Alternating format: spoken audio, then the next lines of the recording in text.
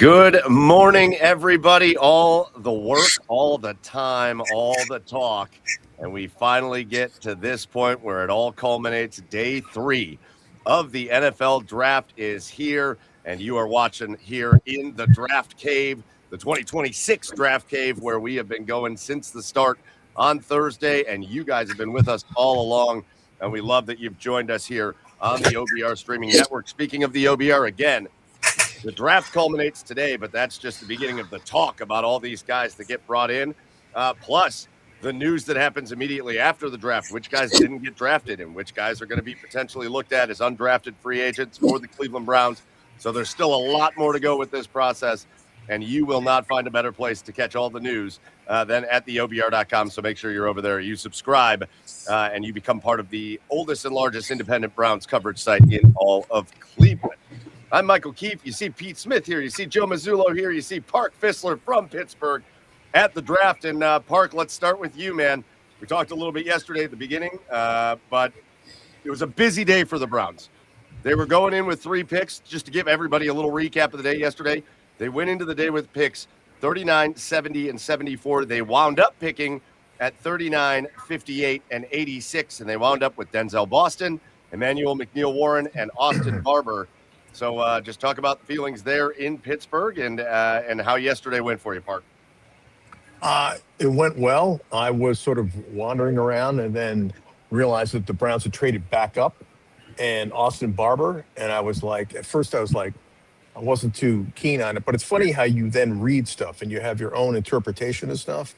And then I saw the RAS of Barber and I was like, I mean, the number there, I mean, I don't know if you guys saw it, but it was like Barber was...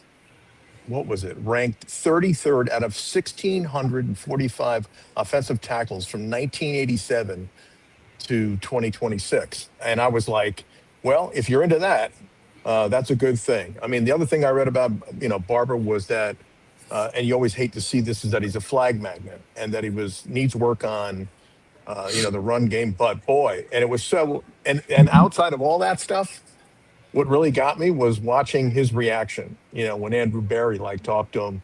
And then awesome. I was in. I know we're suckers for this stuff emotionally, but then I was in. So I thought that was cool. I thought your guys' commentary about trading up and back and looking at value, I know that Duff had talked about that, and that all those numbers being thrown into a blender and then come out.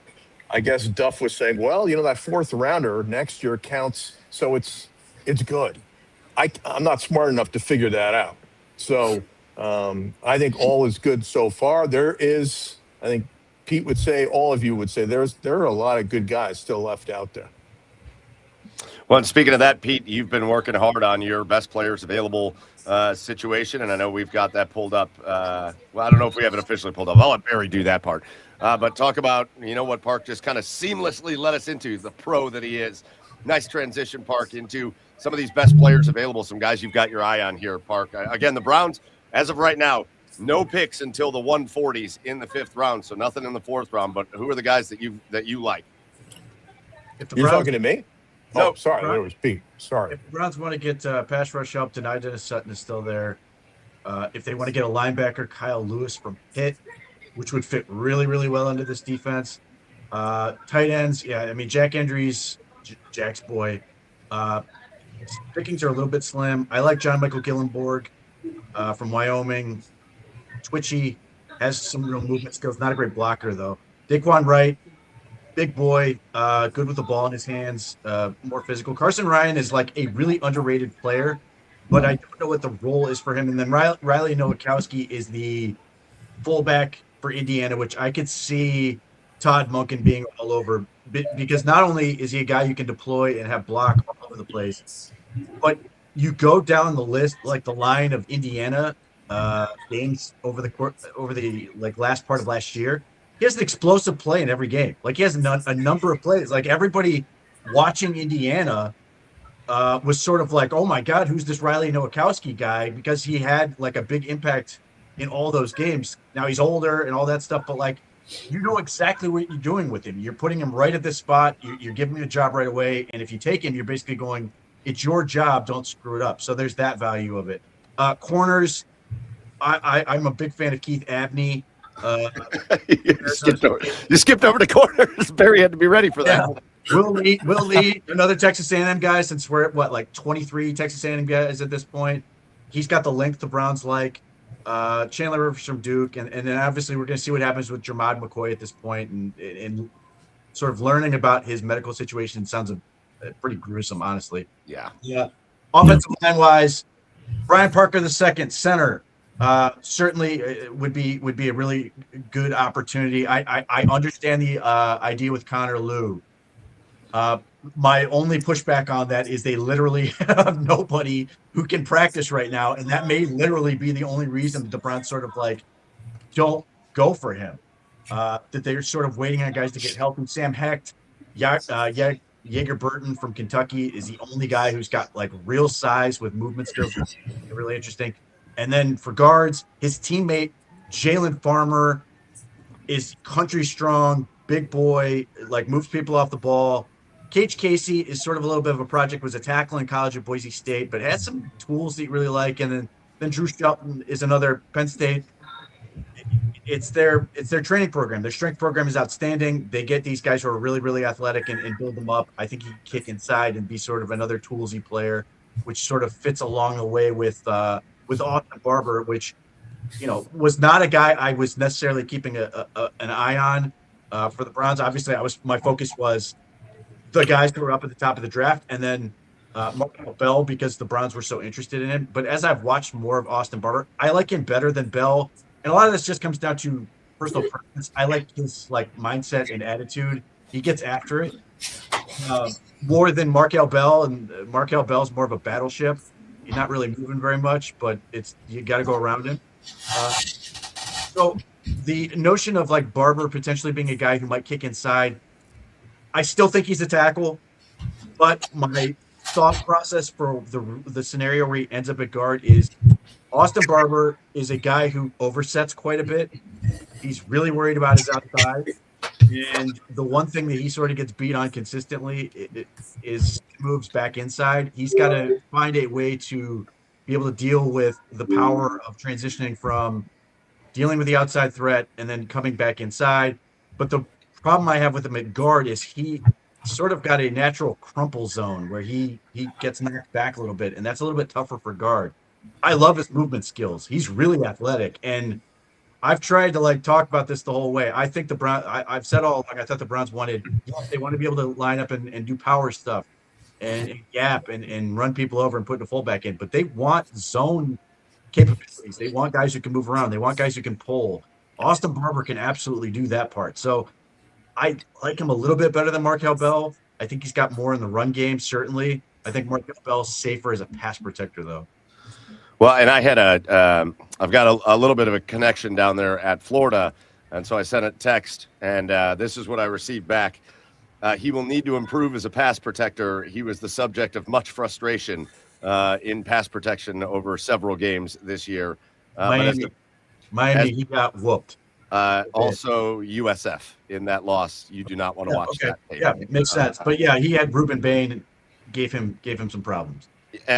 Ruben Bain gave a lot of guys problems. The one that'll make you go, okay, we got some work to do with this kid is the USF game. But he said as a third rounder who started a ton of games in the SEC and who was a leader on the team, there's enough potential there to be excited about the pick. That was what I got from my buddy at Florida. And I do want to also really quickly, let me just pull this up.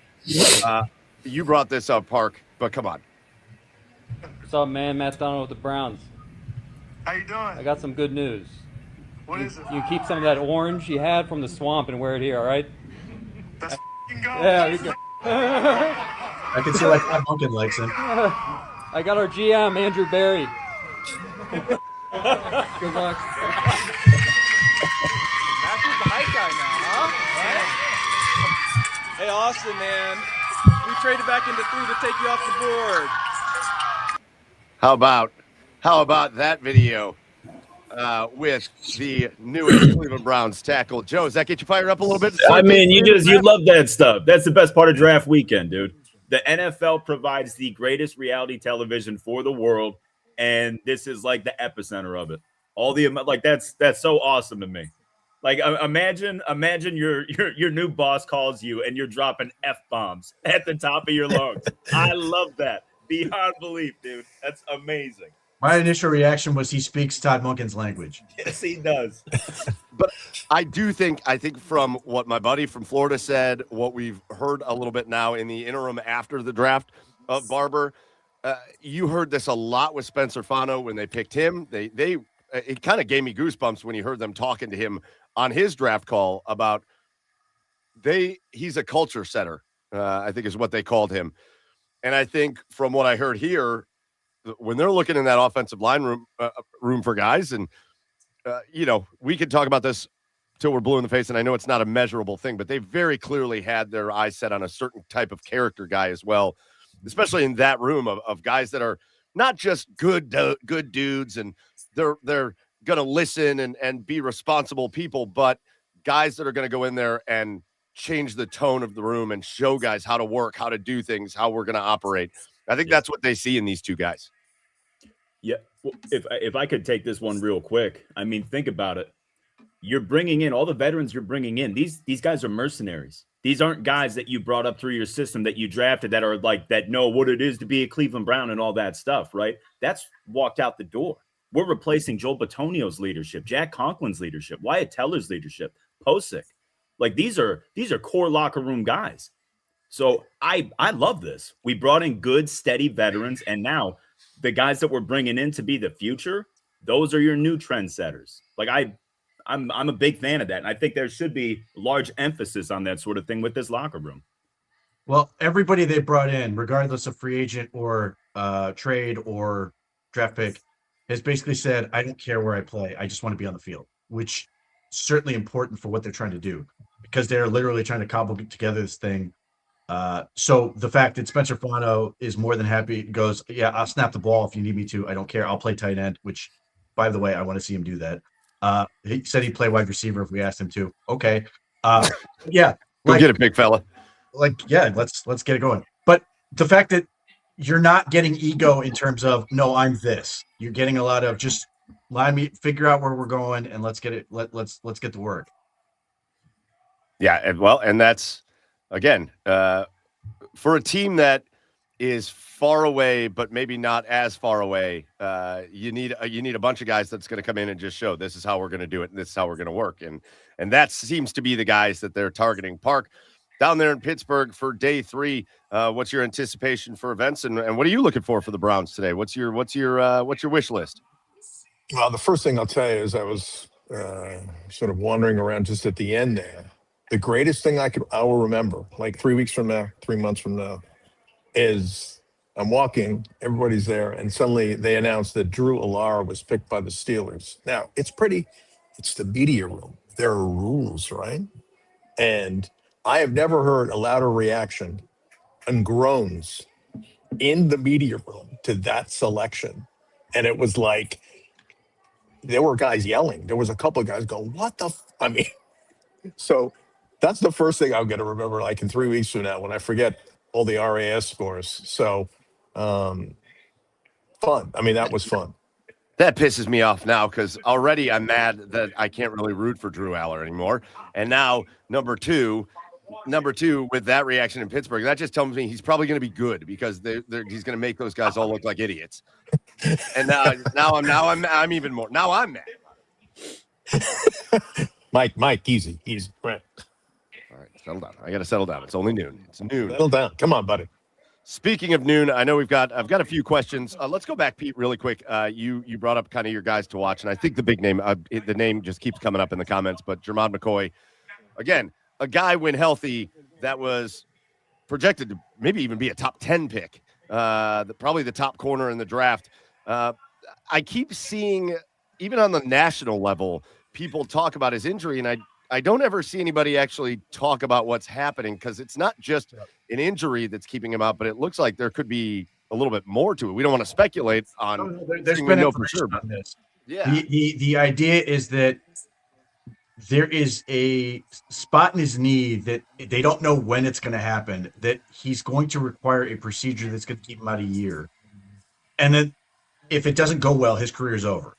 So you are taking a guy who maybe you can get a couple years out of him, or maybe you get 1 year out of him, or maybe you get 6 months out of him, and he has to go into a procedure, and then you are literally holding your breath that he's ever going to play football again. So that's really tough, and it's obviously awful for the kid. And I hope the best for him, but like, it makes it very easy to understand why teams are very hesitant to take him. Now, 4th round, he will probably go pretty quick. At this point, you are just trying to get dudes who are going to help you, and if you get, especially if you're a contender and you get 1 season, you're going to be happy with that. But like, it's tough. It's obviously tough to be in a situation where you're going, maybe we'll get a year.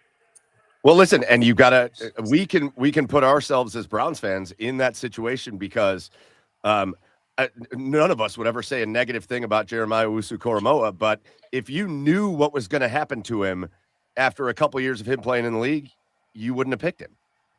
And not to say that it's not to say it was a bad selection. It was a great selection. We all loved him. He was a leader on this team. Yeah. You got extended. What happened is horrendous, and it's a nightmare. But it's like that situation, but you can kind of see it coming with McCoy, and that would be really hard to overcome. I would imagine he goes off the board somewhere today, but really hard to overcome. Another thing, guys, that everybody's talking about in Browns world, they had pick 107 at one point, and then I think they had another pick in the 4th round. But right now, nothing in the 4th. They've got all those picks in the 5th, and then a 7th rounder. So, guys, let me know your thoughts. What picks do you actually foresee the Browns making today, and what do you see them trying to accomplish? I think they're going to try to trade up again because I look, day 3, Andrew Berry sort of alluded to this yesterday. It's unpredictable how these guys are going to come off the board. So if you've got somebody you really want, you got to go get them. They did it last year with Shedeur Sanders. So there's somebody they really want, Kyle. There's somebody they're going, man, we really want this guy.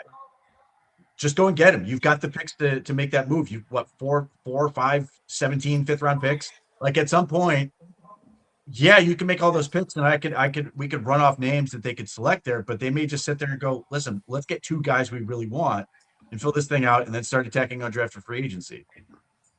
Yeah, that's where I would ultimately lean. I think they make 3 picks today. I think they package 2 of the 5s to move into the 4th and take a guy, and they use the other 2 to take them, and they probably package the 7th to move up as well. So I think a 4th rounder and 2 5th rounders is what they do today. Yeah, I think the notion of what Barry said yesterday, which is words he likes to use, which are volume and quantity. And 24 hours ago, they had all the 4th round picks. They drop out, they come back in. And they are in still a position to jump back here into the 4th. A lot of positions still that we're kind of going, hey, we could use cornerback, we could use a linebacker. And there are some guys here. So I think Joe's dead on there. I think they use 2, maybe more. I don't know. And then the way back end, I don't know. See you next year or something. Well, and guys, then just as we're getting things, I know Roger Goodell's on stage right now in Pittsburgh for day 3. As we get things started off, I know I kind of recapped the action yesterday with Boston, McNeil, Warren, and Barber, but then you put it all together and you package it with Fano and Concepcion. And just with those 5 guys alone, what's your feeling on how well you think the Browns have improved their roster in this draft? Okay, I guess I'll go. Look, I think they crushed day 1. I think they absolutely destroyed day 1. Day 2's not quite as good, but like part of that's not necessarily they took bad players or whatever. It's more there's less firm grounding from a data perspective in terms of they're betting more on traits as opposed to concrete. These guys are super proven. Denzel Boston is pretty good. Like if you get a number 2 receiver out of him, you're going to be thrilled. Especially, which is, we talked about this. That's why I didn't love him at 24, but at 39, you're like, yeah, I absolutely like getting a number 2 receiver. And by the way, that's going to be a fun contrast for Hands. The people are super obsessed with Hands. He's got 5 drops in his career. Right. So we're going to go head-to-head. Super Hands guy versus guy who drops balls. We're going to find out. The case of Concepcion's going to be the better player. But nevertheless, that's it's a solid pick that makes sense for them. Even if Denzel Boston's number 3, you're not going to be heartbroken. But if you give me number 2, that's really good. Daniel McNeil Warren is like probably the riskiest pick they took relative to data. But you also see why. Like the appeal is obvious, and this is where tape is a data point. You can see how a team would want to utilize this guy. Efren Banda clearly has a type. He's never taken a guy that looks like a free safety, ever. All he wants are strong safeties. He's just going to fill the field with these guys. With Emmanuel McNeil-Warren, who some people are, I've seen like Marcus Mosher comparing him to Grant Delpit. So they theoretically could have two guys that are like Grant Delpit. The other thing that like jumps out to you with Emmanuel McNeil-Warren, and this was one of the things that you really noticed with Carson Swisher last year. They both take up a ton of space on the field. They are just big people. Carson Swisher is huge. Emmanuel McNeil-Warren is big with a big wingspan. Like these guys take up a lot of room. So like finding holes on the field is more difficult with these type of players on it. It allows you to do more things. So I'm curious to see what that looks like. I have a pretty good idea what I think that the defense is going to change to under Rutenberg. And then Austin Barber, we've talked about. Look, he went where a lot of people projected him to go. He seems to fit what the Browns want to do. We'll see. It's frustrating from a standpoint of if you're needs focused and you're saying, well, the Browns need to do this, this, and this. And every pick they made up to that point, you're like, yep, Spencer Fano going in at left tackle. Casey Concepcion and Denzel Boston, I can put them right on the field. Emmanuel McNeil-Warren, he's going to play to be how much we see it to be determined in terms of his role. Austin Barber, developmental player, which is ultimately where the Browns want to go. But like there's this, visceral want to like address a thing that you go, I know exactly where he's going to go. I can see where he's going to be on the field. And Austin Barber is the one guy you can't do that. Now, there are people like Mike Renner of CBS who's like, you could put this guy at guard and he could theoretically start. I don't buy that necessarily, but I'm glad he's saying it. Yeah. I would honestly, I give Andrew Berry an A for this weekend. The only reason it's not an A plus is because he came out and told us yesterday he misplayed the board and he misread the tight end run and he missed out on the blocking tight ends that they wanted to get, and we saw the run on that because, Pete and I all season we're talking about getting that Y to go with Harold Fannin, and we had tons of ideas for free agency. And all of these guys made exponentially more money than we thought. And now you see the league respond because in the draft, so many blocking tight ends went. That was like the run in the third round. Yeah, it was wild. So I still think that's a huge need for us. We talked yesterday about getting David Njoku back in town. If we could swing that, I would absolutely love that. That's the only negative I really look at. I love what we've done. I love the players we've added, the positions that we addressed. And we always go on and on about best player available and don't draft for need and this, that, or the other. But you have to build a roster. And if you have the gaping holes that we had and the dire need that we had, hell yeah, take the best players available that fit what you want and what you're looking for at those positions. I thought we did that. And I think that the offense, obviously they're rookies, right? And these are good. They're going to be at their worst in their rookie years. They always are. These players are only going to get better moving forward, provided they stay healthy. But the offense is looking really solid for the future. We do have the news that the first pick of the fourth round was indeed Jermod McCoy to the Raiders. So that could be an absolute home run, but it's going to be a nerve-wracking experience as well. But the best of luck to that kid because he is extremely talented, and hopefully that knee holds up. Park, quick last word. We're going to let you go enjoy Draft Day 3 festivities. We'll catch in with you throughout the course of the day, especially around Browns time. But final thoughts here before for you as far as just overall feeling on the draft.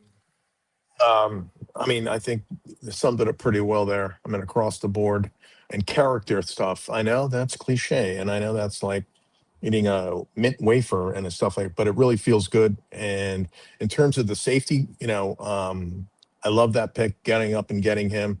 The idea is like, are you going to go too high, deep safety and all that kind of stuff? But he is a roamer. He reads his keys. He's, what is it, the planter peanut? He'd like to punch the ball out. So talk about attitude on that back. And like Delpit, I think that's a great move. And let's see what we can do today. Oh my gosh, that was an unbelievable blackout for Mark Visler. We're gonna let him just go enjoy the day, and while he goes to enjoy the day, we're gonna bring in our buddy Jack Duffin from across the pond. And Jack, you've heard us talking here a little bit. I hope you have more than 13 minutes of sleep in you now. Are we feeling all right now there in the later part, the evening-ish hours of the day over there? Definitely got some more sleep. Not enough sleep, but more sleep. It was a positive trajectory. So just, you were with us kind of through the Browns picks yesterday, but now that you have had a chance to actually get a little bit of sleep on it, you kind of fill in where the other guys were talking. Your feelings now that you've had a minute to think about what the Browns have done. I think my frustration over the last, especially last couple of years, has been a complete lack of what I consider positional value. And positional value, each person can have their belief. I view the big five in my eyes of quarterback, tackle, edge, corner, and wide receiver. And it just felt for so long it was like we're just swinging at the wrong positions. Yes, you can get a potentially phenomenal linebacker, but it doesn't move the needle enough. You've seen teams like the Lions were constantly told, Quentin Nelson is a phenomenal pick, but that's not going to help get you close enough to a Super Bowl, whereas you see the Bengals suddenly hit on a quarterback and a wide receiver and everything comes together. So I think the big change this year, 4 picks, 2 wide receivers, 2 tackles, I love it. And then at the same time, we're picking a safety, but you're picking a safety people were talking about in the first round. So the value's instinctively there. And that I think is the big change that I've seen this year that has frustrated me the last few. For what it's worth, any mock draft I'm doing this year, I'm just going to guess and double up on positions. 2 years in a row. Yeah. They've taken 2 running backs, 2 quarterbacks last year. Now this year they took 2 receivers, 2 tackles. So screw it. I'm just going to double up. You're getting 2 quarterbacks next year, one way or the other. Oh, next year's going to be amazing, Jack. You're going to love it. It's going to be 2 linebackers and 2 guards. Come on. All right. So the draft is underway here again. We'll keep you posted as far as if news drops, if we get any rumors or hear anything about the Browns potentially looking to trade up, if we get any nuggets, we'll give them to you here on the OBR streaming network. I'm going to jump in on something, though, that has been the prevailing thought that's come into my head over the last however many hours, 12 hours since we were doing this last. But you've got the 2 wide receivers in Concepcion and Boston. And I know I was not the most excited when they drafted Denzel Boston, although I'm not mad about it. But here's what I love about it now that I've thought about it for a minute. I love that they took 2 guys. We talked about it before. You said it, Pete. I love that they took 2 guys that were just so different from one another, that both bring a different style, that both bring something different that defenses are going to have to worry about, whether it's Boston and his size and his abilities to high point footballs. And again, we talked about those hands, 5 drops ever, basically. And he's a red zone nightmare. And there's just so much that you can like about that, or whether it's Concepcion and you have to know exactly where he is at all time, because if you give him a sliver, he's going to be gone. And I think to bring versatility to the room in a more high quality way. I think they've tried to do that in the past, but it's always been with kind of project swing type of players. To bring more versatility to the room in a high quality way is something I can get behind that no matter who the players are. Yeah. Well, look, given how much they like Boston, I don't think it's impossible to think that there could have been people in the room that were a little bit split, that thought maybe we should go with more size, maybe more consistent hands, that sort of thing. So, I mean, I feel like they liked both guys quite a bit. Casey, look, Concepcion was one of the most elite weapons available in the draft. Like we've talked about it. We're lucky he fell to 24, but then Boston falling to 39, and we get both that impact and that size and skill set at 39 as well. I love it. We do have some picks. Oh, go ahead, Jack. Go ahead.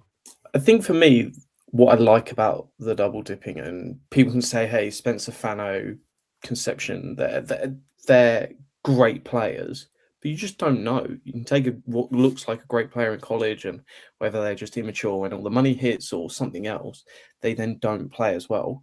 No one's going to care in 3 years' time if it turns out that it's Denzel Boston and Austin Barber that is your starting tackle and your top wide receiver, if it works. And that's why it's worth over sort of investing in these premium positions, because if Fano busts and Inception busts, it's not the end of the world when you've got another guy. It's not like you put all your eggs in one basket. If Fano's not great, the O-line's a disaster.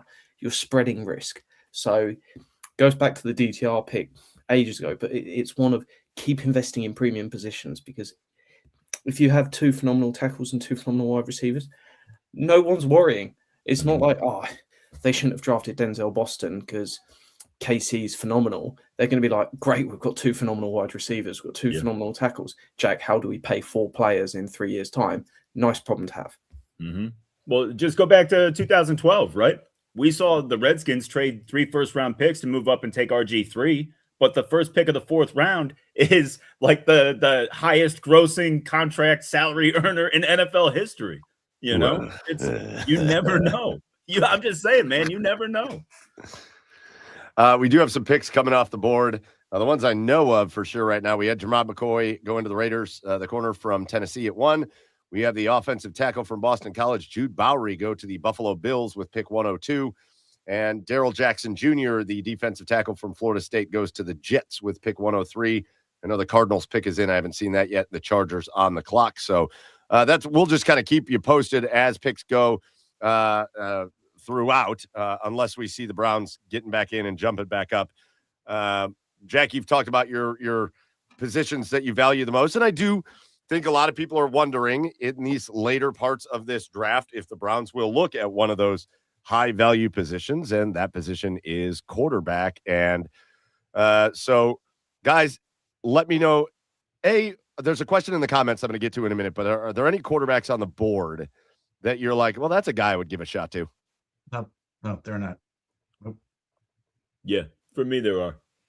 And I mean, they would have to fall to the right place. You know, I probably wouldn't want one of these guys before the 6th round, but if they keep all 4 of them and they use the last one on them, you know, I mean, Nussmeier, Klubnik, Taylor Green, Cole Payton, the Greek kid from Rutgers, Kalianakis. I mean, why not? I don't think very highly of Dylan Gabriel. I think he's a great quarterback, to be honest with you. I think he's very good at playing the position. He's not built for the NFL. And even as a backup, I'm sure he's great for, you know, the quarterback room, but I would absolutely take a fly on one of those guys. If I'm going to add a quarterback, I'm going to take Pete Smith's best mate, Jacoby Brissett. I'd much rather go that direction than add another young quarterback, because if we're going to go the young quarterback route, just give Sanders the chance. I'm all for moving on Dylan Gabriel, but then you keep in Watson for 1 more year. It's unfortunate that he's here. If you then have Jacoby Brissett as your, hey, Sanders didn't work out with 3-4 games into the season, or even just preseason, and it turns out to be a disaster. I don't think it will be a disaster. I just think, is it just okay, and okay is not good enough, that you've got an option to move to. And look, it could be one that Arizona want to keep Brissett, but then 3-4 games in, that's when they're like, hey, want to move, we might move on and start the youngster. Can we trade him at that point? And who knows, that could be when you strike. So I'm not too worried on picking up one of these young quarterbacks, but I'm not minded to go and invest in that veteran route. We did have a question. We had somebody that wanted to know about some deep pulls in the quarterback room, and they want to know if anybody in this room has any thoughts on Virginia Tech's quarterback Kyron Drones or Connecticut's quarterback Joe Fagnano. Kyron Drones, did he finish at Virginia Tech? Athletic kid, you know, interesting from that standpoint. I don't think he was ever particularly efficient. Joe Fagnano has had an entire career at Maine before having another entire career at UConn, and then finished his career like being super efficient, like 30 touchdowns and 1 pick. Super old. So from that standpoint, like, but these are guys where, and my theory of the case is just take an undrafted quarterback. Hell, take 2 undrafted quarterbacks and see if one of them could go. I know, Jack. What just happened? You can't have these displays of emotion when I don't know what's going on, Jack. Little communication, sir. The Cardinals took his boy Caleb Proctor from CU. Oh, is that it? Yeah. But like, to me, this quarterback class is not only is it not very good, but like the margins are very thin. So like, the guys who are not going to get drafted are barely worse than the guys who are going to get drafted. And like Ronnie Hickman to me is the ultimate example. The Browns have done this a number of times recent years where they sort of look at a position group and go, there's no real reason for us to push this because the difference is going to be marginal. We'll pick somebody falls out of the draft and it may be a surprise. Like when the Browns got Ronnie Hickman, there were a lot of people who are going like, I'd take Ronnie Hickman in round 4. And they got him after the draft. Like, I suspect one of these guys is going to be that player. Like, obviously, Cole Payton was one guy that people were like, oh, he might go in round 2. Well, he's still here. So he's going to push some of these guys down. We'll see if maybe he's a guy who falls out of the draft. Like, you don't know. There's going to be somebody who's really interesting. But, like, the guy, if I was to sort of pick a guy I think could fall out of the draft, it would be Joey Aguilar from Tennessee, who I think has really interesting tools. But, like, Jack Strand from Morehead State is a big kid. If you want to bring in some of those guys, or look, if Diego Pavia goes undrafted and you want to take a swing, go nuts. No. The dude is taking advice from Johnny Manziel. No. Yes, it's going great. He's going to get undrafted and go to the Browns. Or you get somebody like Luke Altmaier, or you get somebody like Baron Morton from Texas Tech. These guys have played real big-time football. I thought they, unfortunately, sort of in the same bucket as Dylan Gabriel, but like a pretty good quarterback, Illinois, the last couple of years, and has played a lot of football. Like you take one of those swings, and if one of those guys pops in camp, you're like, great, I found something. If not, you cut him and move on. You didn't use a draft pick. If I could go back, I would much prefer going the veteran route. I would absolutely prefer that. I'm not looking to add a rookie over a vet. I'm with Jack on that, and Pete as well. I'm sure everybody. But look, if it costs me a 5th round pick to put another body in the way of Deshaun Watson getting on the field, I'm okay with that. I'll light him on fire myself. I'll burn every single pick to the ground with another quarterback to make sure I don't have to watch that dude play. That's where I'm at on that. I know that's not realistic, and I'm not entirely serious, but yes. While you never want to see a player get injured, if he happened to get injured in the preseason and the Browns get something like 14 million in insurance money, I wouldn't be upset. 20 million maybe. Where's Tanya Harding and Jeff Galooly when you need them? Yeah. I do think all Myles Garrett can do it. That'd be cool. Practice. Let him play every preseason game. Say you're trying to shake off rust and just do read option the whole time. Just go Panthers Cam Newton offense, man. Just like 15 carries a game. All that stuff. No red shirt in practice. I think this is a good question in the comments, or kind of a good point. And I know you guys have talked about the veteran route, and sure, I think anybody would feel okay. Oh well, I didn't put that up. I did. I didn't put that up. Amen. Right. Thanks, Joe. Appreciate you. Thanks, John. Appreciate you too. I thought this was a good one though. And listen, one of the things we've heard about the dynamic in the Browns war room is that Todd Monken is voicing his opinions strongly, and Andrew Berea is happy to listen to those opinions, and that is a beautiful thing.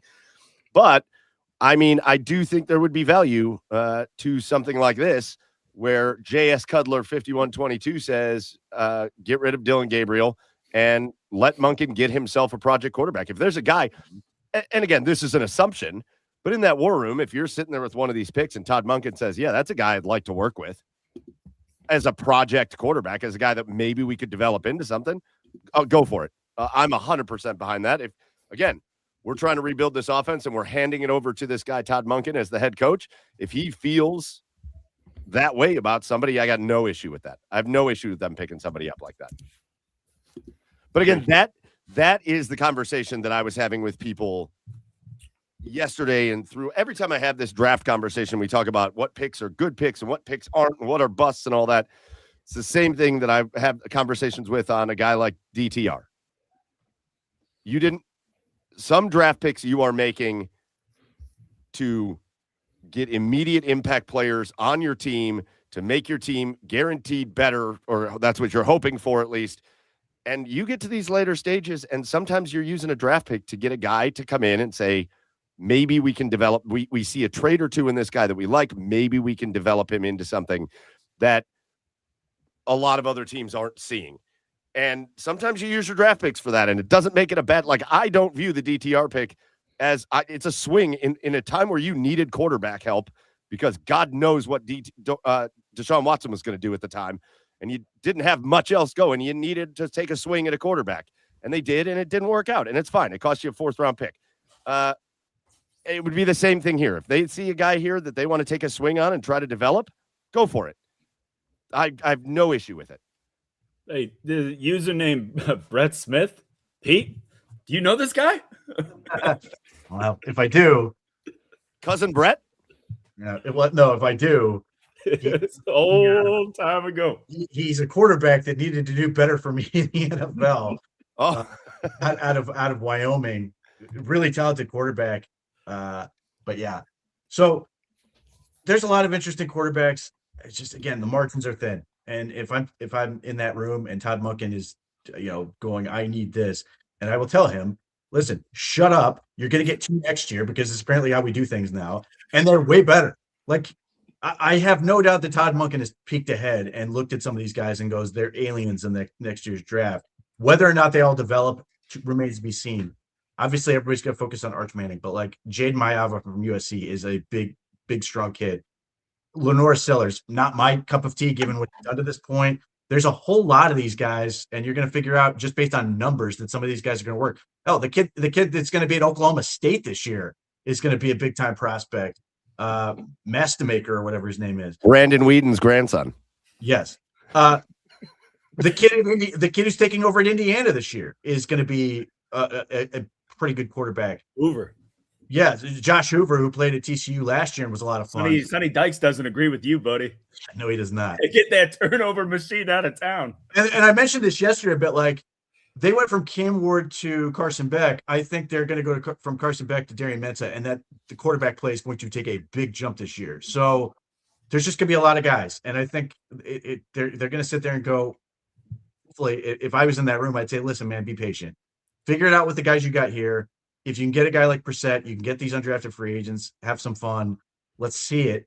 But if it fails, who cares? We're going to go and get you the guy you want. We've built the infrastructure, hopefully, to put these guys in position to succeed. Sorsby's going to be another huge. We'll see if he makes that leap. But man, he's freaky. He's a freaky athlete. Played at Cincinnati last year. He's at Texas Tech this year. Big kid, like I think he's 6'4", like 240 pounds or something like that, and he runs like a deer. And then his throwing is sort of like, he throws a very hard ball, not a lot of touch, so it was a little inconsistent. But like, you watch when he's right, he makes highlight plays, but that doesn't leave you a whole lot of room for error. But so if he can figure that part out, he's really, really good. DJ Lagway is another one at Baylor. The state of Texas has a whole lot of quarterbacks this year. It's going to be a really interesting year to watch. I don't want to talk about it. Everybody except one.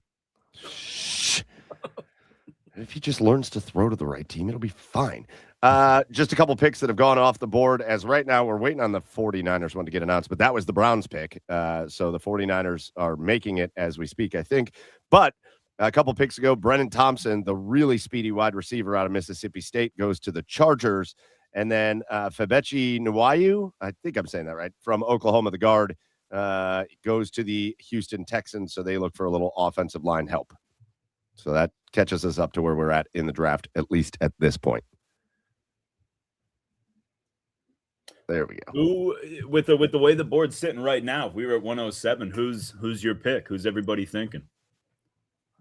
I mean, maybe denied and Sutton in a heartbeat. Yeah. And like, I'm curious to find out if there's like a thing with him or whatever. Kyle Lewis would be another one where I'd be thrilled. Mm-hmm. One of the linemen, Jalen Farmer. Yep. Any of those guys. What do we think about day 3, kind of loosening the reins on, like, maybe does a Keontae Scott enter the conversation for you on day 3, Pete? For me, no. But I wouldn't. I look. I had a conversation with somebody about this earlier today. It was like, if you've taken the Emmanuel McNeil Warren pick and you're like, I just want a whole lot of big DBs, and you're like, yeah, I'll throw Keontae Scott in here, play slot, and be another one of these safety types.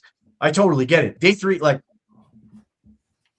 day 1 and 2 is a hard no on the age thing for me. day 3, I still won't like it, but I can at least appreciate it because you are literally getting to a point where you're just like, I want to find football players who can make my team and can contribute. Yeah. And if you can get 3 years out of Keontae Scott in the slot, not to say he can't do more than that, but just as an example, yeah, you would take that and you'd be like happy with it. I'd grumble about the fact that he was beating up on children in college, but I totally understand the thought process with it. Like compare Keontae Scott in round 4 or 5 compared to Traydon Stukes in round 2. Yeah, like it's a crazy value to me. Just beating up kids, just straight up beating up kids in college. I'm the opposite. Well, I'm not the opposite. I am, but I'm more full go at this point on if there's a guy that's a good player and he's a little older and on day 3, go for it. Just give it a chance. I think Keontae Scott's a really good player. But I think Dennis Sutton as well would just be Dennis Sutton, or again, there's still this a slew of offensive linemen that are still on the board that are really good. So any of that. Because people keep asking about like Kamari Ramsey, who I really like. I want him to stay on the field, but I really like him. Look, the Browns obviously took Emmanuel McNeil-Warren. The draft is so good at safety. I have zero problem with them drafting too, even though they've got a roster full of these guys. There are just a whole lot of guys where I could easily see round 4, round 5, and being able to contribute immediately as a rookie. Jaeger. Oh, yeah. The big older center I've mentioned as a possibility is Jaeger Burton. That being 24 is a rookie. But as I said, the defense, the argument for Jaeger Burton is there are not very many people who are at center or 320 with those kind of movement skills. I can't teach that element. But he has everything else I think a guy like Coach Warhop would want to work with. I'm not going to hold on. I'm not going to let this just slide. We're not just going to put that up there and then take it down. Kudos to Nicholas Cage for just an excellent name on YouTube. That's an excellent name. I didn't even read that. Nicholas Cage with a good question and an even better name. That's great. Well, all right. Sorry, Joe. No, I just wanted to say, I feel like day 1 and day 2 of the draft, you look at these prospects and you say, okay, what's wrong with you? Why can't I take you here? Day 3, I look at this as like, what do you do well? Why do I want to take you here? I'm less concerned with the hiccups because I know there are hiccups. It's day 3. I want to know what these guys can do. And if you can bring a skill set to it, yeah.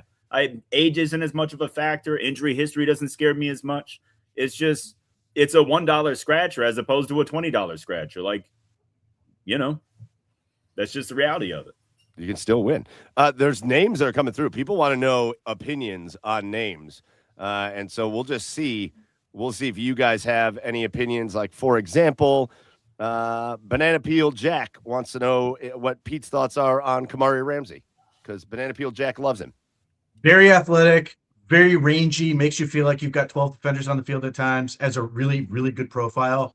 The problem with Kamari Ramsey, unfortunately, he's never made it through a season. He's a guy who gets in car wrecks on the field and ends up missing time, but he's really, really good on what was a god-awful USC defense, but he was one of the bright spots. Yeah.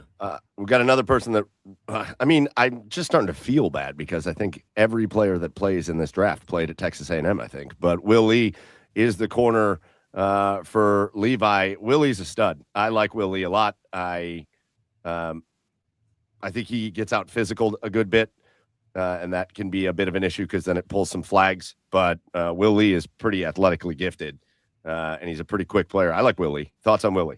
Explosive corner in terms of like his raw speed, but just his power coming downhill. Long arms, has a knack for finding the ball even when he's not necessarily looking for it. Has a good profile. Like he's one of these guys where you just sit there and he checks a lot of boxes. I'm a little surprised. It's 4th round's probably about right for him.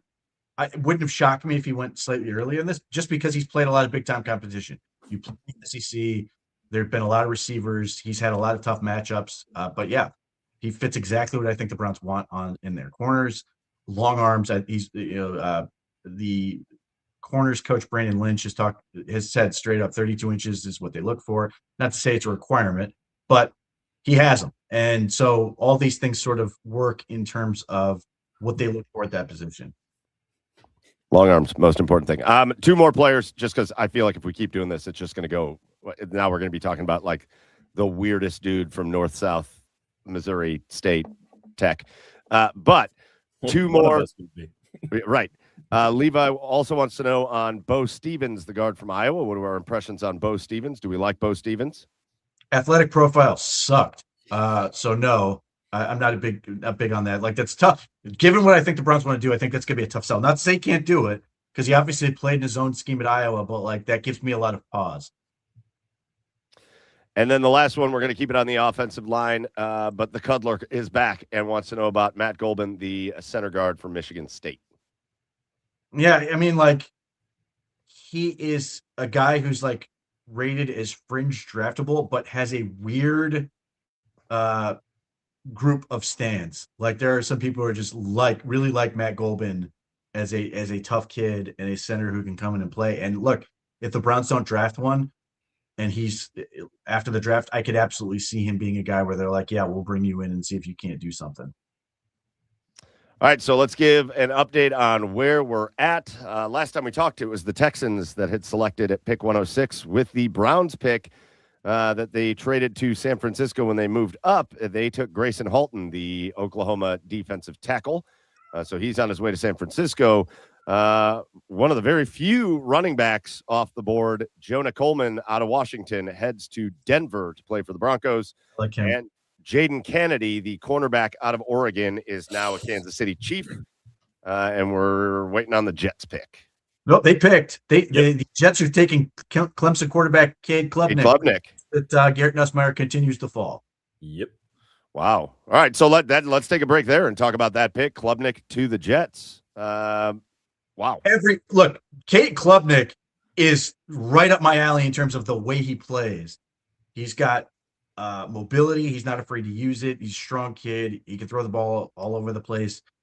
But like, it's every Clemson player. You sit there and go, I'm drafting based on 2024 because 2025 was just objectively bad. Yeah. So what's the truth with him? What happened with Clemson this past year? And clearly, like, there's a thought that maybe some of these guys are being taken at a discount, and that's a benefit, which could prove true. But yeah, I like Klubnik stylistically. I'm a big fan of that particular style of quarterback, but like, wasn't what somebody I necessarily want. I like, he had a chance. I thought, like, going into the season, he was one of the guys I was like, oh man, this guy could really take off, and it just didn't happen. Yeah, I like Klubnik. Oh, go ahead. Well, I was just going to say, it's like the homeless man's Baker Mayfield, but I love Baker. I like Klubnik coming into this year. I did. Why is it always got to be the homeless man with the quarterback in Cleveland? Well, because it's the homeless man's Baker. Yeah. Well, no. Look. I'm a Baker guy. Klubnik was the guy that I would have been interested if the Browns wanted to take a flyer on a quarterback later. And I'm with Pete, man. That whole program took a nosedive this year, and it's so hard for me. I just I don't love that coaching staff. I don't love that program. I don't love how. Don't like that. I despise the head coach. It is the worst. Yeah, of the worst. And it's almost like you had a asterisk next to Drew Allard, because Franklin was that's the same thing in Penn State. Like, I don't like these situations for these kids. It's part of the things with oh my gosh, his name's escaping me. The kid for South Carolina. I wanted him to transfer anywhere. Get the hell out of South Carolina. You're stuck in neutral there. You're not getting better. But here we are. He's back for another round of it. Yeah, and again, I think if I'm a Jets fan, I'm worked up. I'm pretty excited about this because at some point, and again, this is why I hate acting like next year's draft is automatically going to be good at something. It will be good at position players. I don't know about quarterbacks, but it will be good at position players. Yeah, we make a lot of assumptions, though, and then things change. Yeah. And what I would be saying to myself if I was a Jets fan right now looking at Cade Klubnik is, yeah, that whole program went in the tank this year, and obviously he was a part of it. But coming into this draft, before last year happened, we were talking about is Cade Klubnik going to be the first quarterback off the board? Yep. Is Garrett Nussmeier going to be the first? How many quarterbacks are going to go in the top 10 We were talking about 4 or 5 quarterbacks going in the top 10 this year, and Cade Klubnik was right in the pack of those guys. And so there is the traits are there for this guy, and it'll be interesting on whether the collapse at Clemson played more into his fall in this draft than maybe it wasn't just on him, but maybe it was more systematic there, and he still has those traits. So I'd be pretty excited about this if I was a Jets fan. Well, hopefully Geno Smith just destroys teams this year and they win a whole bunch of football games. But you want to have a young quarterback. If you don't have a franchise quarterback that this is the guy, Josh Allen, Patrick Mahomes, you want to have another young ascending quarterback on your roster because, quite frankly, if your season starts to go down, you don't want a Geno Smith winning 3 of the last 5 and then suddenly you're picking 8th. Whereas for the last half of the season, you can give the kid the go. And hey, if the kid suddenly wins 5 out of 8, nice problem to have and turns your season around. Unlikely, but it's worth that shot rather than, hey, you've got Gardner Minshew sat there and that's not going to be your long-term answer. There's 0 chance of that happening. Whereas take a shot on some kid because, quite frankly, that 4th round pick is not going to change your franchise any other way. Did we see what the Jets gave up? So that was a trade up for the Jets. Did anybody see what they gave up to move? I have not yet. I think it was with Miami. No, they traded with the Bengals. Or was it the Bengals? Yeah, it'll be interesting to see what they gave up to move up because it looks like they went all the way down. So they moved up to get Klubnik to pick 112, and they moved all the way down to 128. The Bengals did. So here it is. And they got 140. The Bengals got 128 and 140 for 110 and 199. Okay, there you go. All right, so I've seen. I'm going to give everybody just a minute. We're going to get the the draft caught up here, but we've got a couple videos that kind of meant to play throughout the course of the show. But day 3 is a really good time to do that, and with so many people asking for opinions on players and sleepers and stuff, I did a segment on sleepers, so. We're going to play that. We're going to give everybody just a break here on the panel, and we'll be back talking live right after this. But this is just a little thing that I did on some sleepers that I like potentially in the later parts of this draft. All right, so for today's edition of Mike's Draft Pours, I want to dive into some sleepers. And I tried to get into some actual sleepers. I looked up several articles on what other places think sleepers are, and I was seeing guys like Cassius Howell and Spencer Fano and guys that are just surefire 1st or 2nd round picks.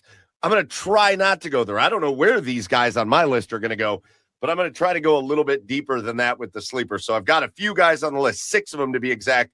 Here's some guys that I really like in this draft as potential sleepers that the Browns could look at maybe later on in the draft. And we're going to start with one of my favorite players in the draft, all around talent. We're going to start with Red Murdoch, the Buffalo player. This dude, linebacker, is probably the hardest hitting player in the draft. Maybe even not probably. I think definitely the hardest hitting player in the draft. He is an impact linebacker. Listen, there's a reason he's going to fall. There's a reason he's a sleeper. He doesn't have that closeout speed. He's not that kind of electric all over the field guy like a Carson Schlesinger, but man, oh man, when he gets his helmet and he gets his shoulders into a player, he causes fumbles, he causes disruption. I think with the right coaching, this kid, Red Murdoch, could be a very special talent. Then we'll go to the next player, and I think on the offensive line, a guy that could be available later. Look at this dude. He's a house. Micah Morris, the inside offensive lineman, probably going to be a guard from Georgia, but the guy's built like a brick house. He is, again, lacks a little bit on the athleticism side, but his size and his statistics back up the fact that he could be a really, really good offensive lineman in the NFL for years to come. As we continue through this list, we'll keep it on the offensive line. And this guy, I think people are talking about, but Parker Brailsford, the center from Alabama. Again, the Browns need help across the offensive line. They meet. I know they have a little help at center, but they like versatility. And I think Parker Brailsford is a guy that is just athletic enough. but also just tested enough, and he knows how to run an offense from that center position. I really like him if the Browns could get him maybe later than what I think he's going to go. That'll take us to the wide receiver position. There's two guys that I love. This is Bryce Lance, North Dakota State, Trey Lance's brother. This guy averages 21 yards per catch. Over 1,000-yard season is a normal thing for him. He is just electric for North Dakota State, and he's consistent. He's got great hands. He tests really well. May not be the fastest guy out there, but I really like Bryce Lance. Big dude, too, can play kind of any wide receiver position on the field. I would be very happy to see the Browns wind up with Bryce Lance. And then I had to throw him in here. Being a Cleveland guy, you got to throw in Tyron Montgomery. This guy, his story's unbelievable from LSU to making his way back up to John Carroll and then just electrifying things with John Carroll. He goes to the Senior Bowl and looks like the best wide receiver at the Senior Bowl, and he can do a little bit of everything. If we're looking at a guy late in the draft or maybe even undrafted rookie, this guy would be awesome to see wind up on the Cleveland Browns. And then that'll take us to our final sleeper of the night, and this guy might be my favorite sleeper pick in this draft, but I want to talk about Landon Robinson. Landon Robinson from Navy, the defensive tackle. The only knocks on this guy are size related. He's not the biggest guy. He's not the heaviest guy. But when you look at his athletic score, it's unbelievable. When you look at what he actually did on the field, he always was around the football. He had a knack for making big plays. Look at him. This is a defensive tackle, rumbling, bumbling, and stumbling. And he just has kind of that it factor that I don't think shows up when you talk about testing numbers and all that. And Landon Robinson, I know they're not really in the market for D tackles, but that's a position you can never have too much depth. Landon Robinson's a guy that I think could make a direct impact on a team. Even though they may draft him later in the draft, I think he could make a direct impact very early for whatever team takes him. I think they're going to be lucky to get him. So that's a couple sleepers I have on my list. You let us know what sleepers you have on your list. But that's going to do it for this edition of Mike's Draft Pours. All right, so those were some of the sleepers that I had. I know one that Pete really hates, but those were just a couple names that we haven't really talked about. Go ahead, Jack. You had something that you were going to jump into. So I've seen something on Twitter that we were all laughing at the Steelers being on the clock with Mekhi Lemon. They could actually face disciplinary action for that because you're not allowed to do that. Oh, so it won't be much. Could be a slap on the wrist, could be something little, but anytime the Steelers are potentially facing a little bit of discipline, so punishment is they're going to give them under the draft pick. Yeah, right. They'll probably wind up giving him something. And also, great quote by the Cardinals. They asked by a reporter, "Will Carson Beck be able to compete for the starting job?" His response was, "We just want him in the building to show him where the cafeteria is." Stupid questions deserve stupid answers.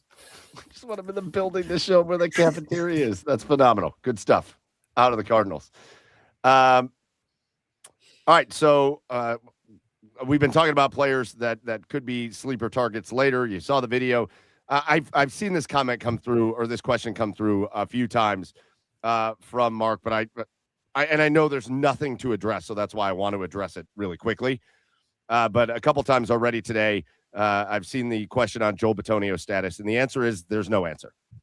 There's the Cleveland Browns, from what we know about the situation, the Cleveland Browns have told Joel Bitonio that he has time to do whatever he wants to do.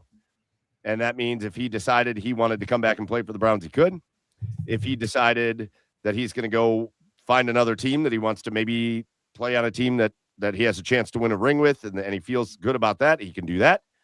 Or if he wants to retire, he can do that. But there is no indication on what he's going to do. I know a lot of people say like he's as good as gone or whatever. There's no news on that. You know, there is news though. Apparently, Surratt is going to the Ravens, which just makes me so happy. He's never going to get open. You don't like him. I like him more than you do. I do not. I think Fernando Mendoza made him, and Lamar Jackson is a phenomenal player. I do not think this is a match.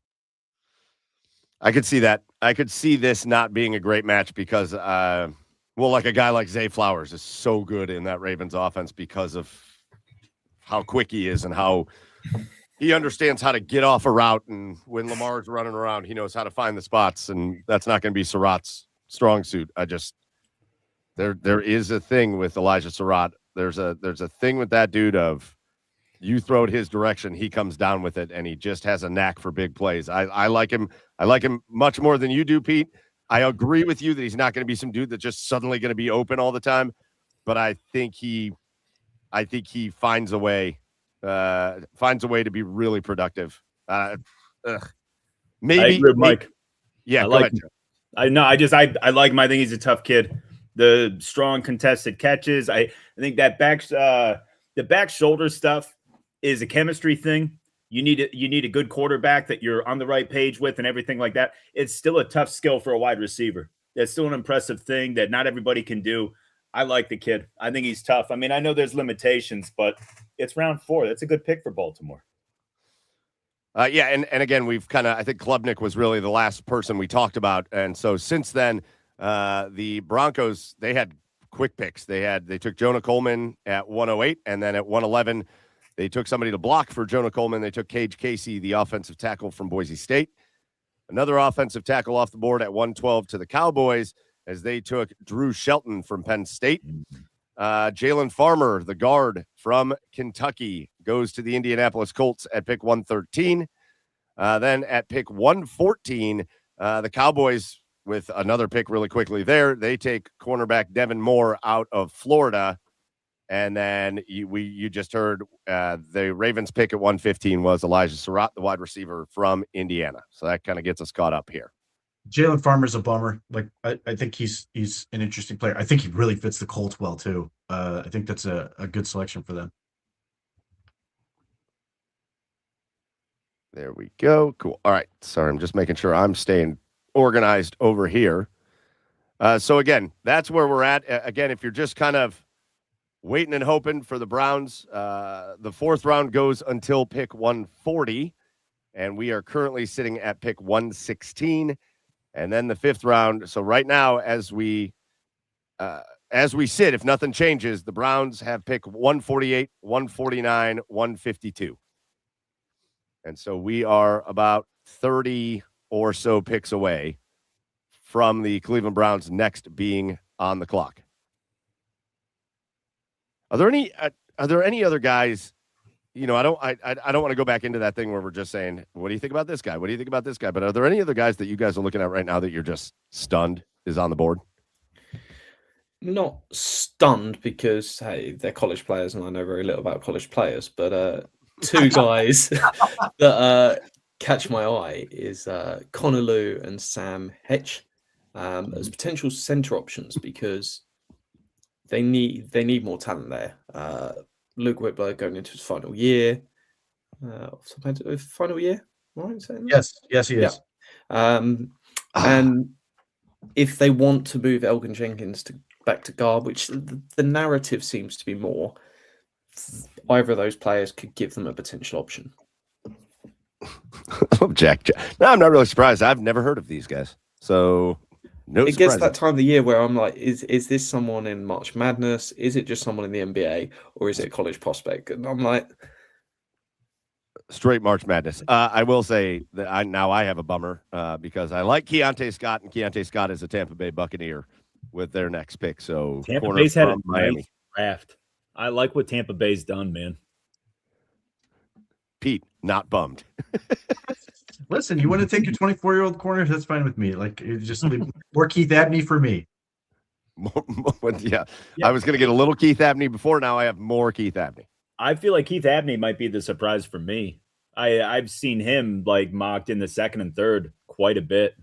Maybe the NFL is sending a message about being honest about your height. What's wrong with short kings, Joe? Why don't you back up over there, Pete? Don't list yourself 6 foot. Jeez Louise. 6 foot. What a height it. What a height it. We can't wear high heels like the ladies, man. What's your problem? I mean, listen, between him and DeSantis, both these guys are apparently lifting. Wow. Joe knows. All right, Pete. All right. That took a turn. All right. So again, hanging out, just waiting until the Browns get back on the clock. We know that Keontae Scott went to the Buccaneers. And so just to give you a look at right now, we're at 117 with the Chargers. So we've got the Chargers, Lions, Panthers, Packers, Steelers, Falcons. That's the next kind of group of selections. Boys, when we talk about just this draft and how it's gone, maybe it's just me. Maybe this is a me thing. Maybe it's a recency bias thing. It's just been a ton of movement, though. Just a ton of teams going up and down and back and forth and little trades and big trades and all that. It feels like it's been a more than usual trade-heavy draft. Was that something you guys expected coming in? Typically in drafts that are considered to be not as strong, which is a relative term, there tends to be more movement.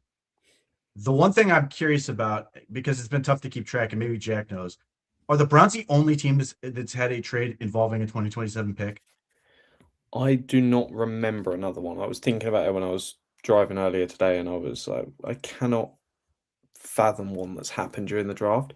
So I'll take a little look to next year, but I don't think. Because one of the things, like, when you're in it, getting a 2027 fourth round pick doesn't feel very good because you're like, I want to use my picks now. Like having some distance from it. I really like the fact that they got a fourth round pick in next year's draft. Obviously, they don't have they don't have like the war chest that they've had, but like those type of moves are good. Like it would not shock me at all if somebody is willing to do it, that they trade one of those fifth round picks for a pick next year if they can do it. Yeah, I could see that. I agree. I love having. I mean, think about it. I would love if we had 2 fourth rounders right now, and next year would be an even better draft. Knock on wood, provided everybody stays healthy and ascends the way that we hope. I mean, hell yeah. I can't praise Andrew Berea enough for the last 2 drafts, man. He's done really, really well. Seems like it is the only one. I can't see anything. That's like relying on skimming Wikipedia. It was my prediction for this year that teams were going to be very averse to giving up picks. But like, if the Browns are literally the only team, no, apparently, the Jonathan Greener deal, the Grenard, yeah, but but yes, that's true. Grenard deal is that, but like, teams are not giving up those picks, and the Browns were able to get one of them. Yeah, there's been loads of player trades using resources for next year across the league. But in terms of pick for pick swaps that involve future years, no. Certainly not during the draft. Do we know what the record is for the amount of times a single pick in a draft has been traded? Because there's one that's been in at least 5 teams' hands that the Chargers just used. Yeah, the Chargers are using it now, but it started. So this pick 117, started with the Vikings, traded to the Jaguars, traded to the Raiders, traded to the Texans, who just traded it to the Chargers. Do we know who the Chargers took with it? I have not seen yet. That's a lot. That's got to be approaching. I can't imagine a single draft pick has been traded many more times than that. There's one that the Browns had where I think the Browns actually, one of the teams that they had it twice. Yes, they did have it twice. That is awesome. All right, boys. I know we've got a special guest in the house. He spent a good chunk of time in Berea this weekend covering the Cleveland Browns from their headquarters, and now we're going to bring him in to just give some impressions on how the weekend has looked in Berea, what he's heard in the building, and so much more. He is our legendary Browns beat reporter. He's my co-host on Inside the Browns Beat. Let's bring him in right now. It's Fred Greetham. Fred. Oh, you look comfortable, Fred. Hey, what's up? On 4 hours sleep? Probably not much less than you. I've been in Berea as much as you guys have been on the air, so it's a grind for sure, especially when you get to be my age. But I'll tell you this before I get started. I get home at 1. I'm up at 5 because it's opening day of turkey season. And I scored right off the bat to keep my streak going. And then I got cleaned up and I'm here on time. So anyway, you got that going for you. There's going to be a Thanksgiving in the Greetham house. Let's go. Yeah, we have plenty of turkeys. But as far as everything here is kind of subdued, obviously, because there's nothing going on. Everybody's here because we're just waiting to see if they trade up, to take somebody. We're hoping, I should say. Andrew Berry talked to us just before we went home last night, and everybody's kind of putting a bug, hey, I know you got to run on these 5th round picks. Could you package like 5 of them and move up and take somebody and call it a day? But I heard the tail end, they did acquire a 4th round pick for next year. And I could see them going that direction, towards the end if they can make a deal with that. But as far as, I don't know if you've been talking or whatever. I haven't really heard. You would think they would be trying to maybe look at some inside offensive lineman, a center maybe, because right now it seems like Luke Whippler would be the default center if you want to play Elton Jenkins at guard. And so maybe a center and, I still think a cornerback, but I don't know if there'll be any, that they would like. So that's just kind of how it is the last day. You're kind of sitting around. You're starting, at least guys like me, I don't follow every pick. And so a lot of these names aren't familiar other than, maybe Keontae Scott and guys like that. Well, Fred, let's just talk about a little bit of what you guys have heard there in the building, because you've had quite a few different voices, quite a few different people talking to you, representing the Browns. And one person that I think Browns fans maybe are going to continue to get a little bit more and more acquainted with, but I want to just kind of hear your impressions on what has, okay, hold on, Pete. Now what, Pete? Just every time the Jags make a pick and the reactions from people who are like near the Jags, and just JP Acosta, for people who know him, who works at CBS, his reaction is just brother. Brother. Yeah, the Jags have had themselves. It's been an interesting weekend for them. But I want to go back to this and tell the people what you've heard a little bit from Catherine Hickman, because I think she is she's a pretty integral part of the piece for the Cleveland Browns front office, but I don't know that a ton of people are super familiar with her, but I know she's addressed the media at least once. I know talking about Emmanuel McNeil-Warren, so just talk about what you've heard from her. Yeah, I mean, she came down, said she went to the pro day for the safety from Toledo and gave her assessment, said she was very impressed that he can, basically play anywhere. He's so versatile. She used that word several times. And obviously, if, reading Brugler and our lads and Daniel Jeremiah, I mean, Daniel Jeremiah had him as the 15th best player in the draft, so I don't know. Nothing was really addressed on why he, was still there. But as far as, she was very, very positive. So was Andrew Berry. So was Todd Monken. We talked to them later in the night. Catherine Hickman, I think this is her 3rd or 4th year now. Her and Glenn Cook are titles of assistant general manager, or, and they both spoke last night. Cook spoke about the Denzel Boston move. And so, yeah, I mean, overall, they're just, you've heard a lot of that. It's got to translate on the field, but you feel like at least that they're of one accord. I don't know. I think I talked about it last night. It seems like Todd Monken might be saying, hey, get me a guy here, or pound the table a little here. And the scouting just seems like they're, I don't know what you guys think, but to me, it seems like they're doing more of the logical or obvious choice. How many times over the years, there's a flashing light sitting there, this guy's available, and they draft somebody you never heard of. They keep drafting people that it's like, oh, that makes sense. He's rated very highly by a lot of people. I mean, last year I felt like that was the first time, the Dylan Sampsons and Judkins and then, just kind of went down the line. They were kind of logical picks, and that's what it seems so far. I mean, highest guys on the board. They also had, I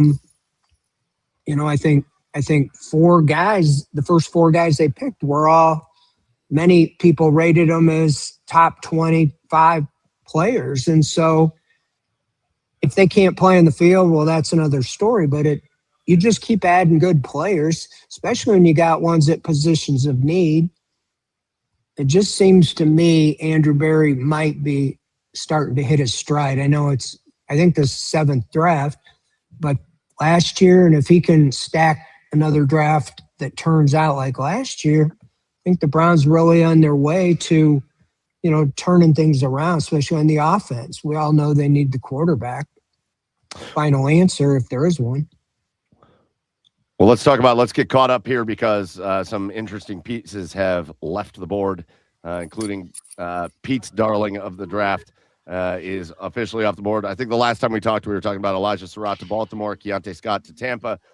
So with that pick that the Chargers had that went through, I think, every team's hands, Travis Burke was the pick, the offensive tackle from Memphis. Then the Lions, the Lions love to take those Michigan boys. They take another one on the defense. Linebacker Jimmy Rolder heads over to Detroit.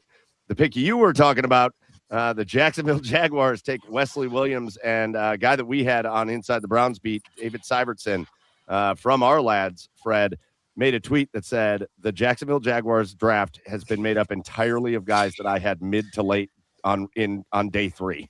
So it's an interesting approach for them. And so maybe that's why you're seeing brother being set out there. And then I think the next pick, the Steelers, what's the kid's name? I lost. It's not here in front of me. They took the kid out of Iowa, the receiver return man. Oh, okay. That's interesting. Wedgen? Yes. Caden Wedgen. Yeah. So that's Fred, what are your thoughts? We were talking about it yesterday. What are your thoughts about now that we've moved to we're in the 3rd day of the draft and the need at corner and the need at tight end hasn't really been addressed? Do you think the Browns would be wise to circle back and talk to Martin Emerson, talk to David Njoku again, and maybe see if, because you bring those guys back in the fold, and I feel exponentially better about both of those positions. Well, that's a good point. They have, we know those veteran lists of 30-something players at every position. And it's not even training camp, but I remember a few years ago, they started training camp, and I think Jacob Phillips got hurt. And they went out and signed Malcolm Smith, 30-something linebacker. He ends up second leading tackler on the team, And then we went to Greenbrier a couple years ago, and it seemed like at the time, Jim Schwartz probably, when they got after the wheat down there, said, hey, I need another tackle. Go get me Shelby Harris, and he comes in. He played here for 2 years. So I don't know what that list looks like, but obviously familiar names like Martin Emerson doesn't seem like he's getting a lot of traction. Yeah. And teams that had needs at corner probably are going to be drafting guys. And so I don't know why you wouldn't bring him back or Njoku, unless it's now the pride factor that, look, I'll take less money to go somewhere else because I don't want to look like I'm groveling. So you already did the goodbye tweet. What's that? You already did the goodbye tweet. You don't want to go back on that one. Right. So that's usually what happens. You've seen guys, they leave, make a big deal out of it, and then they end up don't getting anything anywhere else, and they end up going somewhere for less money probably. But yeah, I do think now it's almost like with the term like backfilling, okay, I do think they got to get a little bit more, in cornerback room. I've been saying it for a couple of years, especially when Emerson got hurt last year, whether it was just Newsome and Ward, if one of them was dinged up and one of them always was, the depth drop off was terrible. You'd see guys like Cameron Mitchell go out there and get torched, and guys that are really special teamers are playing cornerback. So I know Miles Harden showed some things. Peter said he, looks pretty good in the slot, but I just think you got to have more than one deep. You got to have some all the way around depth, especially as they go through them. Because you saw last year, Campbell goes down for even a few plays and they find him, the guy that went in, and same thing with Ward goes out. We all know that Ward's going to miss a couple games here and there. So I was kind of surprised with the first pick. I'm not disappointed that they took Boston, but it looked like they were like the 6th or 7th pick, and there was like 4 highly rated corners, but I agree with what they did. It's just, I don't know if you find the answer in the 5th, 6th, 7th round, So to your point, scour, revisit, the free agents and go from there. Yeah. All right, Fred. Well, listen, we appreciate you checking in with us out from Berea on 4 hours of sleep and after bagging a turkey. But as the day goes on, if we got any news about the Browns that you want to share, if you hear anything in the building that you find valuable, pop back on and we'll bring you in. And otherwise, as we get closer to these Browns picks, again, we're sitting here. I think we are officially at pick 123. So we're just over 20 picks away from the Browns coming back up. As we get closer, we'll bring you in as the day goes on. All right, Fred? Sounds good. It'll all be at once. I was just wondering if they could turn in the card with 5 names on it. Just say, hey, here we go. Any picks they have in a row, they can use as a combined clock. Can they? Great. There you go. See, look at that. Let's eat up the clock. Or keep trading down and just like a real estate mogul and just own the whole 5th round. Just say that's Jack's strategy. He wants to do that. Correct. All right, guys. Have a good day. See you, Fred. Thank you for popping in. Fred Greetham from Berea. And, look, Jack. I didn't even have Jack on the screen, and I just see him in the background like this. I need to clean up this strategy thing. So I've written pieces on what my strategy would be. Pretty much once I get 3rd, 4th round and weighing up, I would be trading all 4 of these 5th round picks for 4th round picks the following year. I would be on the phone to every team going, who wants it? Who wants it? Give me your pick next year. And I'll just move the whole thing up. I would keep trading down a bit on higher up, keep trading into a future year late on. All I want is sort of rounds 1. I can deal with round 4, but pretty much rounds 1 to 3. I want to build. You can build a machine where you're just having 7 picks in the first 3 rounds every year. Why not? That would be. It will take time to build, but part of this is because at one point you suggested trading down to the 7th round. At which point Fred wanted to murder you live on. You're not going to do that anymore. You got bullied by Fred. I don't mind a little bit of extra resource later on. You succumbed to the Fred bullying. Guys, who are we hoping for right now? Who do we hope falls? Who do we want to trade up for? Is there any names that's kind of sticking out? I mean, we still got Keith Abney. We still got Hecht. We still got how about Joshua Josephs from Tennessee? I know he's not a finished product, but he's a talented kid. He's not, but yeah, I mean he's a guy where his profile's not very good. But if you're just saying if the goal for Mike Rutenberg was with bringing in a guy like R. Mason Thomas, you're saying I just want to get pass rush. That is what he is. Mm-hmm. And you could take him day 3 and be like, all we're going to do is throw you at the quarterback and hope you figure it out. There's certainly an argument for that. Just looking at corner, Keith Abney and Will Lee are the 2 there and go. I would be happy with either one. If obviously center and guard, I think guard is a little bit slim at this point. Brian Parker II, I believe, is still available. I would be thrilled with that. Who theoretically could play guard or center. I just think he's more suited for center. Yeah, and as I look again, just you talked about Will Lee, guy that could be there when we get there. Chandler Rivers, I think, is a pretty good player. I've talked a lot about Jalen Kilgore I know he is listed as a safety, but he's a safety nickel. Just get all giant people on the back end and just be like, there's no space for anything. Just gigantors. But I like the idea because, again, we had a question real early on of do we think the Browns could play a significant bit of 3 safety looks on their defense? And I think it just depends on what those safeties are doing. But you bring in a guy like EMW, like they already brought in, McNeil Warren, and he's kind of built like a linebacker in that safety position. A guy, if you brought in a guy like Kilgore, he's giant, but he plays a lot at like nickel corner and safety.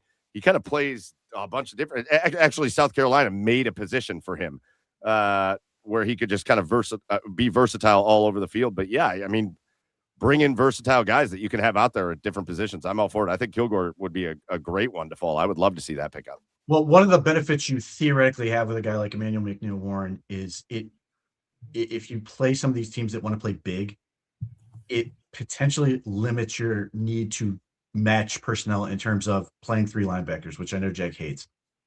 But if you've got guys like Emmanuel McNeil Warren, if you've got Grant Delpit, if you've got Ronnie Hickman, and you feel comfortable with those guys, you just play 2 linebackers and you stay in that, as opposed to necessarily needing to put another big body to personnel match. 2 linebackers is 1 linebacker too many. Well, they're gonna have 2. They're just gonna have 2. The 3 is where I think you can start to go, yeah, that's enough. Listen, you and I have done this before, where on the depth chart, when we start doing roster breakdown, I want basically 5 linebackers, and that's it. That's where they were last year, and they take a little bit out of special teams for it, but it depends where they want to go. They last year they held on to a Aiden Huntington. They moved to having a 9th defensive lineman active on game day, which was something they haven't traditionally done. So that was kind of a switch. It'll be interesting to see if it switches back. So here we are again, just to kind of get caught up, as I think it was the Texans. So just the last couple picks, because we knew about Caden Wetchen from Iowa going to the Steelers. Mike Washington Jr., a name that it just absolutely exploded after the combine because he ran a lightning fast 40. The running back from Arkansas goes to the Raiders at pick 122. And I don't know how to say the guy's last name, Wade Woodaz, linebacker, Clemson, goes to the Houston Texans. I feel like PFF had that guy in the 300s. Yeah. Whew. That's not a name that I saw a whole lot of. Yeah. But Houston said, he's our guy from the 300s, and we're taking him here. Amen to that. Right. So, again, Bills have back-to-back picks here, as they've got another one. Did the Bears take Perkins? Is that who went? Wait. Yep. Harold Perkins has an obscene. No, the Bears took Malik Muhammad, the Texas quarterback. Oh, Texas. Yeah. I was wondering when he was going to go off the board because he's a pretty good player too. So Malik Muhammad off the board to the Bears. Now the Bills have back-to-back picks here at 125 and 126. Yeah, I would take Harold Perkins. Linebacker. Jack, thoughts? All right, Jack likes it. Well, he's not even really a linebacker. That's sort of where he ends up, but he's really a pass rusher. Yeah, Harold Perkins is an interesting player. For a guy who's like 220 pounds, he took over college football as a freshman. Let's see here. Just keeping track.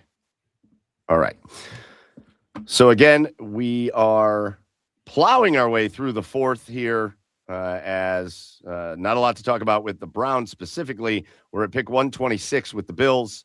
Again, the Browns pick is going to happen at 146, so we are officially 20 picks away from the Cleveland Browns being back on the clock. But don't fall asleep here, because once they do hit the clock, it's going to be a lot of Browns really fast. It'll be 2 picks it'll be 146, and then 148, 149, and 153 or 152. Are all going to be happening for the Cleveland Browns, assuming they make all those picks. So it's going to get fun fast talking about the Cleveland Browns. Yeah, Bills took Skylar Bell. Yeah, Skylar Bell, another guy. Skylar Bell at one point, guys, in the mock draft world, was a guy that was pretty consistently going like really high, like second round Skylar Bell. And then over the course of the draft process, obviously that kind of regulated itself. But there's obviously some good potential out of Skylar Bell. You just don't see a ton of him because he plays at UConn. But Skylar Bell was an electric player for the Huskies. Well, I think part of the reason people were so hyped about him, they didn't know how old he was, and he's like practically 24, and like didn't do much. I think he started Michigan State, didn't do a whole lot, and then all of a sudden at UConn, he became like one of the most efficient receivers in the country. Like crushed all these various metrics. So you're trying to find the balance of that. Like on one hand, everything suggests that Skylar Bell has absolutely figured it out and is going to have a role, and you can plug him in and he can do stuff immediately. On the other hand, because of the age thing, there's a little more risk there that he just will there and not be able to do it.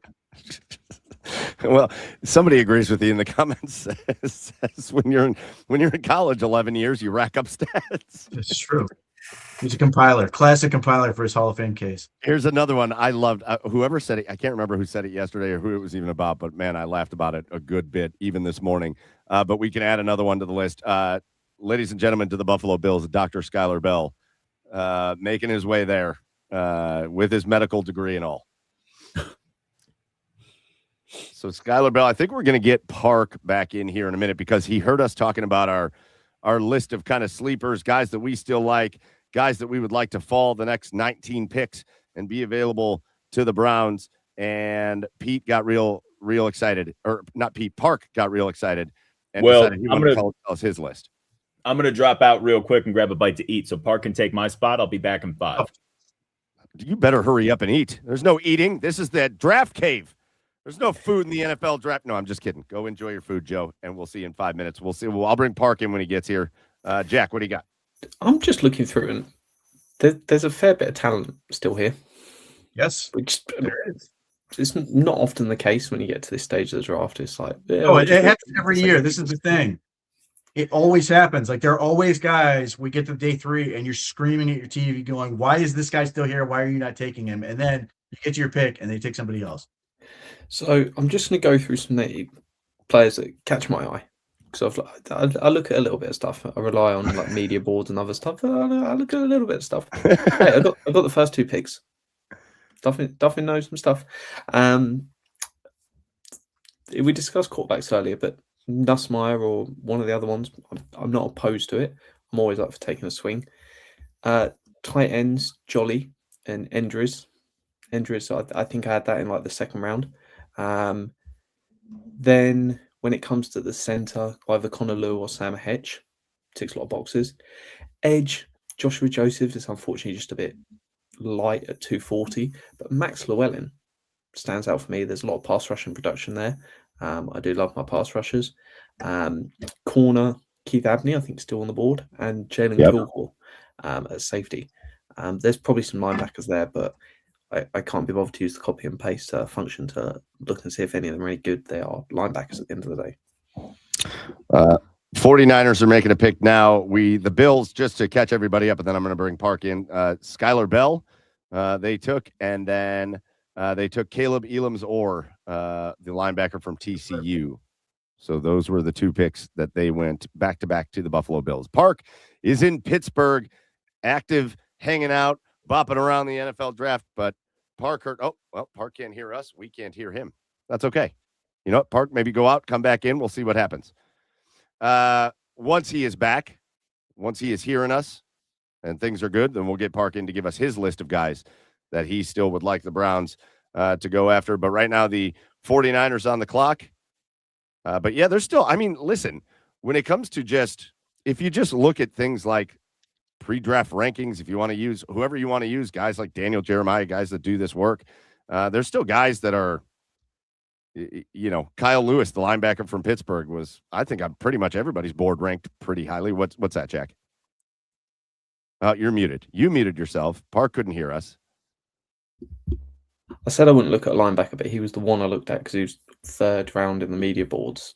Very intriguing. And they could have a bizarre world because they need to sort out the nickel. They could have a linebacker that could play a bit of nickel, which he could. You've obviously got Miles Bryant. You've got Ronnie Hickman. You could have a weird concept where you have several different guys that can kind of play a bit of nickel, depending on what you kind of do in the scheme. And I think Rutenberg's smart enough to do some of that stuff. So that could be an interesting one. All right, let's see. I see Park here. Well, his technology is going all kinds of crazy because every time I see him, then his screen blacks out. I don't know if we need to just restart. Hold on. Let's see. Park, can you hear us? Can you hear us? Can we hear you? Now. Yes. Hey. I can hear. What's going on? Well, you told me you wanted to give us your list of misfits, and what a better way to start a list of misfits than that. Yes, than with me, frankly.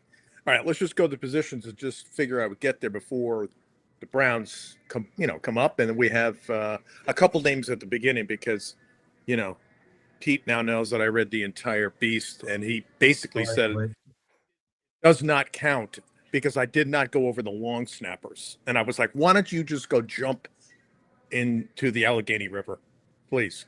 You never come out. You'll never come out. All right. Say the scene behind you looks like the Allegheny River. Well, listen, this is not Natural Geographic, Pete. Okay, this is a broadcast. It's entertainment. So let's try to stay focused here. Here we go. All right. Just going through was quarterbacks. Only one guy I want, and I know if this happens. I know the whole thing with Kevin Stefanski. Penix is not well. And everybody keeps going, well, Gabriel could end up back, the left-handed quarterback. I'm just saying, okay, Pete? I'm just saying that if Cole Payton was there and some of that happened and we would do that I like Cole Payton for a number of reasons. Moving on to running back. I don't think, has Mike Washington been taken yet? Yes. Raiders. And Connor Raiders. Lew went to the Bengals. Yeah, Connor Lew to the Bengals. And there was another tackle that went right before him. The 49ers took Carver Willis from Washington. So that's just catching up. If the Browns are looking to take a center, they could be drafting up very, very soon if they were in the mind that Lew or Hetch, they want one of the two. So just keep an eye out for that. All right, I will quickly run through this then. Damon Claiborne, running backs, Wake Forest.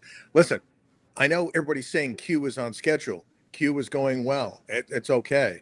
We don't have everything. Everything's not solid there. So I'm saying I like Damon Claiborne. Pete's guy Heidenreich is really an interesting guy to add to a team who could be pseudo fullback, but also an incredible pass catcher. And even deeper for running backs, Adam Randall from Clemson. If things didn't go well, maybe even a guy we signed tomorrow. And hey, Mike, what about a guy who runs a 4.61 40? But I mean, C.J. Donaldson, Ohio State, could be a guy to be added. I know that's a little too deeper than you may want to go. No, hey, listen, we want to hear your names. We like going deep. We like getting into the nitty gritty with you. Just again, the picks are starting to come in pretty quick right now, which is great. So again, Connor Lew went to the Bengals. Will Lee, cornerback, off the board to the Panthers. So another Aggie off the board there, goes to Carolina. And now some of the names that we've talked about a lot are starting to fly off the board. I know that switching over to wide receivers, Mike. Skylar Bell just went. I mean, I really liked him. Another name that hasn't been mentioned, who I just sort of looked up, was Michael Sturdivant, or J. Michael Sturdivant of Florida. Penix's guy. What was that? Sam Penix's guy. He's a 7th round pick in every draft he does. Yeah, always. I happen to really like him. Really fast, good hands, and for some reason, sort of lower than I thought he should be. And Mike's guy, obviously, from John Carroll, Tyron Montgomery. It would be a great story if that were to happen. Switching to, if I may be so bold, switching to tight ends. Nowakowski from Indiana. I think Pete had him on his list. I don't know if Joe Royer was taken. He's not been because he's No. not going to. I don't know that he's going to get drafted because he's 24. He's athletic. He's never blocked anyone. Like, that's the reason he's an Ohio State guy who had to transfer because Ohio State's like either block or get out. So he got out. It's one way to do it. Right. Deeper in the tight end category, Carson Ryan from BYU. I like him. And, Tanner Kozoil. I know I never will pronounce that. Koziel, he's a giant. Like really interesting. If we have to go that deep, and I think we are going to have to go that deep in terms of tight ends. Let's see. Moving right along. Hold on, Joe's talking, but he's muted. Yeah, I am muted. I'm the worst. Sorry, guys. Isn't Koziel more of a receiving threat, Pete? I know he's a big kid, but isn't he more of an athlete than a blocker and inline? He is. I don't know that I've ever actually seen. I know he's gotten in a 3-point stance, but it doesn't look like his body will get in one because he's legit. He's every bit of 6'7". Yeah, like 250 pounds, and like there's things he does where you're like he's kind of an interesting athlete, but like you look at him and you're like, why he should be like Eli Raritan, and he's not. But like the Browns have done this before, where they've taken these guys who are predominantly receiving guys and then trained them to block. Yeah. Yeah, athletes first or whatever, Joe, just like, hey, let's just take the best guys who just happen to be around. He's just an odd mix. As I said, back to the list here, man, the guards are very thin. Guys not projected to be very high, but there's some skill there. Is Micah Moore from Georgia.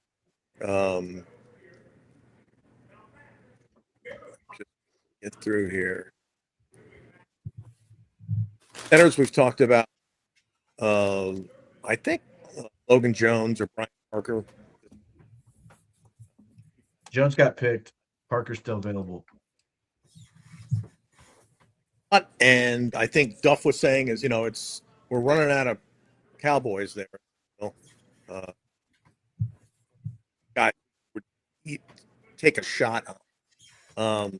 I don't know what you guys think about the edge stuff. Man, is that getting thinned out? But I think our man Sutton, Penn State, is Denise Sutton gone? He's Green Bay, like he's a very Green Bay Packers pick. Apologies for that. Deep down in that list, a guy way down is a guy by the name of Michael Heldman from Central Michigan, who I really thought, and not just, there were a lot of scouts who kind of looked at him and said, it's one of those, you guys know the word they always use, which is ascending, and that there are guys who suddenly come out of nowhere and just outperform their tape from 24 or 20, and then 25. So that is, again, a guy who's deep on the list. And then you start looking at DTs, and I don't know, Rene Conga. I don't know if Conga is still around. He is, and he's one that the Browns talked to.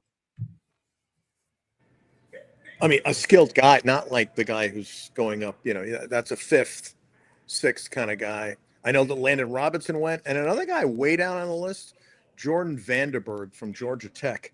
And that would be if you were thin and you really needed to fill out the back end of your DTs. I'm getting there. I'm interested in what you guys think about linebackers. The only guy or two guys I have left would be, and I don't think he was taken, with Aiden Fisher from Indiana. Nope, still available. Still available. And then deeper down on that list, guys, Jaden Duger from Louisiana, who's a good sort of polished, balanced, but rough, raw kind of guy. Because I think they're going to need. I have no idea why he's still available, but I'm happy to let him be available until the Browns are up. Amen. I think this is about the NFL demanding honesty out of these players regarding height. The old thing.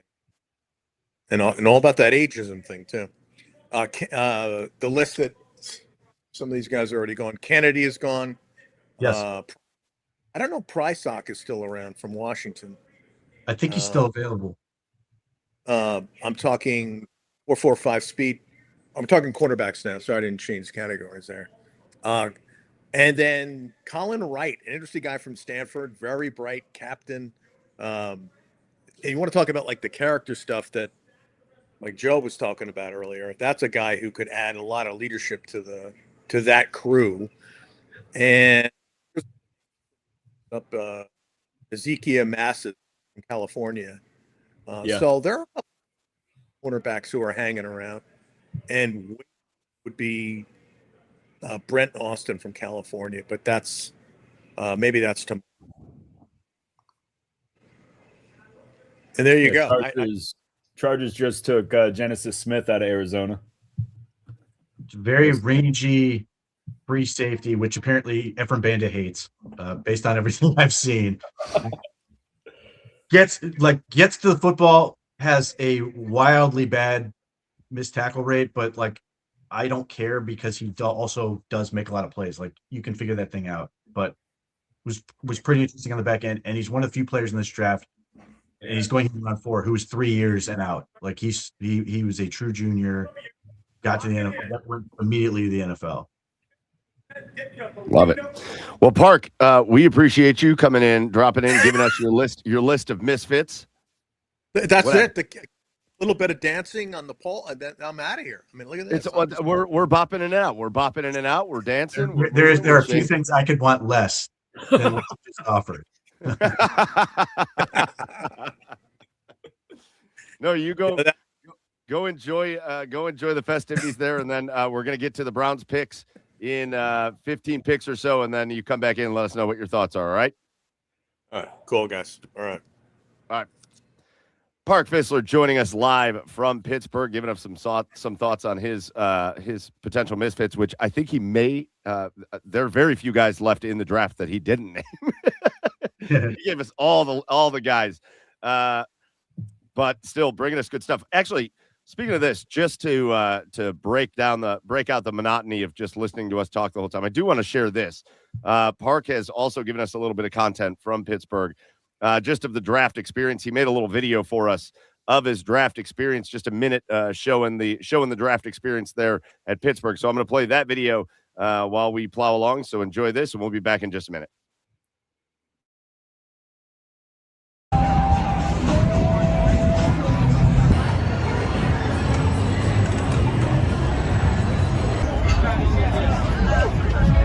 All right, guys. Browns fans in Pittsburgh, there must be a reason you're here, right? I don't know. I mean, it could be the draft. You know, we could have had. You get a lot of grief wearing a Miles jersey down here. That's why I did it. Steelers fans do not hate us like I thought they did, so that's kind of weird. Browns, we better start winning so we can get back on their hate list.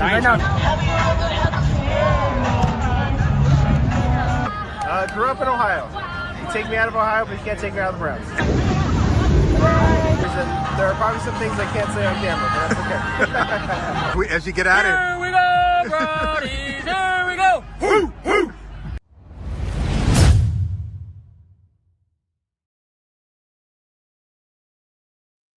Good. Go ahead. I was going to say, I will answer this question on this.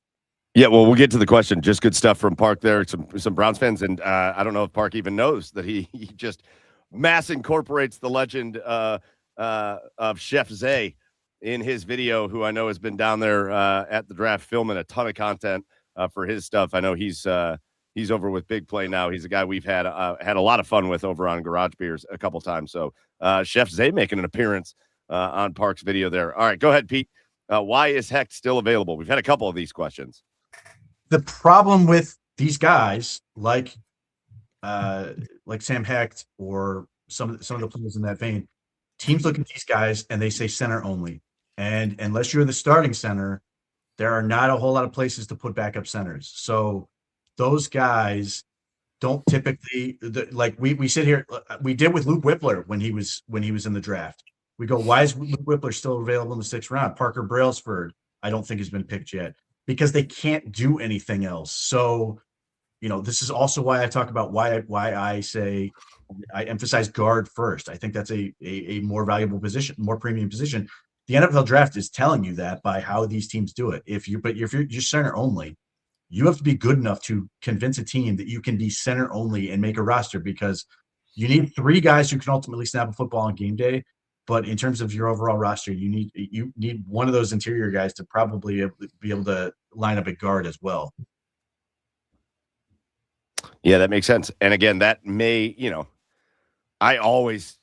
we go through and we talk about these guys that we like, and just through watching them play in college and stuff, but putting into the lens of the Cleveland Browns, even versatility is always very high on the list for Andrew Berry, as far as what guys can do on the field and being able to move around and not just being kind of one lane type athletes. That is typically where you see a guy like Andrew Berry go, and I think a lot of GMs are kind of like that. Ravens traded up. So the Ravens have come up.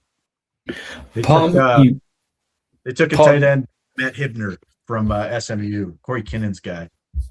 Oh, he's old. Old Hibner from SMU. Part of me would love the Browns just to stay at all 4 picks, pick all 4 players, just to stick 2 fingers up to everyone that says on how this is going. Trade everything. Going to happen. They may trade out of one of them, like for a pick next year. All of them, pick them all. I think they're just for the banner. Gonna just sit there and wait. Well, Baltimore moved up over 20 spots, and it just cost them a 6th rounder. I feel like if we're moving up at this point, we'd be moving up 10 spots. I'd package the 7th if I could do that. 7th. Andrew Berry just calling people. How far can I get on a 7th? You never know. Can I get to the end of the block? I don't think there's any shot that 7th pick is getting picked by the Cleveland Browns. When was the last time Andrew Berry picked a 7th round player? Do you want Braves? We're going to wait for Fano to become a the UDFA. disdain in your voice. So mad about that. Browns are going to sign Logan Fano as a UDFA. The thing is, I actually wanted him, and then after that, I realised he was his brother. I mocked him first, and then went, I recognise that surname, and then I did my research. Yes, he actually influenced where Fano went to school, because or Spencer went to school, because Logan started at BYU, and Spencer wanted to go to Utah, but wanted to sort of go with his brother, and then his brother transferred to Utah and made it easy for him. Let's just bring the whole Fano family. Literally, if there's an edge I'm interested in, I click them. They're a pass rusher or a run stuffer, and then it's 50-50. Is eliminate edges. Nice and easy. Guys, non-Brown specific, but I think potentially the greatest thing that's happening with this draft from an entertainment perspective is what's happening online with people talking about the Jacksonville Jaguars draft, because it is bringing out some of the funniest stuff. Maybe you might have just retweeted this, Pete, but I like the one that said the Jacksonville Jaguars might be having the worst draft in history, and then it got retweeted and said they're not even having the worst draft in Jaguars history.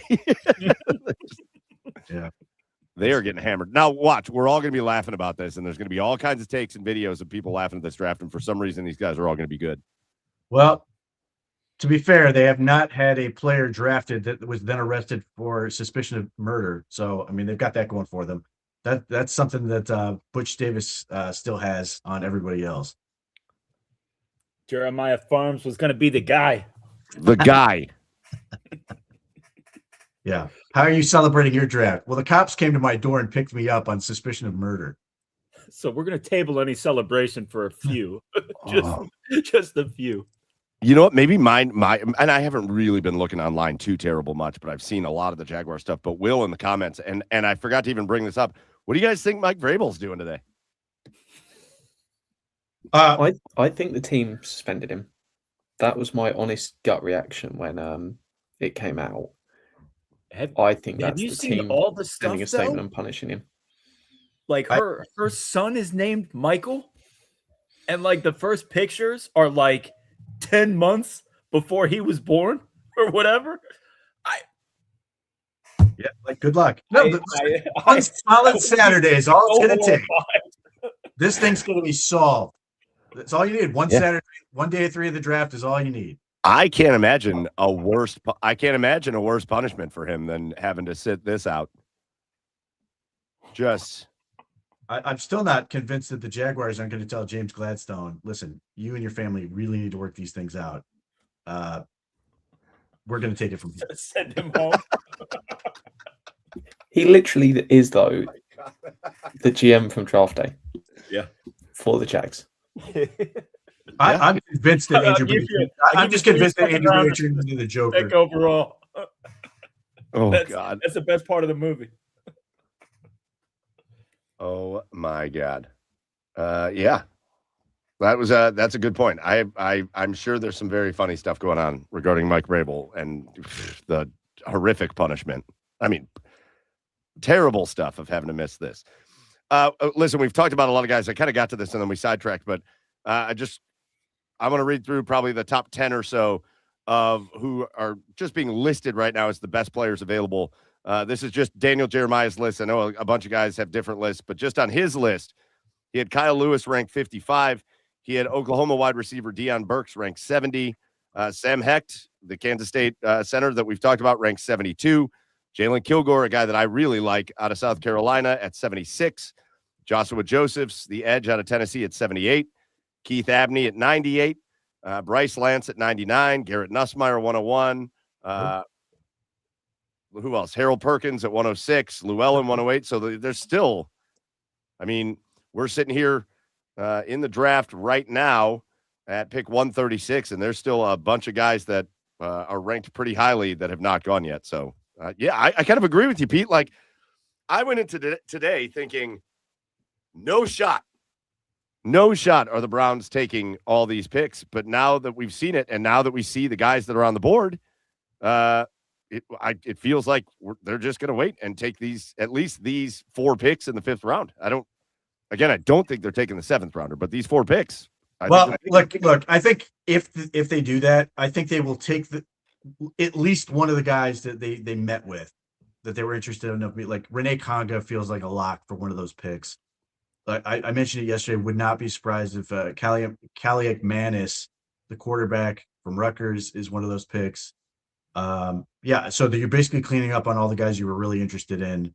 And yeah, like this is the thing. Like even last year when they did the thing and we're done in round 5, you sit there and you watch round 6 and 7. You're like, oh my God, I wish we had a pick here because this guy's still sitting there. And ultimately, it worked out for the Browns because they got some of those guys as undrafted free agents. But like, yeah, there's a lot of good players that they can bring in. And there's 4. Like if they've got 4 5th round picks, if one of them is good, great. Like you've crushed it. If you do more than that, like you're really doing real well. But they are swings of players. These are guys that can potentially be depth, special teams, competition, cleaning out, so to speak, guys who are on the last year of contracts that Todd Monken doesn't see a future with, replacing some of those guys. So yeah, just get talent at this point. And yes, we have needs, and I think some of the guys that we're talking about fit needs and have the talent, but just get dudes you think can play.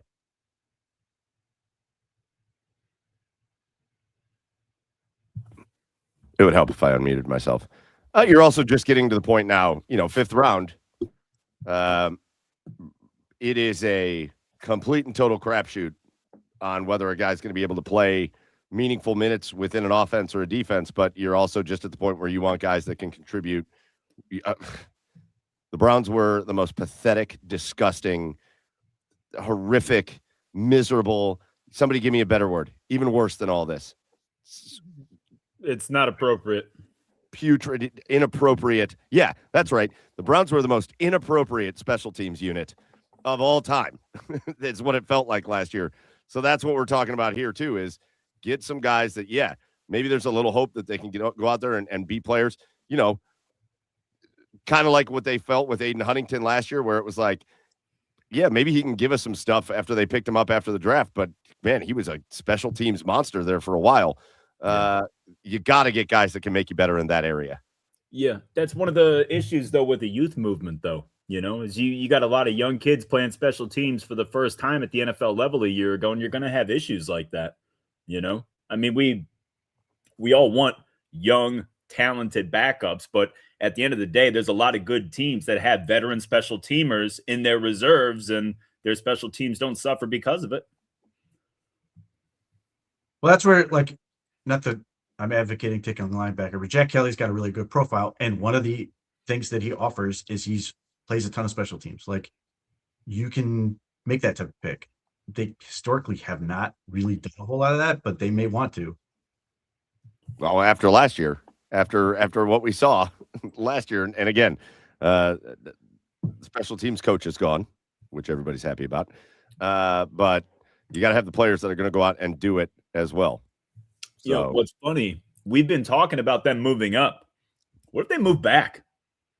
What if they don't think that there's a ton of difference in that 5th, 6th, 7th round area, and they just start punting to next year or, you know, further in the draft, whatever. I mean, I don't want them to do that. But at this point, next year, likelier direction. Next year, yes. I don't. There's not a whole lot. The wall is right there. Like, there's only so far. That's what I mean. There's all kinds of players I would like. Eli Heidenreich would be fun. They need to trade down from 146 and find some way to acquire 150 and 151. I don't know what that is. Just have 5 on the row. Oh, you want the 5 in a row, and that way you can take the entire time, because you get the whole clock for all those picks, and they can take like 40 minutes to just make their picks. I will say this, the stress it puts on the production team for the Browns, where like they're recording all the FaceTime videos of like the GM chatting to them, and imagine just trying to do that really quick. The poor old intern's going to be pulling their hair out. I've seen this a little bit, and I think what we've seen in this draft, it kind of negates it. But we had this comment come through saying maybe everybody told Andrew to go pound salt, and he tried to get into the 4th round and he couldn't. I don't think that's a possibility at all. I think we've seen teams move up further than the Browns would be trying to move up for less than what the Browns would be able to give up. And it just seems to me like Andrew watched this 4th round play out and go, and I think he went, all right. Like, again, I don't think we're still out of the realm of possibility that if there's a guy that he really covets, that he would come get him. I just don't think that he saw that happening. I think the NFL is reacting to what Andrew Berry's done to Gladstone. Yeah, I mean, let the James Gladstones of the world keep doing this wrong. You don't have to do anything. Yeah. So listen, I know we talked about Jeremiah Wright going to the Saints. Matthew Hibner went to the Ravens. Kendall Daniels, the linebacker from Oklahoma, went to the Falcons. Bryce Bocher went to the linebacker from Oregon, went to the Colts. And the New Orleans Saints just added another wide receiver. They took Bryce Lance, the kid out of North Dakota State. Good. He's old, and he's not very good. Or I should say not very polished yet. He's very fast. He's very big. He's same very productive. Very same development curve as his brother, which is you're going to be waiting a while. But he is very productive. We again, in looking at him, again, the talent you face when you play at North Dakota State has to factor in. But his size, his production, a guy that averages 21 yards of reception. I think he's 2 straight years over 1,000 yards up there. He scores a bunch of touchdowns. There's a lot of production that goes with him. But again, the jump from North Dakota State to the NFL is going to be very different for him. But hey, listen, a swing at the end of the 4th round on a guy like that, I think is. Well, one of the elements you're seeing play out is we have not seen very many FCS guys go. Caleb Proctor was one of them. Bryson, the FCS level has been hollowed out by NIL. Anyone who's good, teams have gone in and gotten them to the FBS level. So, like, you know, in years past, we've seen I think it's been some number of years that we've had since D2 has gone without an FCS player.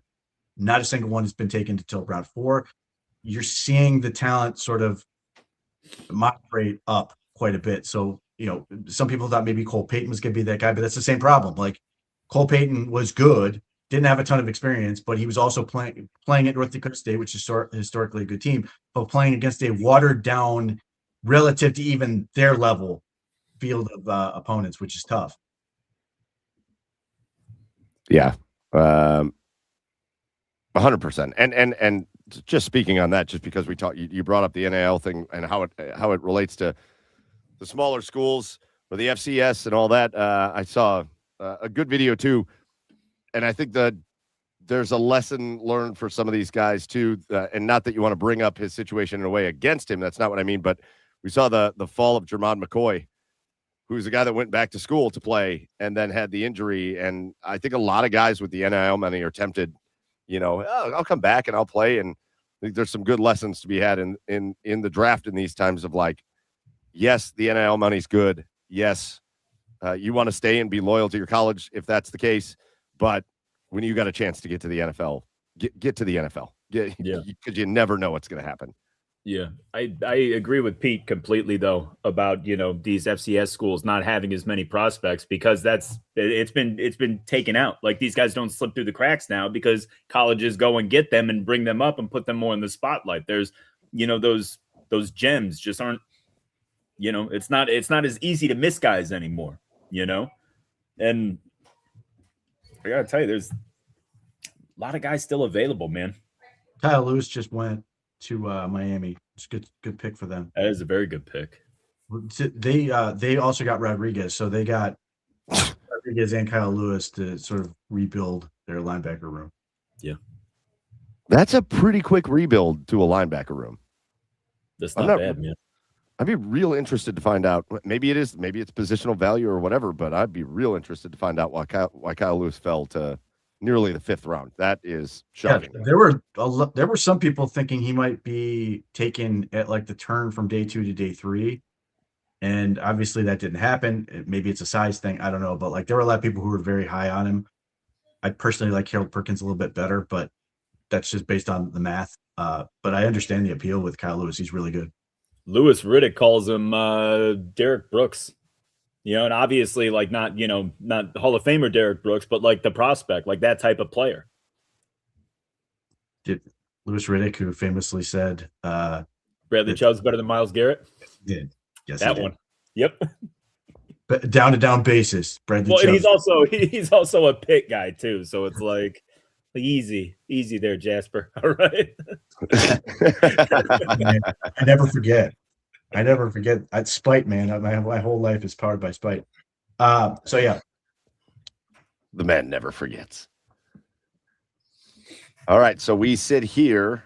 Again, Lewis was off the board to Miami. I know we're getting antsy as Browns fans as we get to the end of the 4th round. We've got just a couple picks left as the 49ers and Bengals will wrap things up in the 4th round with picks 139 and 140. And then we will finally be to round 5, where it feels like it's the Browns' time to shine. And they'll just have to wait a few picks. The Texans have the first pick of round 5, the Titans, the Cardinals, the Panthers, the Chargers, and then it'll be the Browns, Commanders, Browns, Saints, Dolphins, and Browns. So we're going to get some actual guys that we get to talk about. We got guys.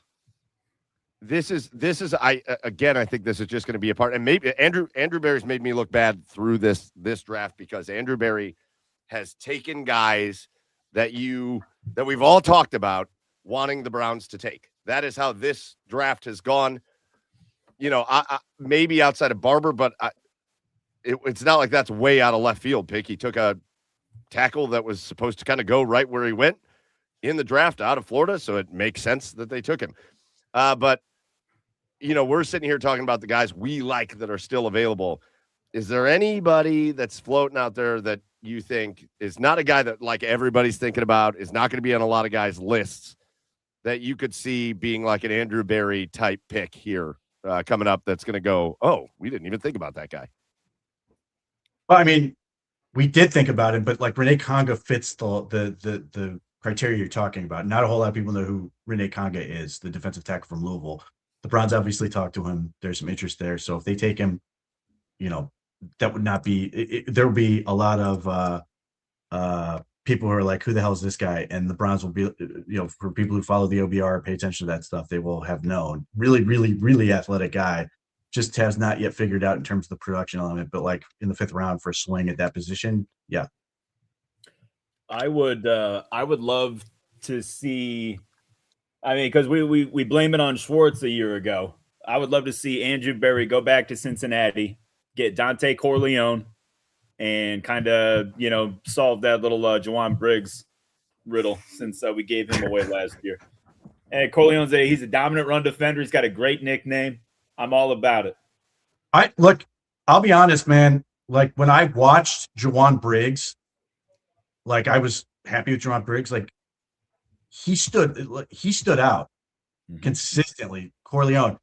And then he ran into a situation with blood clots, and it just really obviously had an impact on his next season.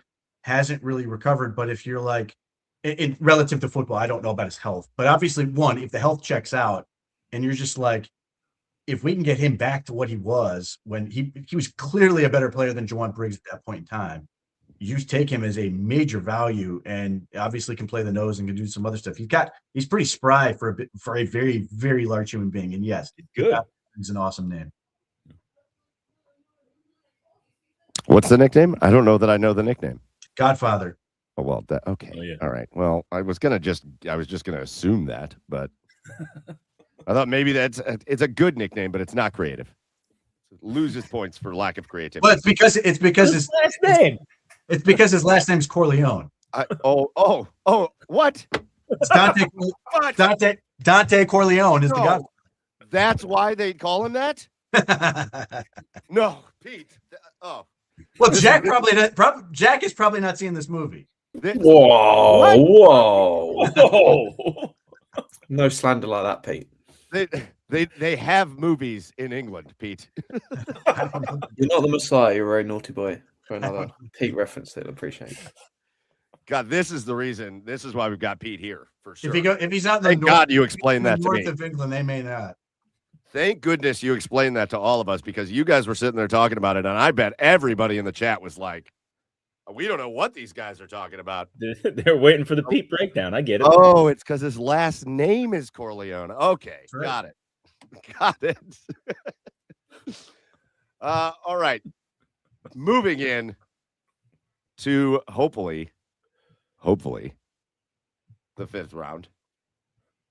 This fourth round I thought was going to go fast. Not good ones. That was in response to what good quarterbacks are available. I love that they know your love language already. Garrett Nussmeier, not good. Lighter than Dylan Gabriel is terrifying. It's not great, but we still have Dylan Gabriel, so we got that. Okay, so round 4 is in the books. Kyle Lewis went to Miami. This is a pretty good player. Ephesians Prysock from Washington went to San Francisco. Did we see who the Bengals took? Because wide receiver Colby Young. Colby Young goes to the Bengals. So we are officially now out of the 4th round. It took what felt like 3 days, but we're officially in the 5th round with the Texans on the clock, and that is good stuff. We needed this. Yeah, well, we got picks 6, 8, 9, and 12, right? In this round? 6, 8, 9, and 12. And then I don't know if anything's. We'll have to have a quick conversation as far as the coverage here, because then it goes a long time until the Browns' next pick, which would be in the 7th round. And so we'll have some conversations in the background on how that's going to get handled. But we're definitely getting you through the Browns' picks here, and as we analyze them and go there. So we're coming up soon on all of that. So again, for the Cleveland Browns, just because it's been a while, as they're about to add some players, assuming they're about to add some players, they came in and grabbed Spencer Fano and Casey Concepcion on Thursday night. Denzel Boston, Emmanuel McNeil-Warren, and Austin Barber yesterday. So heavily addressed the offensive line, 2 guys at the tackle position, and heavily addressed wide receiver. And then they bring in the safety from Toledo that was really just the kind of their guy. I mean, he felt like their guy from the jump. And so now it'll be just dependent on what they want to add to it. I know a lot of people are talking. I've seen a lot of people talk about another running back. Obviously, with Jerome Ford leaving the room, you're going to have 3 second-year guys in there, in Quinshon Judkins and Dylan Sampson, 2 guys that proved that they belong on an NFL football field last year. And Raheem Rocket Sanders was a guy that I mocked to the Browns a bunch of times last year, and then they didn't take him, and then they managed to grab him when he got cut, and he looked like a guy that belonged out there. Especially, you needed like short yardage situations, goal line situations. Rocket Sanders looked like a guy that belonged. So is that an area? I mean, there will be other guys that get added for training camp and depth purposes, but is that an area where you would want to see the Browns add somebody in the draft? I think they certainly could, because if you see with Sanders, they were getting replacement level running backs in front of him, but then at the same time, it's a new coaching staff, so you just don't know. But they obviously weren't sold on him because it wasn't when Judkins and Sampson went down or weren't playing, they were throwing him in. They tried it several times to just inactive, use someone else, or even when he was active, didn't even see the field offensively. So it's one that they didn't seem overly convinced. I'd have expected to see much, much more of him throughout the season, where they just decided to hide him behind. I forget who the replacement level players they just basically got off the street. Travion Williams was the guy that they brought in, and I believe that was strictly for third downs, pass pro, stuff like that. I have no issue with the Browns adding another running back. I think whoever they add is going to be a very distant fourth back for that team. That's why I don't care if they do it in the draft. I mean, so be it. If you love the guy, that's great. I'm pretty big on Rocket Sanders. I think he was the most effective back we saw in the second half of the season, given that offensive line. He ran the ball hard against Cincinnati and Pittsburgh. And you're talking about weeks, 17 and 18, where the line was at its worst. Well, I like what we have in that kid. He's young, he's cheap, and he's tough. And all 3 guys are different. All 3 guys are talented. I wouldn't mess with those 3 at all. If you want to add a fourth for, maybe pass pro, if you're just not comfortable, I get that. But man, that's not a room I would mess with. And that almost like triggered anger when people would talk about Jeremiah Love. We have so many poor rooms. So the quarterback room is bad. The wide receiver room was bad. The offensive line room was bad. You want to improve? You want to put a cherry on top? The only good room we have on offense with our best asset? Like that blew my mind. I would argue that Dylan Sampson would be running back 2 in this draft. I know they took the Saints, or the Seahawks took Jarian Price in the first round, which is preposterous to me. Sampson was taken in round 4, had 1,600 yards and 22 touchdowns for Tennessee at 20 years old, was Offensive Player of the Year in the SEC. 28% of Tennessee's offense that year, 38% of their touchdowns. Basically the same size and athletic skill set that Price has. I think Raheem Sanders I thought he was going to get drafted last year. I think he would absolutely be drafted this year. So if you're taking a running back, that's why the only guy that I'm interested in would be a guy like Eli Heidenreich, because he's not really a running back. Yes, you can put him in the backfield, but he's more of a receiver. He's more of an offensive weapon type.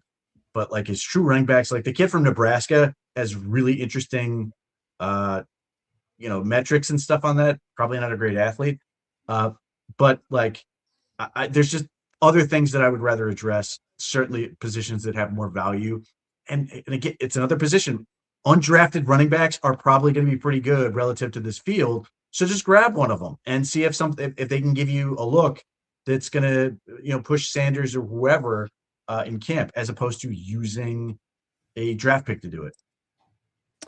The 5th round is moving along really nicely so far. The Houston Texans take Kamari Ramsey, the safety from USC, with pick 141.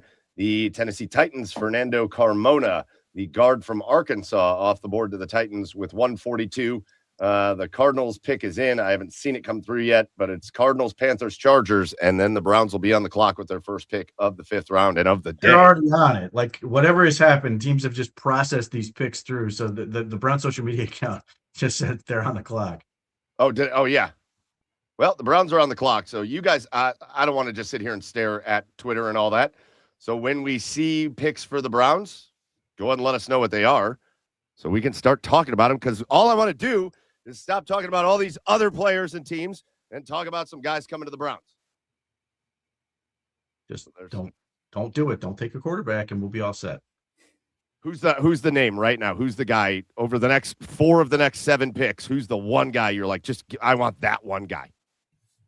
2. Sam Hecht, Yeager Burton. Give me a center. Yeah, I mean, Keith Abney would be really, really good. Listen, I would have zero problem if Jalen Kilgore is still on the board. I don't care. I would take him too. I don't disagree. I would love a defensive back. I would really love Jalen Kilgore. I would really love Jalen Kilgore. But I'm gonna just take my guy, my off the wall guy. I always love having my one off the wall deep sleeper guy. I know he's not a deep sleeper, but I don't care if they do it with the 4th of these 4 picks. But give me that kid Red Murdoch out of Buffalo. Give me that monster. Give me that monster linebacker that forces fumbles like nobody else, that led the nation in tackles for a loss 2 straight years and forced fumbles in 2 straight years. Give me that dude. I want him. Brian Parker would be a really good pick if, again, as a center. Movement skills and size. He I don't know if he's ready to start yet, but like he's at least. Well, I got the Browns pick, and this I think is a really good one. It's a guy I talked about. They go with interior offensive lineman, a guy that plays center from Alabama, Parker Brailsford. That's interesting. It's interesting from the standpoint of like, I like him. Parker Brailsford has played a ton of football. He's another zone center. But he's with Whippler. He's smaller than Whippler. He's 280 pounds. What are we doing? He's a center. Well, the reason Joe is upset is because he knows Dexter Lawrence is coming to town, and he flosses with guys like Parker Brailsford. Well, he flosses with everybody. I'm okay. I'm all right with Parker Brailsford. He's a pretty good player. How'd Alabama run the football this year, Pete? Bad. They were bad. How'd they protect Ty Simpson?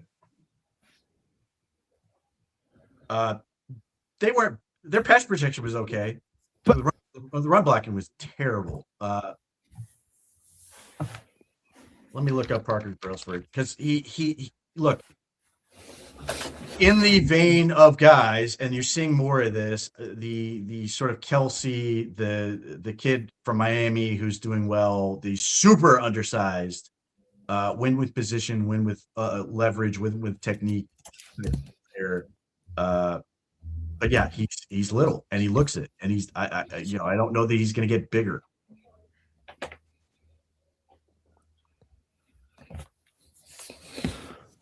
$22 years old, measured in 6'2", 289, not even 6'2". 4'9". This is where you sort of get interesting with him. 32-inch arms, 80 and 3/4 inch wingspan, 4'9", 540, 4'7" short shuttle, 9'10" broad jump, which is really good, but also because he's light, makes it easier. 32.5-inch vertical, didn't do the 3-cone, but put up 27 bench reps. So like, he's got a good athletic profile, but if you don't like Luke Whippler, you probably aren't going to be super excited about Parker Brailsford. Interestingly, they're now 11 rosterable offensive linemen, and the talk is whether they'll have 9 or 10 make the final 53. So that's a good place to be. You're talking about the likes of Zinter, the likes of Dawn Jones, KT Leviston. These guys are not locks. They're going to battle it out. They might trade some off. They might move on from some. That's a good place to be. I like that for a roster. I'd much rather have too many players that deserve to be on a roster than we're going, the old days where it's like, yay, we've got 6 offensive linemen on an NFL roster. The UDFAs, where, or the cuts, where can we find the other 3? By the way, just randomly, LaCharles Bentley made a comp for Austin Barber. He comped him to Ryan Tucker. Said if he's half as gritty as Ryan was, it's a big win. There you go. So as far as Parker Brailsford is concerned, again, we know with the Cleveland Browns, they added Elton Jenkins. Luke Whippler's still on the team. Parker Brailsford is a center.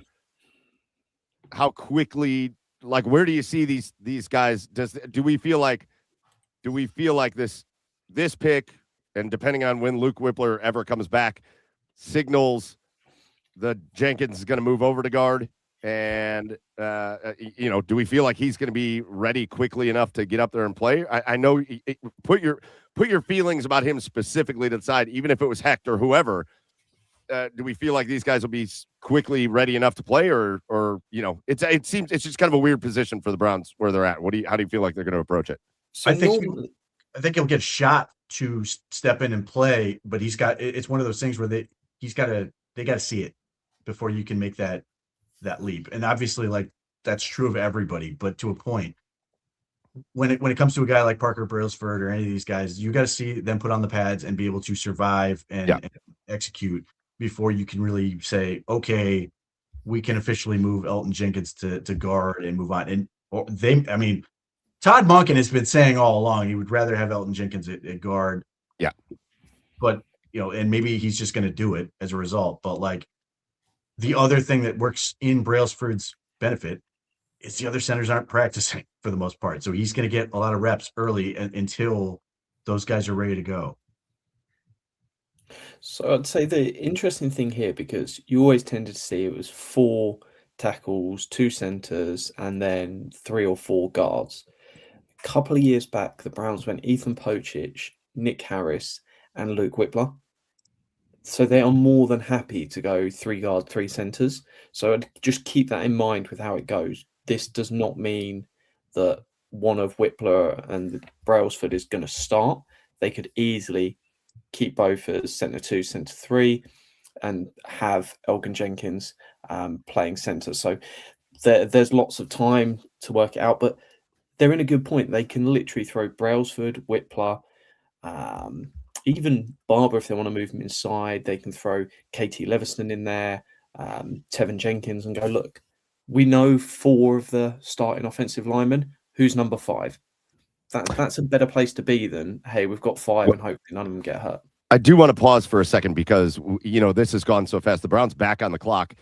But for the people that really wanted Sam Hecht, he wasn't available for the Browns. The Carolina Panthers took him at 144, and the Browns took Brailsford at 146. So Hecht was not an option for the Cleveland Browns, just so we are all clear on that.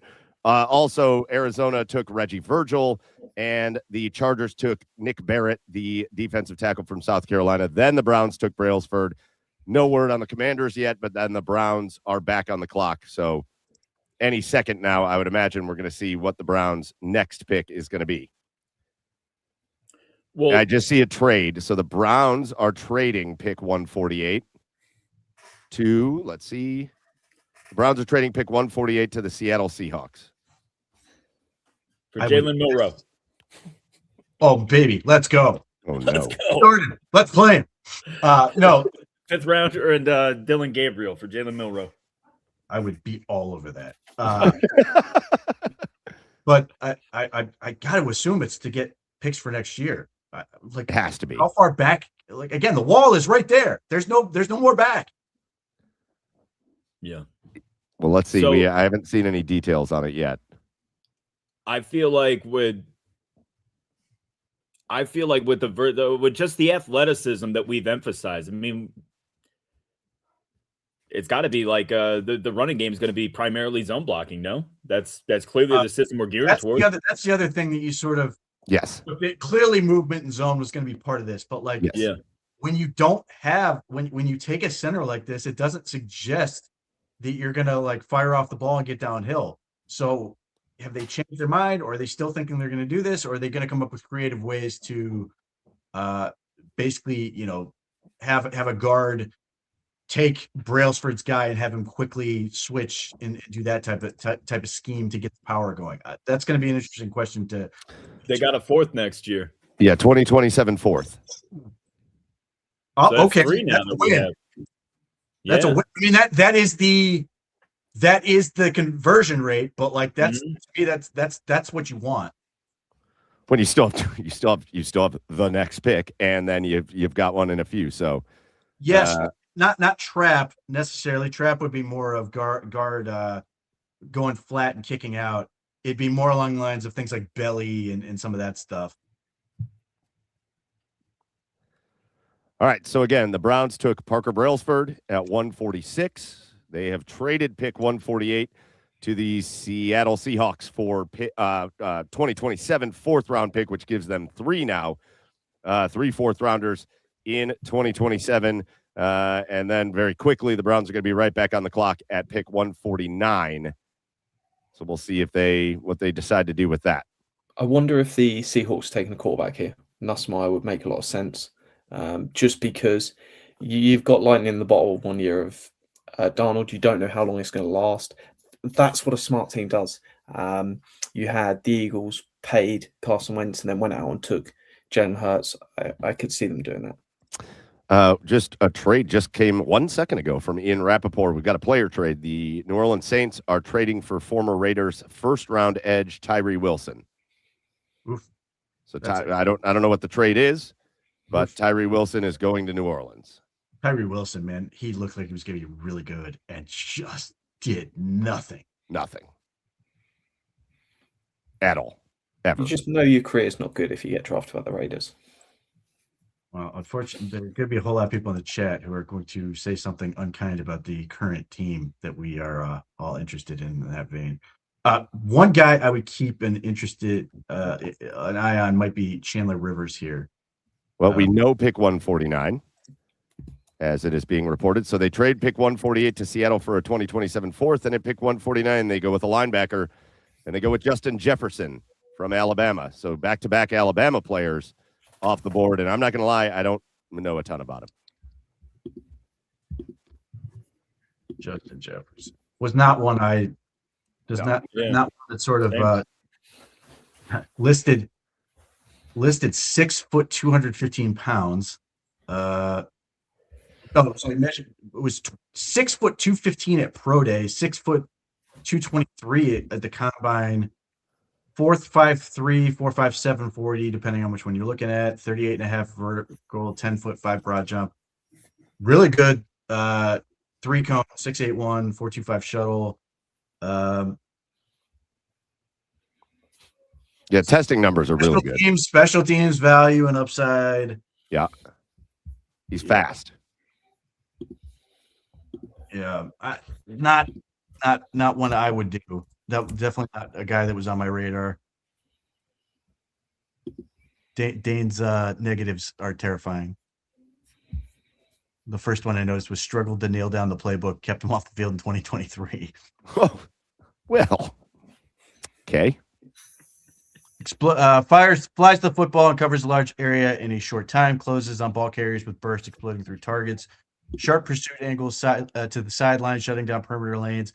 Packed on muscle to frame and has adequate length. Mirrors eyes of the quarterback in drop zones. Violent hands at catch point to turn catches into incompletions. Explosive blitzer and spy. Competitive kid who puts time and effort off the field. Boasts skill set to be core four special teamer. One of the things that people give credit to, like some of the drafting process, to go, oh man, it's great. The Browns as the example, are listening to the coaches and taking guys that the coaches want. You get to the 5th round, I want the coaches the hell out of the building. They start doing weird crap. Like they will just take randos that like, oh, I kind of like this kid, and you're just like, oh my god, it is really bad in terms of like results. So special teams clearly an emphasis here. We'll see what he's going to be. But yeah, I'm just not in on this pick. Yeah, I don't. The tough thing about this pick is I don't have a I mean, when you look at his testing and you read some of the pros, I can see why there's interest. Some of the cons, I can see why there wasn't. But I don't have enough to feel one way or the other on this. Hopefully he turns out to be a worthwhile player. Justin Jefferson. Hopefully he does the gritty every time he gets a sack. Yeah, he's an athlete. You know, there's stuff to work off of, but I mean, yeah, this is kind of out of the left field. You know, there's definitely linebackers we would have preferred over him, but you know, you give him benefit of the doubt. All right, so again, we waited all this time to get to the Browns, and now 3 of the picks are already gone. With Parker Brailsford, the center, and then trading away a pick to the Seahawks, and then Justin Jefferson, now the choice, the linebacker from Alabama. And so now we just sit here and wait as the Raiders and Dolphins go, and then the Browns will be right back on the clock at 1:52, and we'll see what their final pick of the 5th round here will be. Yeah, the best pick of the 5th round for the Browns so far is the pick they got next year. Probably. Although I still like I like Parker Brailsford. I think he's going to be all right. I'm more in on him than you guys were. Well, it just flies in the face of sort of what I thought well, I mean, Todd Monken straight up said it. He wants to run downhill and put a fullback in. That is not the guy I sit there and go, we're going to do that. So my guess is that Parker Brailsford, bring your appetite. It's time to get eaten and see if we can't put some weight on, and maybe that's going to change the equation a little bit. Yeah, look, I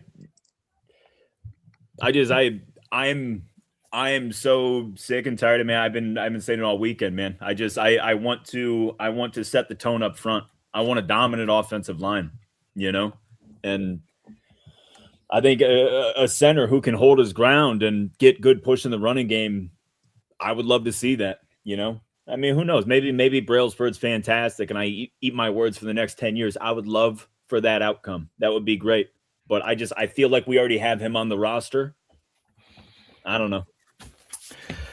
I'm just happy it waited until the 5th round for us to sit here and go, what are the Browns doing? Rather than doing it in like rounds 1 and 2.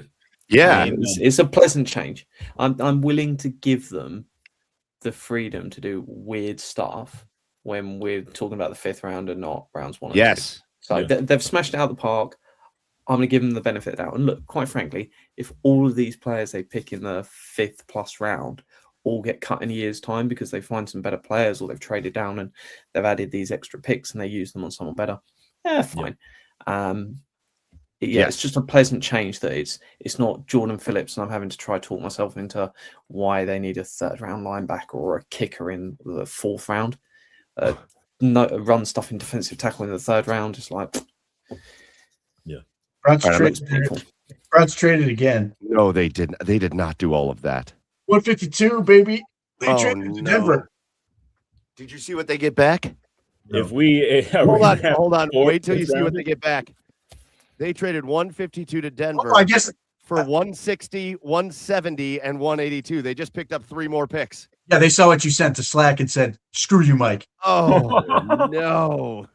You better lock in. Yeah, you better put your big boy pants on. We're doing this thing. What? 160, 170, and 182 now belong to the Cleveland Browns. Where's the 160? Oh, I've got 170 and 182. Hold on. I'm looking right here. The Cleveland Browns are sending pick 150. Oh, maybe it's I don't know if it's a typo, but I'm seeing 160, 170, and 182. It just says it's just 170 and 182. Oh, then maybe the original post was incorrect.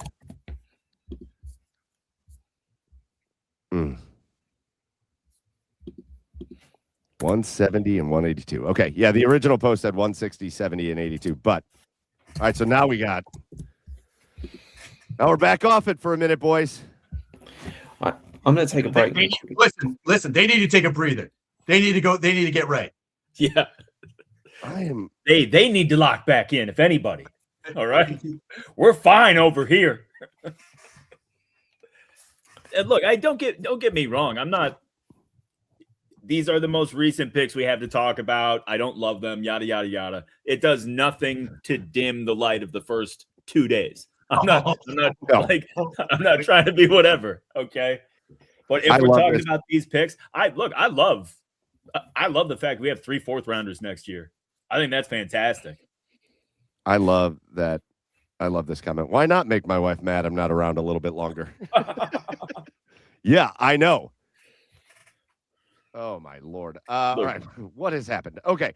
So, again, before the last Browns pick that they actually took, Nick Barrett went to the Chargers, Parker Brailsford to the Browns, Joshua Josephs went to the Commanders, Bo Stevens went to the Iowa guard, went to Seattle, and then Justin Jefferson, the linebacker out of Alabama, went to the Browns.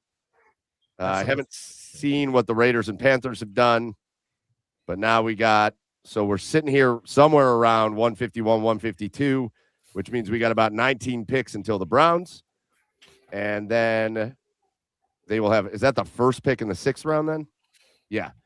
So they have the 30th pick now in the 5th round and the first pick in the 6th round.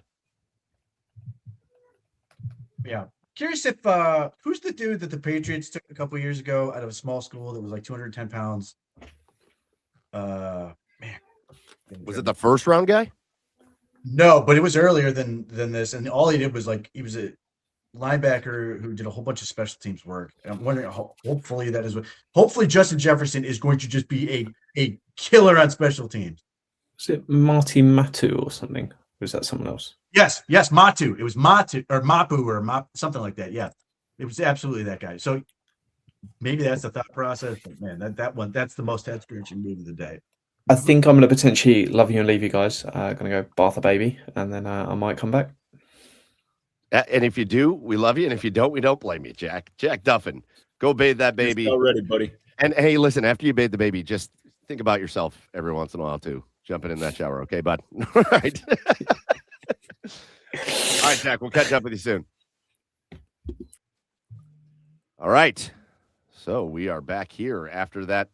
Man, we just went into that stretch thinking, cool, 4 picks for the Browns and 4 out of 7 picks. They come away with 1 player, a 4th rounder next year, and then more picks this year.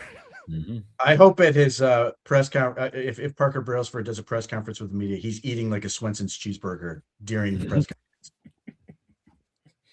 I do. I mean, listen, I think we have heard, and this comment came up, and we've heard it, and it's been on our website that there's been comments about Todd Monken and the Browns feeling a certain kind of way about Zach Zinter and Luke Whippler being light in the pants a little bit.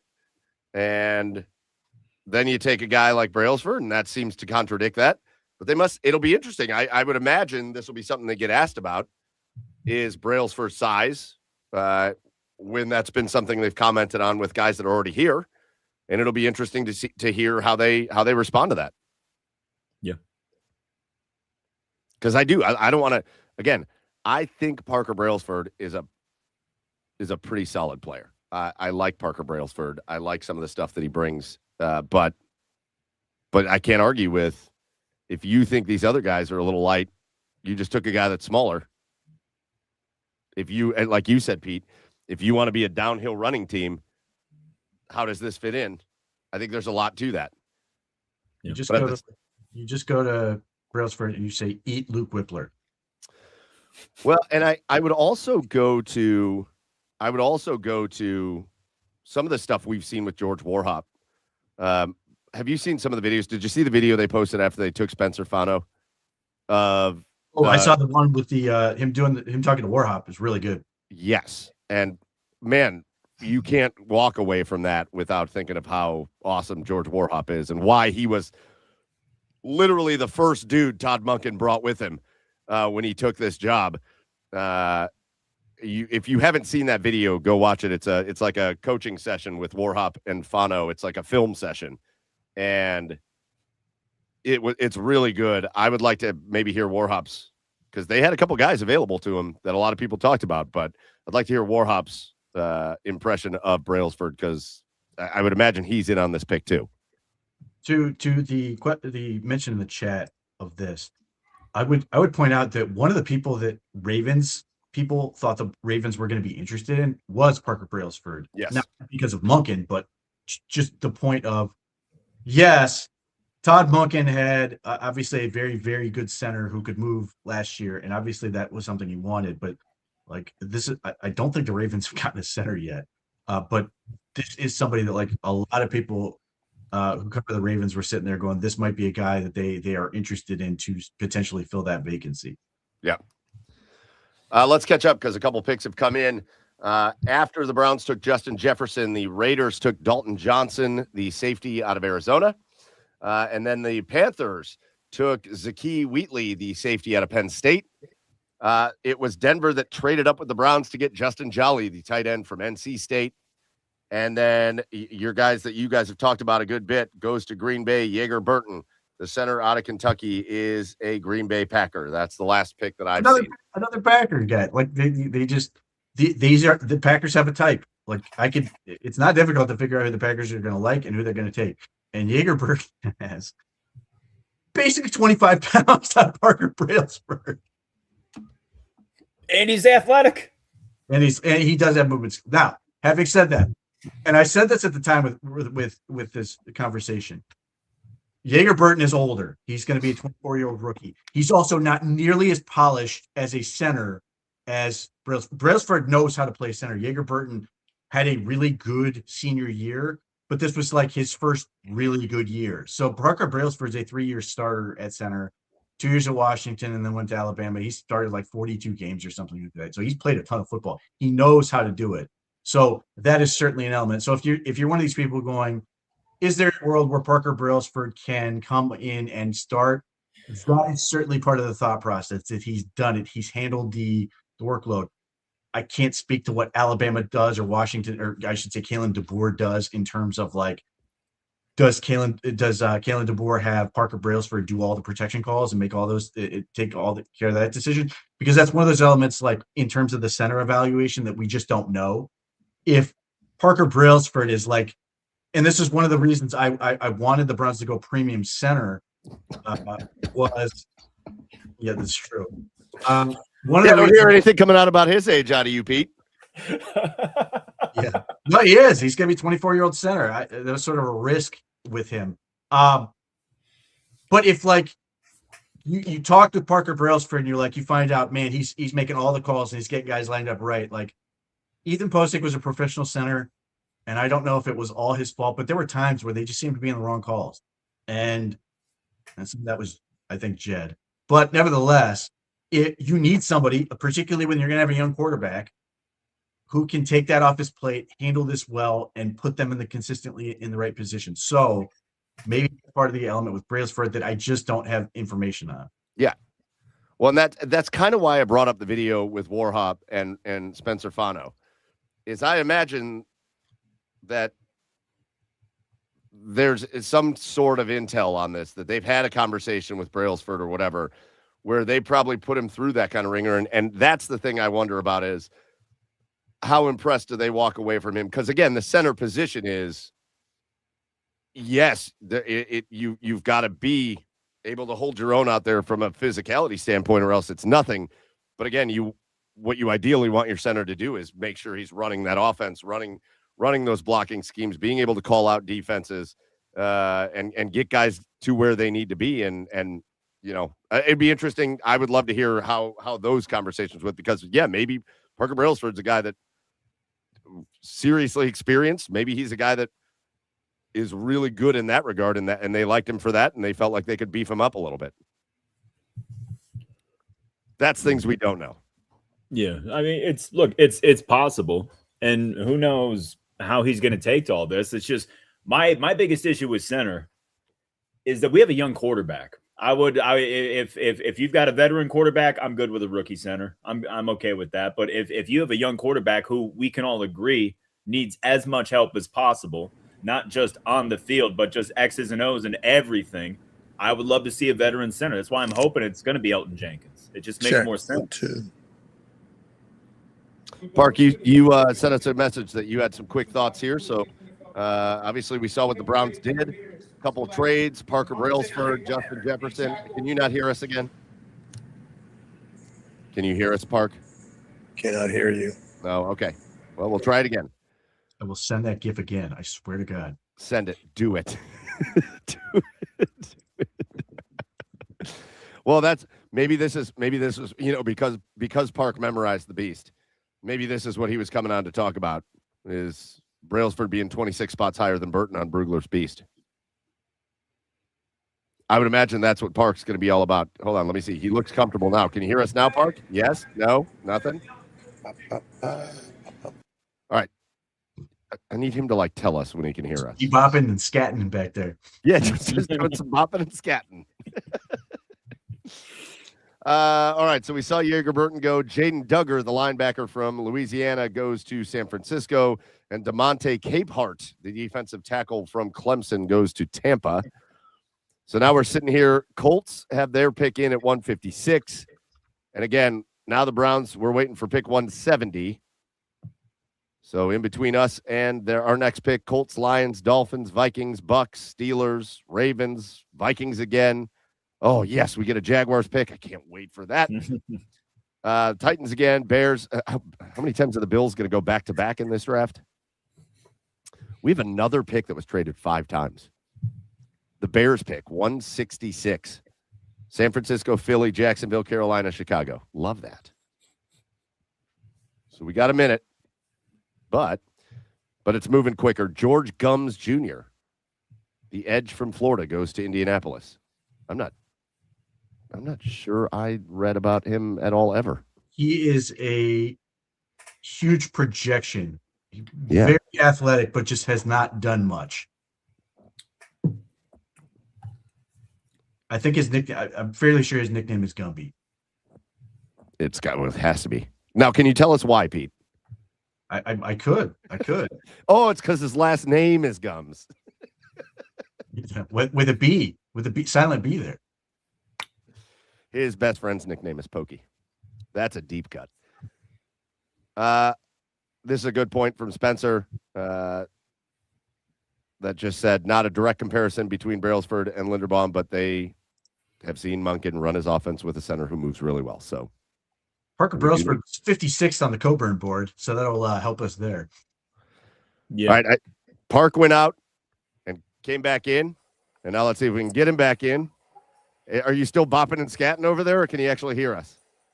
I'm having a cookie. There's 8 people here. It's very exciting. You want to know what kind of cookie I'm having or not? No. Well, that's why I called. I mean, come on. No, I was listening to what Joe was saying about Warhop, and it reminded me of we were with this side up. I interviewed Tony Lombardi of the Raven Street Insider, and we got to the point about Linderbaum, and he started talking about Warhop. Well, you guys took Warhop from us, and I was expecting okay, and he was he essentially was saying that all of the Ravens' offensive problems were from Warhop. They were saying Daniel Falele, who he called him Daniel and Falele Lele, and he was like, Warhop did not do his job, so we don't know why you took him. And I was like, you want to get deeper into that, or you want to talk about why? So it was interesting you brought him up because there was just a lot of anti-Warhop stuff there that I was hearing from him. Well, there you go. Well, to piggyback on that, honestly, Park, I remember doing the show with Pete all year. Pete hated the Ravens line. Yeah, Absolutely hated it. Hated everything about it. I do not like their island of misfit toys of an offensive line that guys don't make sense together. When Todd Monken came in and said, I kind of want it like the Ravens line, my immediate reaction was sheer terror. Fortunately, they haven't done that. They've gotten a whole bunch of guys who can move. And and up until this point, with Brailsford, they've gotten guys with some power too. Now we'll see if Brailsford can ultimately figure out the answers to that. But there's consistency on the front that I appreciate. Just to throw this in there, and we can go back to that guy we've talked about a lot, Keith Abney, finally off the board. He goes to Detroit. So Detroit picks up Abney. Why did he now fall so much? I have no idea. We can't I figure don't that know. out. My only guess is that they are mad that he was dishonest about his height. And that's it. Just But the fact that how long are his arms? For what it's worth, he plays like a Detroit Lions corner, feisty, aggressive, in your face type, which is all the guys that they've had there. Well, and also they need corner depth, given that there are still questions as to what's going to happen with one of their corners, and the text messages that may or may not implicate him in a crime. Oh, I mean, he'll probably have to sit out next year's day 3 of the draft. Listen, that's a stern but fair punishment. Until they dredge up some pictures from 5 years ago and put it on page 6 of the New York Post. Well, we're all afraid of that. Some guys have to go day 3 of the draft, and some guys apparently can basically go Grand Theft Auto and terrorize a woman and get what amounts to probation. I love that the police and the girlfriend mutually agreed that it was okay to just drop all charges. Okay. He ran her down. He fought a cop. Like, he crashed his car. What are we doing? That's Grand Theft Auto. He signed a lot of autographs. I played it.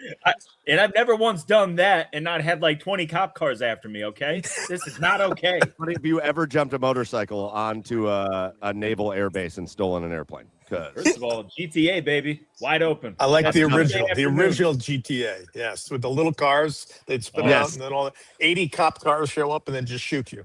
Hey, listen, the game is still wildly addicting. I know we've been waiting on a new one for like a billion years, but it's gotten to the point now where, like, if you have that game and you have kids, you have to turn that thing off when the kids are coming downstairs. Like, turn that game off.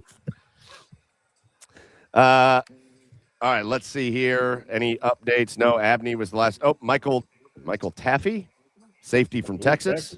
Yeah. Smart. He looks like an accountant. Smart guy who had a really strong 2024 season as part of that just loaded secondary that Texas had. Wasn't quite as effective when they lost Jade or whatever his name is that went to Denver. They lost several guys from that unit. And I think he dealt with some injuries this year. Undersized, has to be smarter than he is anything else. He doesn't have supremely good athletic traits. But do you say Miami took him? I was gonna say he sort of has a Harrison Smith like intelligence without Harrison Smith like all the good stuff. Nothing good, but he's smart. Yeah, doesn't have no talent, but he's got a brain. Athletic traits that Harrison Smith had. Doesn't have the production that Harrison Smith had. So yeah, but he's got that one thing, and that's. But here's the thing: we do this every year. Safety's so weird. We're like, yes, we sit there and we go, oh man, athletic traits and all this stuff, and there are just some guys who just understand how to play safety and they're good at it. Like, and there are guys who are really athletic who just don't. And you sit there and you'll see some guy come out of nowhere and be really good, and you'll just be like, I don't know why he's good, but he's good. You'll be glad to know that the best available from Dane is our boy Nuss. He's ready to go somewhere. Well, Coach Riz will come in and get him as a coach to go play for his team. Probably. Yeah, I just remember the off camera and hearing Pete say that his entire life is driven by spite, and I think that's true. Good. When it comes to this part of my job, yes. My job is largely powered by spite.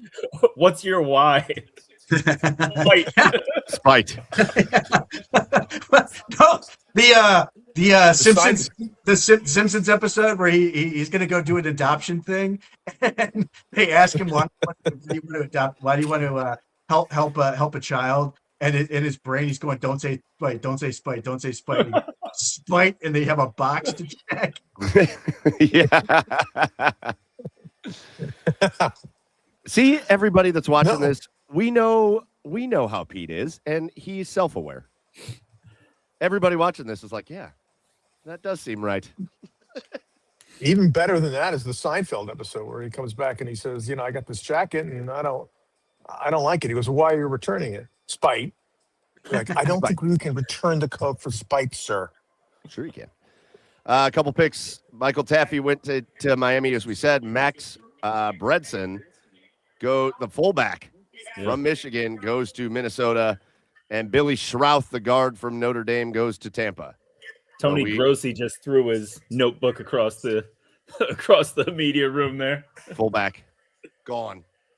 Well, that's the quote unquote true fullback in this class.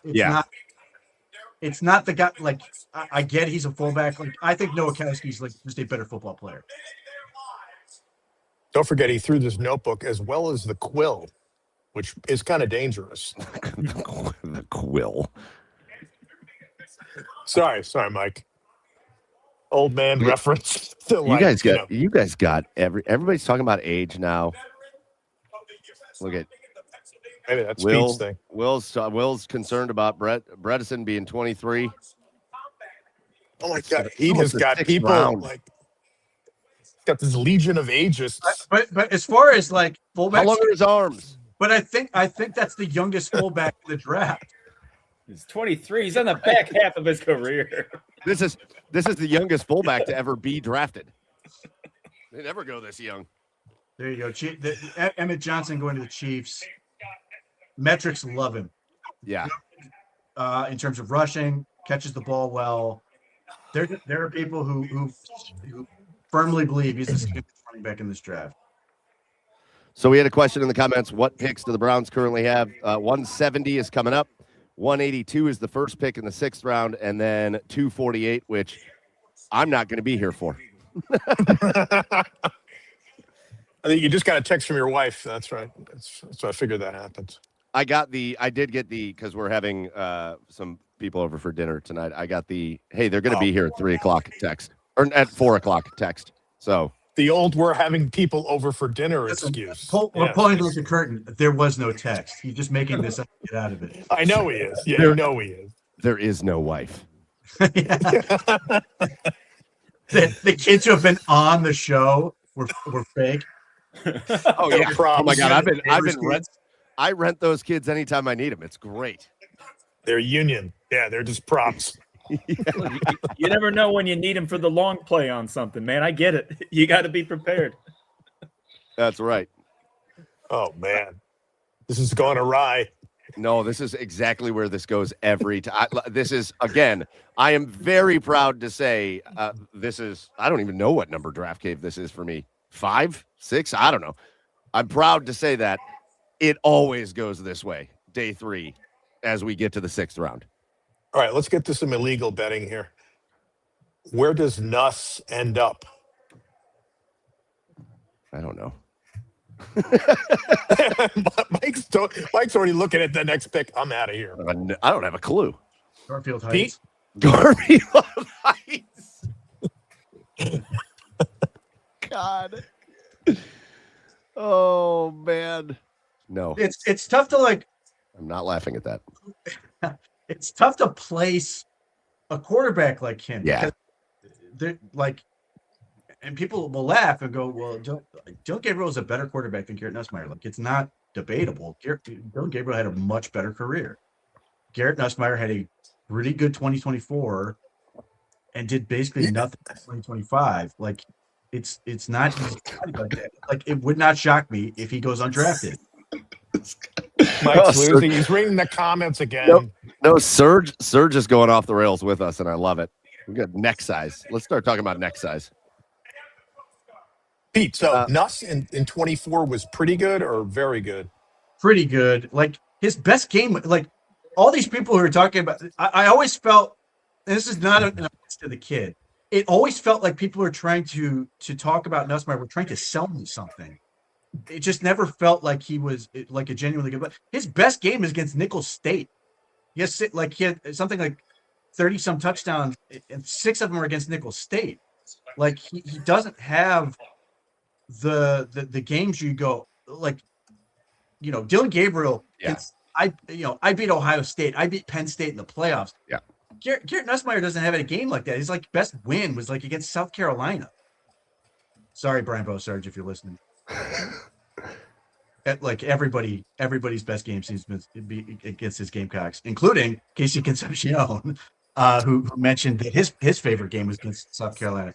So like when you look at Garrett Nussmeier, there's a whole lot of this talk about like when he can do all this stuff and then like you can't find it really in the game. It's like moments, it's flashes, and there are guys who have worked based on that, but it's not like an extended run. What about the other quarterbacks? I mean, right here. I mean, Green is still out there, which is going to be somebody. His mechanics are so discombobulated. I mean, really, if you've watched it, it's like really weird. And our other guy, Pate, where do these guys go? Cole Payton's another one. Toolsy, fun quarterback, but like this is the thing. There were people like second round. I heard somebody saying like he could go that high, and it's just like the level he played at is so watered down. He had one season, but like, and this is not to denigrate Todd McShay. Todd McShay can think whatever he wants. He's like this. He said this was the best North Dakota State quarterback he's ever seen. Carson Wentz, some of the other quarterbacks they've had, like Gunner Easton Stick was there, and for him, he thought Cole Payton was the best one. But just to go back to the like original, we're at a point now where pretty much almost any team could take a quarterback at any point. That's why it's hard to be like, oh, I think Garrett Nussmeier could go here to this team or here to that team, because now we're at the point where as we get to the end of the 5th round, into the 6th and 7th rounds, where it's kind of what we talked about before. Now if you're a team and you go, okay, well, it could even be a team like that has an established Buffalo or Kansas, whatever. It could be a team that just says, well, we got our guy, our established guy, but we take a swing on this guy and maybe he shows us something in camp and he can be a cheap backup option for us over the next few years. So any team could take a quarterback at this point. So that's why it's just hard to predict where anybody would go. Yeah, I mean, we were talking earlier about the Falcons and about Penix, and I don't think he's going to be ready. That's why I was kidding about Dylan Gabriel and all that. But and then you got Trevor Siemian, who's their third guy, and saying Pete, they could take Cole Payton and go all lefties. I mean, I got a lefty. I'd trade him. Yep. How dare you? I'm more than excited to let Dylan Gabriel figure this thing out in camp and prove you all wrong. I'm also more than happy for that. That'd be great. I'd trade Gabriel in our 6th for their 7th. Oh, yeah, watch. You're a monster. I'm out. I'm turning my computer off. No, I got no. Hey, listen, he's running his own race. Shut up. Somebody texted me that I'm having dinner at 4:00. Okay, it's buried. I thought it was 3. No, it was 4. Story I said changes. the wrong word. I said the wrong word the first time. I corrected myself. Moving the goalposts over there. Oh, and Baltimore, of course. Baltimore, Chandler Rivers is on his way to Baltimore to join the Ravens. So a couple of those cornerbacks that we were wondering why they were falling so far in Abney and Rivers are now both off the board, as Rivers is a Baltimore Raven. I have to say, it's kind of weird how slot corner has played out in this draft. They've all been going later than we thought they would. It started with D'Angelo Pons. D'Angelo Pons went later. Avion Terrell went later than we thought he would. Keontae Scott went later than we thought he would.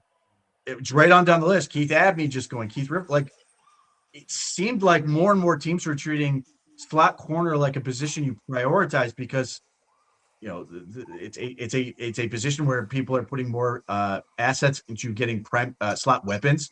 Obviously, Mekhi Lemon goes in the first round, 20th to the Eagles, and yet we're not seeing sort of the teams match the investment on the defensive side of the ball. I that's one of the things that's the biggest surprise to me of this draft.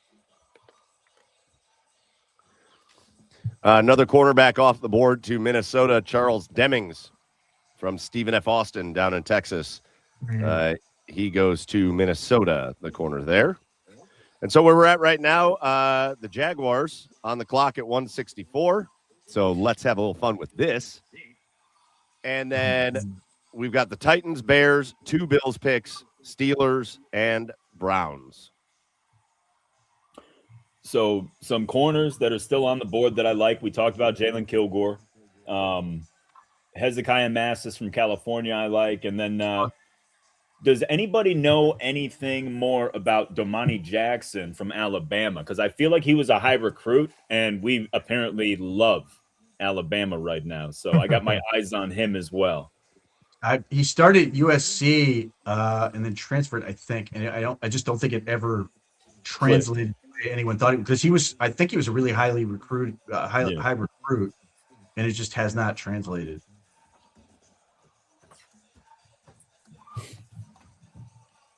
I mean, especially though at this point, though, I mean that stuff matters. Those are traits. That's like the basis of the talent that you're looking for is with these like high level recruits and stuff. So there's so many nuanced ways for guys to slip through the cracks or just not effectively relate to whatever coaching situation they're in. So you always bet on traits at this point in the draft. I mean, hell, half the guys that we want are getting passed up, pick after pick anyway. There's got to be other elements too. Oh man. I didn't hire you for today. Oh man, this is a Hollywood production now. Oh, look at this. I told you appropriate. There's no getting rid of her at this point. Once she's here, she's here. You want to say hi? What's up? Say hi. Hello there. There you go. Hey All there. Right. Happy draft weekend. Oh, she can't hear you. It's fine. I would never let her listen to you two. That's not fair. You just sit here. Either way, I think Masses from California, I really liked. Those guys I was just listing earlier. But I know what you're saying. And even if you wanted to do the, Mighty Joe like character thing, they, Wright from Stanford, captain, intellect, if you wanted to do that.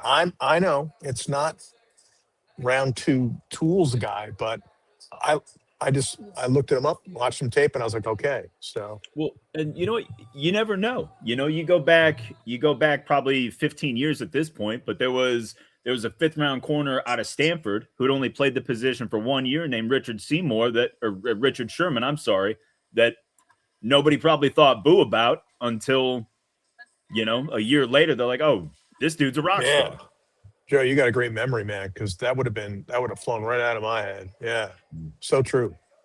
Yeah, that's the problem. I only have the unimportant stuff up here. Anything that'll make me money, it just doesn't stick. I'll never forget that Richard Sherman's a giant liar for claiming that Baker Mayfield didn't shake his hand, and then clearly on video, took his hand. It was believable, though. I mean, I believed it. That was the problem. I don't know. Hey, Tanner went. Yeah, it's not like a funny pick. Tanner went. Tanner Koziel gone to Jacksonville. I was waiting for a funny pick, and that's not a funny pick. So now I hate Jacksonville. That's too bad. Duval. Now we hate Jacksonville again. Yeah, now I hate them again.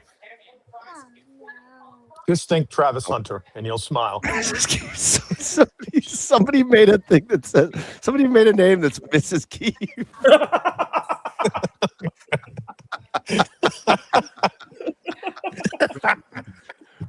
You're the real MVP, honey. Pretty good. You're the real MVP. Pretty good. It's still this is about as good as it gets. It's still not Nicolas Cage. Sorry. Nicolas Cage is good. Oh my God. We Have Dinner at 4 is brilliant. It's worthy of a Tony or something, man. That was awesome. The Titans, Nick Singleton, one of the really highly recruited and supremely athletic running backs from Penn State. That's right. Yeah, that's another funny situation. That's another example of just Penn State destroying some of these kids' draft stock. Singleton and Katron Allen were supposed to enter last year's draft. Like, they were talented. They're highly thought of. They were considered top 5 running backs entering the year. Yeah, because nobody's taken Allen still on the board. Nobody's taken him yet. Yeah, Right. well, John Allen's problem is all he does, like, he's a battering ram and nothing else. He offers nothing in the passing game. Which if you're good and you can produce, you'll have a job. But if you're not, then it's like tough to keep you. Yeah. All right. So again, just to give updates, the Titans took Singleton, waiting on what the Bears are going to do, and so then it's Bears, Bills, Steelers, Browns at 170, and then there's 12 picks until their next pick at the beginning of the 6th. Kilgore. Kilgore goes off the board.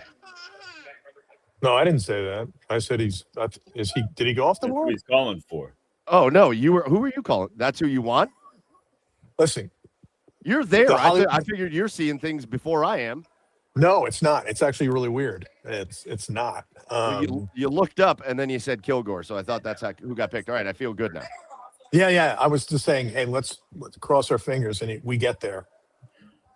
So top guys on the board right now. I'm on the PFF simulator. We got Deion Burks, Garrett Nussmeier, Rayshawn Benny out of Michigan, defensive tackle, Kayshawn Elliott out of Arizona State, Michael Trigg out of Baylor, Dante Corleone out of Cincinnati, Anthony Lucas, edge out of USC. Is he the tall one? Is he the one that's like 6'6"? Yes, very big. Yeah, he's a big boy, like 290 almost. Yeah. What do you think about him? And that's kind of redundant, right, with the ends that we already have on the roster? He's just another big boy end, power guy. How about let's see here, Mikhail Kamara, the Indiana edge rusher, Landon Robinson from Navy, Brian Parker still on the board. I like Landon Robinson a lot. Mm-hmm. Like him. Then Endries, Kilgore, Eric McAllister is the guy we Massis, talked about. I like. Yep. Tim Keenan from Alabama, another Alabama boy, could make him happy. About 320, good run defender.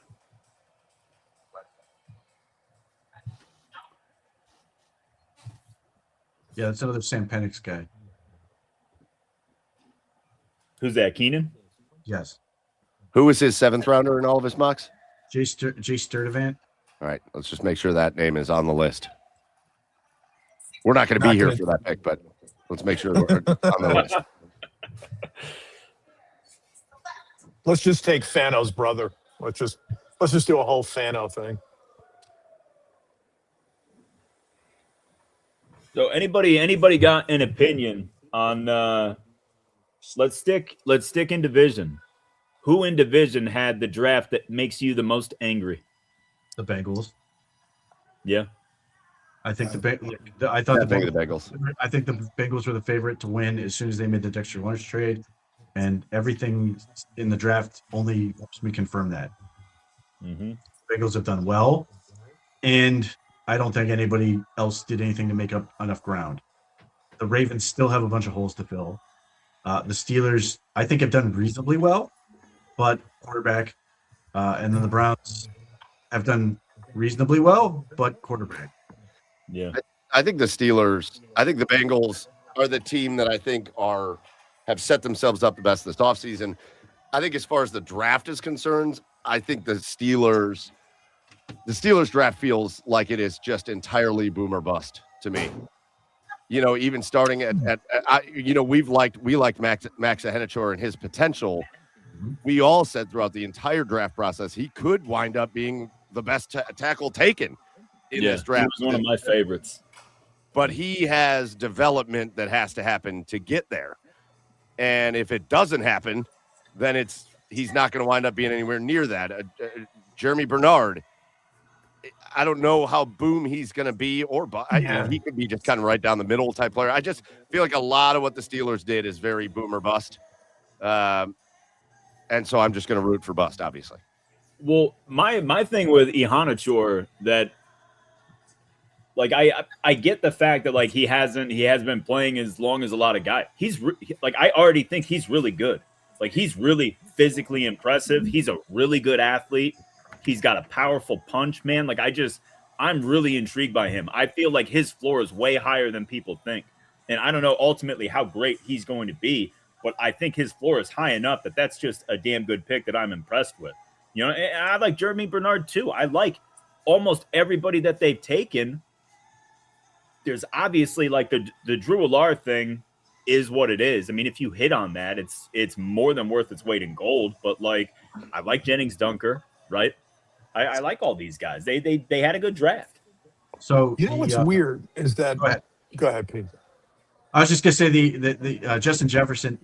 Everything that has been talked about with this kid has been special teams, and the money quote. Apparently, the first thing he said was, "I love special teams. I never shy away from beating up nobody. I always ask to play special teams." I mean, I kind of like that. That's something Barry would say.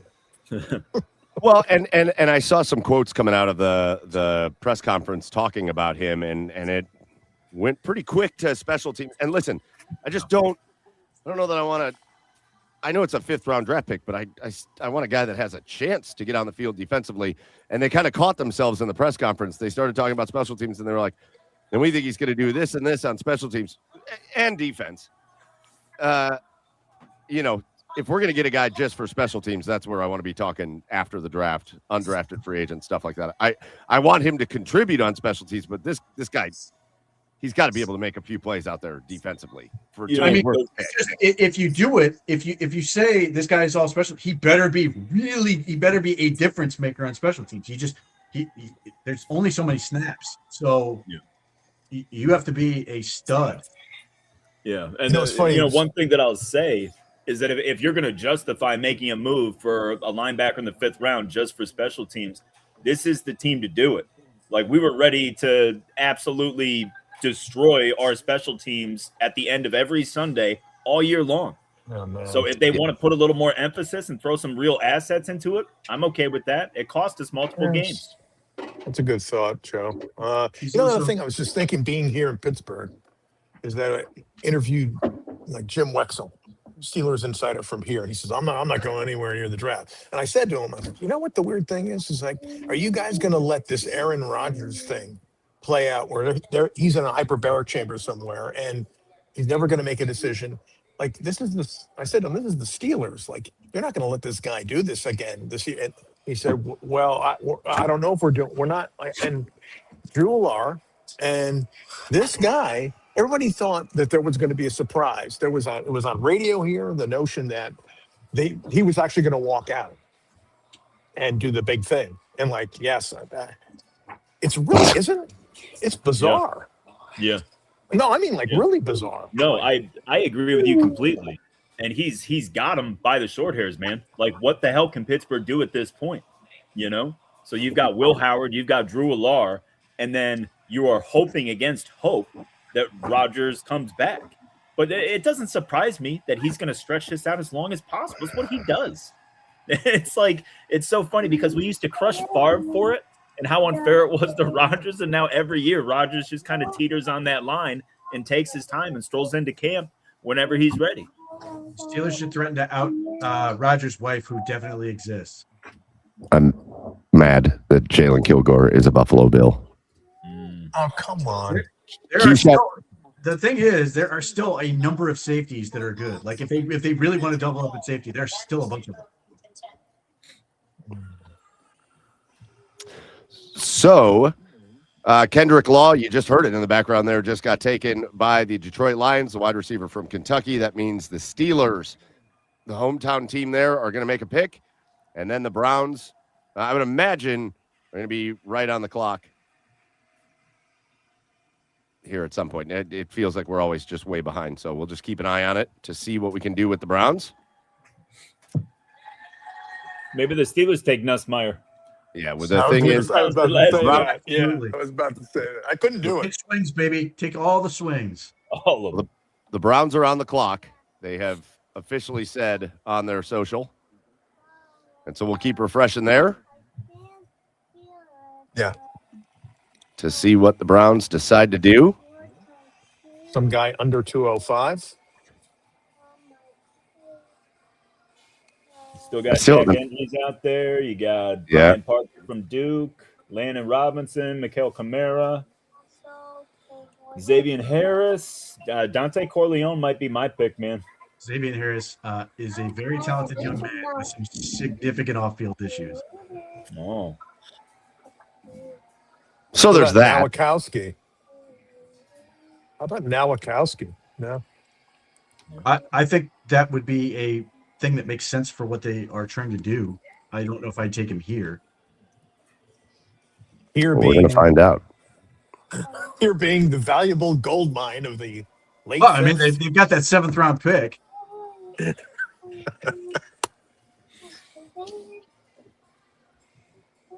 Mike's just thinking about, okay, I got to cook the asparagus, and I got to.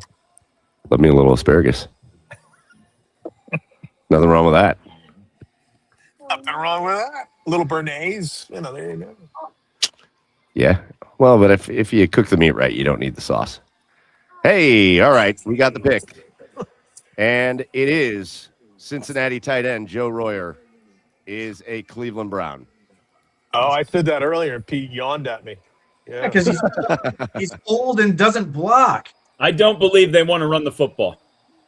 I don't think they want to block. They don't want to run. Like, hey, man. Well, hey. Hey, it sounds like you don't like the pick. I do not. Well, I wanted Nowakowski, so whatever. Yeah, 24 years old. And doesn't block. Why? What's the issue with Jack Andrews right now? Well, it just depends on what they. I don't know. I'm just trying to think of why you would pick a guy that doesn't block. So I don't know if it's you've got Fannin, who's going to be your playmaking tight end.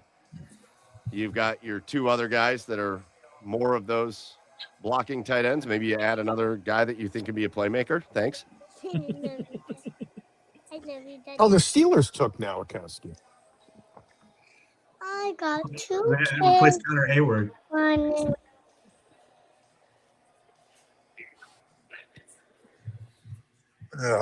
don't know what would the thought process be here? I know he doesn't block, but what do you think the thought process is? Why they would take him? They're going to coach him Big with a kid, cattle prod. athlete. They're going to coach him with a cattle prod. Block or zap. He's a big bodied kid. Like he's 6'5". He's Yes. almost 50 pounds. The problem, he didn't do any athletic testing, which is also unhelpful. He was actually pretty, like as a receiver, he was productive for Cincinnati. Yes. In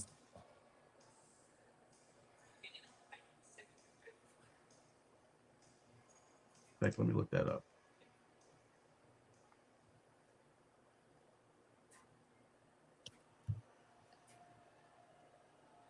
He had 460 yards and 4 touchdowns for the Bearcats, which isn't bad.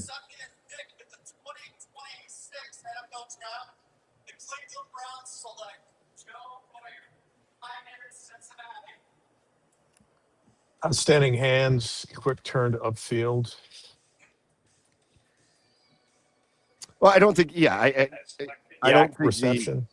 I don't think the question about him is from a receiving perspective. Sounds like he's a pretty decent player in that regard, but Mediocre aggression as an inline blocker. well, we'll have to listen and see what the Browns, they're coming out and doing their press conferences about each guy. We'll have to hear what they have to say about it. But again, end of the 5th round. And if he's a guy that can go out and make some plays for him, then he can't be mad about it at the end of the 5th. I would love it if they came out and said, listen, we're going to level with you. We screwed up. We missed out on the tight ends we wanted, and now here we are. He Well, they did break basically already have said that. Yeah, Barry already admitted he misplayed the board on tight end. Yeah, Sure. he told Todd Monken that he was going to be able to get the guy he wanted in the 5th round, and he was gone in the 3rd. Yeah, it's not great.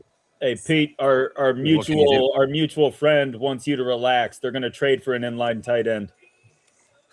Well, I mean, I would hope that they're just going to sign one. Yeah. He broke Travis Kelce's single season school record for catches in 24 by a tight end. He has that going for him. You know what that number is? All right, things are going off the rails over here quickly, and so With your I'm going to let prop? you guys. Right. I'm going to let you guys coast this thing home as long as you would like to, because I don't think this is going to last until pick 182 without this room going up in flames. So Joe, Pete, Mark, you guys take over the hosting duties. It has been a pleasure, though, being a part of the Draft Cave with you guys and with Well done, everybody Michael. that joined us. And you go. Mike, great job. Yeah, you go enjoy the rest of it, and I'll talk to all you guys soon. Hey man, nice work, Michael. We appreciate it, man. It begs the question: why didn't Joe Royer come out after 2024 when he had 500 yards, touchdowns, and 50 receptions? The numbers are astounding if you look at them. Yeah, he was second on the team in reception. Like that was his most productive year by far. I mean, maybe NIL was good enough, but wouldn't that be? Yeah, that's the new wild card of all that. Yeah. I think we should get the commission on here, get Berea on here, and either bless this ship to go down in the Atlantic or what. I don't know. Well, it was one thing that we've talked about throughout just like little bits throughout the course of the day that I think the NIL is completely eliminated, right? I feel like we've long had, like when a player has that like work ethic question or like a weight issue question or something like that, and we always say like we wonder like what are they going to do when they get a little money, Like NIL kind of takes that question out of the equation now because we see with these high profile players that they're all getting paid now. So we see if the work ethic is still there after they get paid, after they get a little money, I think that's an interesting thing that's been kind of eradicated due to the NIL. I read an article, Joe, about that. It was just about all these guys staying in. One, they're not learning more, which is bad for when they go to the NFL. And two, they're getting more injuries. And so the idea is that they're stunning their growth. They're taking a chunk of change they think they're never going to get, or they only maybe a certain percentage will get. And then when they get it's not killing the draft, but it's certainly changing its scope about who's coming in here. Yeah. It's not doing what some of the players thought it was going to do. Well, and we've seen though the ages of these prospects have been just higher and higher and higher, and they're getting drafted. It's not as big an issue as it's been in the past.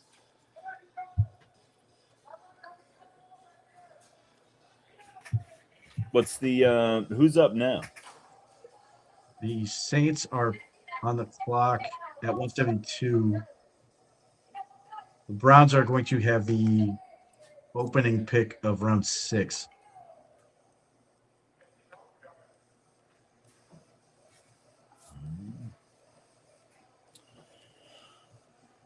All right. Saints on the clock, then the Ravens twice, then the Raiders, Chiefs, Dolphins, Eagles, Niners, Dolphins, Bills, and then the Browns. And it's still Deion Burks from Oklahoma, Garrett Nussmeier, Rayshon Benny still. Interesting.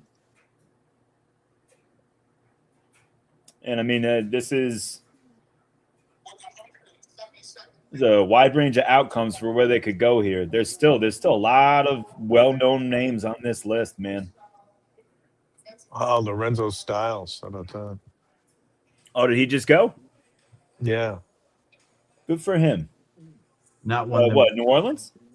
Yeah. Nice. All right, Pete, why is Brian Parker still sitting there? I have no idea. I want you to find out. You would think he'd go quicker because he should have guard and center viability, which usually makes these guys a little bit more valuable. I don't know if there's a concern that he's transitioning from tackle I wouldn't think so. I mean, obviously his former teammate went in the first round doing the same thing. To me, I think Brian Parker's got like the right body type and like fits a lot of things. So I don't know. And I know. if he goes undrafted, I would happily sign him and see if he can't win a job. Yeah, absolutely.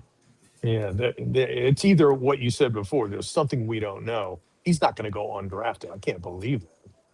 Well, I mean, this is the thing. You always, did he rob a liquor store? Did he have some unknown injury element that we are unaware of? Did teams find something that they just is extremely concerning as far as like something with a knee or like a back? That's always yeah, like he needs surgery and he's gonna miss half, if not all, of the next year. Like that'll absolutely.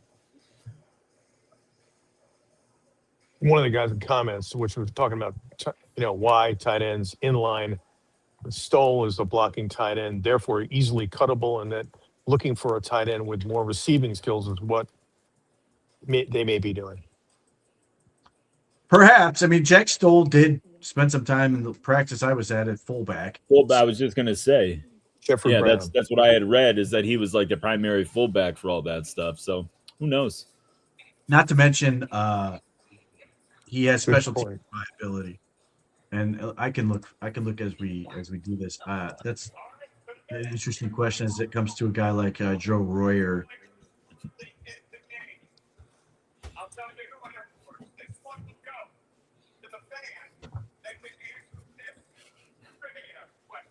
Not a ton. Pete, you got anybody you're holding out hope for at 180? I have lots of guys that I'm holding. Basically, let's see. I would happily still take Brian Parker. I would take Harold Perkins. I would take Jack Kelly. Both of those are linebacker types. There's a ton of defensive tackles. I don't think Zane Durant is gone. I don't think Landon Robinson is gone.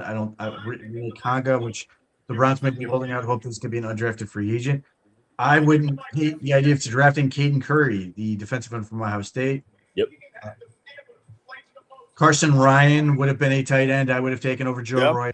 Saquon Wright was the tight end. I would have taken over Joe Royer. John Michael Gillenborg was their tight end. I would have taken over Joe Royer. Jack Andrews was the tight end. I'd take over Joe Royer. I don't think Eli Heidenreich is gone yet either.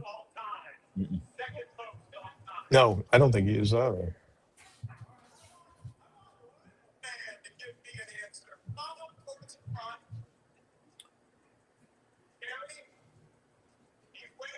I'm still surprised by Nussmeier still being on the board. I never bought into the hype that he was going to be the guy, because there are people that staunchly believed he was going to be a top 1 to 3 draft pick this year, and I never saw that. I never bought into that, but I think he's better than this. This is a surprising drop. He's just there's just not a whole lot there. Like, people are trying to overrate his tools. He's got basically this.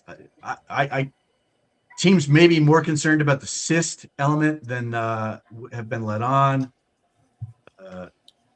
What about VJ Payne, Pete? I like VJ Payne from Kansas State. He's very versatile. He's a nice athlete.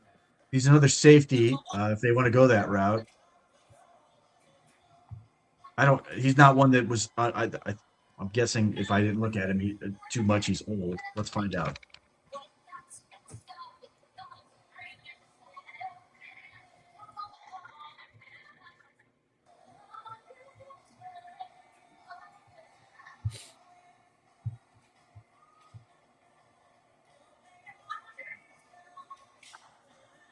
Nope, just not all that productive. He's only 22, so go nuts. He's also he'd be the second safety that the Browns would have drafted this weekend is 6'3". Interesting. So we got Ravens. Ravens are up for back-to-backers, I believe. Or do we have one of their picks yet? Yeah, Josh Cuevas. Alabama tight end. Yep. Yeah. Another guy I wasn't really. No, I don't.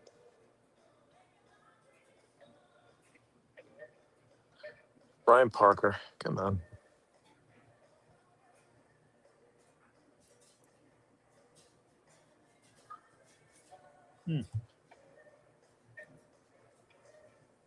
Interesting.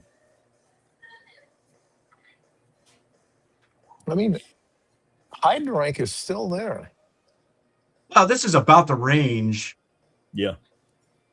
I know there were people who are like talking about him going higher, but like 5th, 6th round is like right about right for, I think, where most people thought he was going to go. He'd be a great fit. I think so. So I will say this. I don't love the age, but I'm looking for more of an inline tight end, more of a established blocker, or somebody who's like more, their strength is more suited to blocking, right? I feel like Harold Fannin is certainly not going to be wasted, but it would just be such a poor choice to put him at the end of the line and make him lock up with the big uglies on the line. Like, keep him out of all that. I don't have a problem with Joe Royer, the athlete, or anything like that. I just think for what we were hoping for and what we were looking for, I just find it to be an odd fit. It's funny because you think of Fannin and you go, what if you slide him out? If you didn't have those wide receivers, now you have the wide receivers. So Yeah. does that change the options of what you can do with him? No, not necessarily, but those guys are there. So No, for sure. My whole thing with Fannin, though, is that that's a movable chess piece, man. You just move him around the line of scrimmage, motion him out. I feel like you can line him up anywhere. I don't want to bog him down in the trenches. I know. I just don't think he's built for it. I don't think that's the best way to use him. Which is why I would love for Njoku to come back and be that third tackle in the running game. I think you'll know pretty fast if that's going to happen. Yeah, absolutely.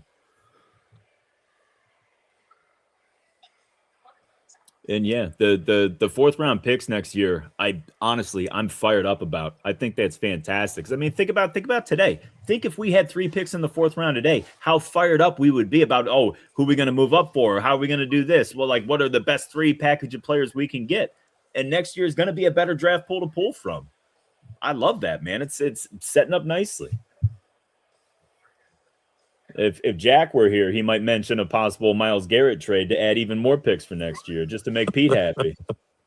Yeah. Well, Jack doesn't really value life that much. So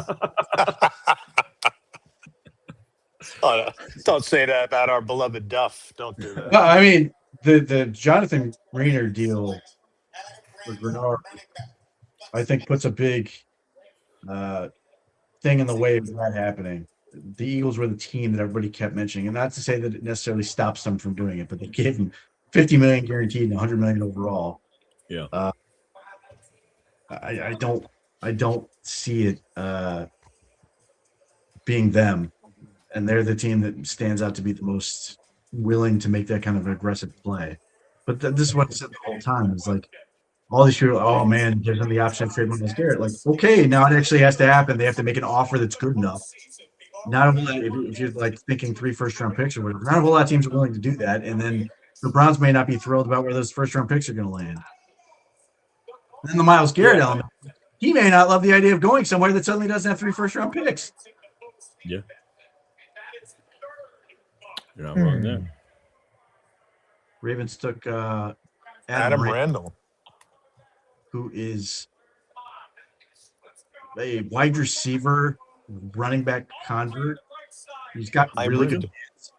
He's got really good hands, and he's got some interesting athleticism. When you watch him, he doesn't look like he always knows what he's supposed to do as a running back, but he's a big kid. Like, he's a big target out of the backfield.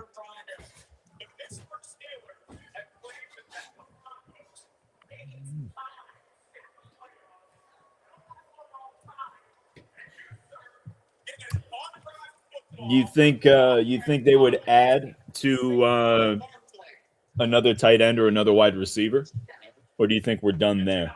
I think tight end has been firmly addressed as this is real bad, and we threw something at it.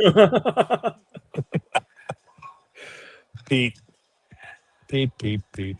Now, as far as receiver goes, could they do it? Yeah, I mean, my guy Eric McAllister's still out there. Now, he broke his foot at Pro Day, so I don't know where his status is. And obviously, there's an off-field consideration with him, but he's talented.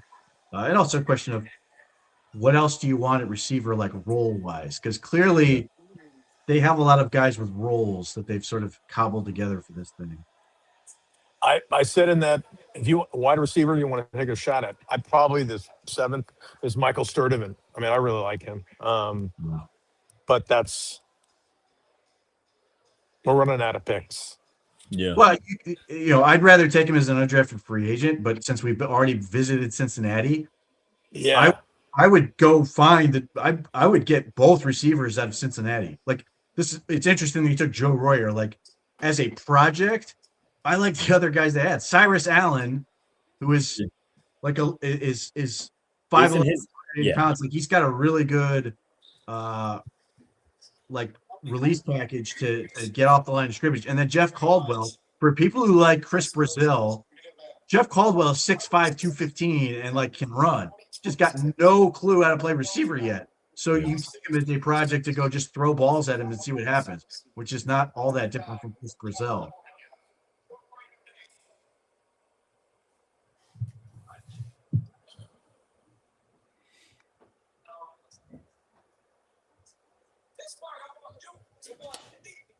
The lack of cornerback action for us has been surprising. I thought that was a possibility as early as round 2. I didn't particularly want it to be, but I definitely thought that it was.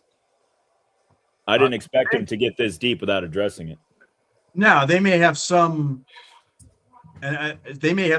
like under the radar guy that they are basically hiding out that they think is going to be really good. Mm-hmm. Obviously, last year they brought in a couple guys to compete as undrafted free agents. The corner is one of those where like it's obviously it's a difficult position to get overall, but there's a lot of guys that you can try to see if they can sort of figure something out. Yeah, the old best of the rest thing, Pete, like in Dane's thing where you're like, how long does this go? And you're like 3 pages. Like, what are these kids gonna do? I still like. I know I said it. Masses, who's out there. I still think he's not the best. He's not. He just got picked. Vegas. Oh. Yeah. I liked him. I actually thought he was a guy I would look at as a safety convert. Just the way he plays, he's very smart. You watch him, he really understands and processes well. He's just small, which is sort of a little bit worrying as far as corner. But like for a team that plays more zone than the Browns do, he's a really interesting player, really productive. No, that's what he. Yeah. Okay.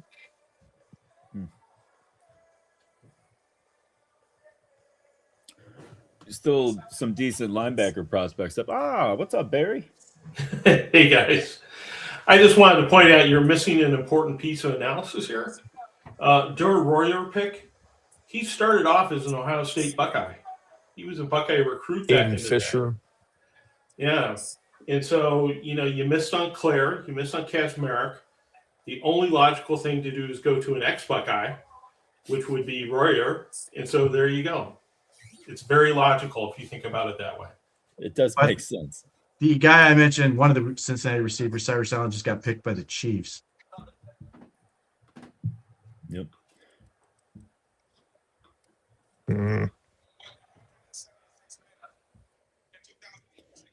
Now, Caldwell for Cincinnati, who you were talking about, Pete, wasn't his like RAS score like insane, like crazy high? Didn't one of those Cincinnati receivers had a? That was him because he's huge. Yeah. Like I can look. Let's see.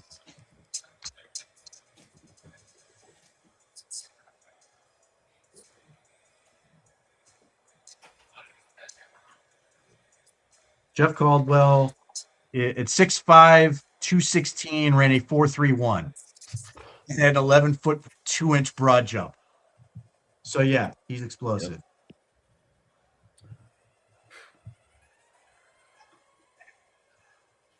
Yeah, man, that's impressive. So we got what? We got five picks and we're up, right? We got Dolphins, Eagles, 49ers, Dolphins again, and the Buffalo Bills, and then we're Looking at it right there. Still, Garrett Nussmeier, Rayshon Benny, Michael Trigg, Dante Corleone. Demetrius Crownover from A&M's a big kid. Yep. What do you think about him? Oh, he's old. Oh, He's I know old. what you think about him, Pete. Never mind. Don't ask. And they took two. My They've God. drafted 2 tackles. I Yeah, think we've got enough tackles. yeah, for sure. I mean, he's got he looks like an elephant. I mean, That's the thing, though. We have enough tackles, but how do they truly feel about DeWand? How much do they trust DeWand? How much do they trust his knees holding up in the future? And then KT Leviston, they talk about moving inside. It wouldn't surprise me if they added another tackle, that could obviously move into guard if they have to, but at least throw another body in there to compete. Well, that'd put them up to like 6. They're only I'm like, that's a big number there, Joe. Yeah. Well, look, you got obviously Fano and you got Barber, all right, and we got Titus Howard, all right. Yep. Titus Howard could kick inside. Again, if they don't trust DeWand, right? And is this not a team that has used 6 tackles like each of the last 3 seasons? I'm just saying, if they're really that looking to. Is true, but they generally don't want them all on the roster at the same time. No, of course, but I'm just saying, DeWan Jones is a guy that we cannot rely on. I'm totally cool with him being the swing tackle this year if, he beats out Barber for that. But, if they don't trust him and they don't view him as a viable part of this package moving forward and they like Crownover, I mean, that would make sense to me. I don't think that's crazy.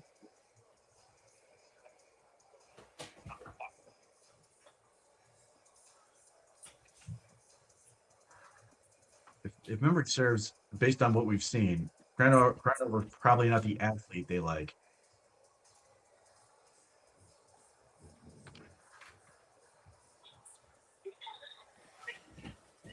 Heidenreich. That's what I want. Yeah. We need Nussmeier, page views. We need more quarterbacks.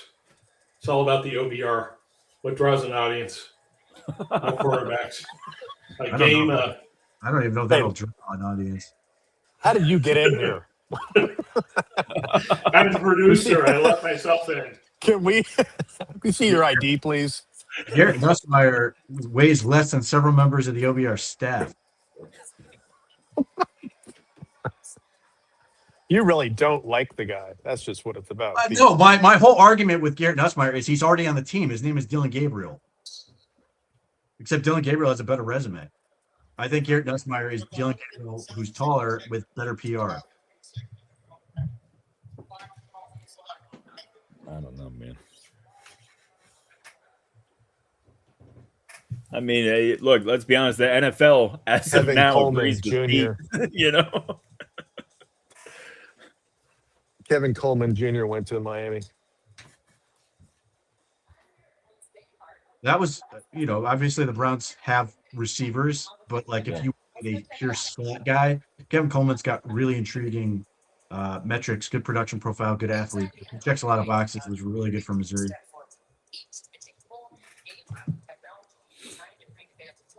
And Pete and I talked about this guy, but I like Josh Cameron from Baylor too. He's a solid kid, well built. He's got some pump return into his game as well. What's that? He's got the thick Chris Bell bod. Mm-hmm.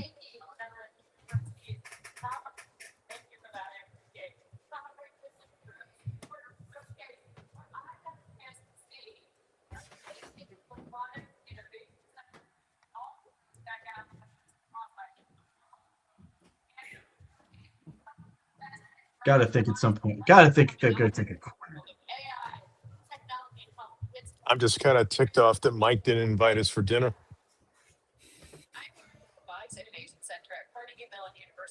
That's some of the things that Pete said, I think.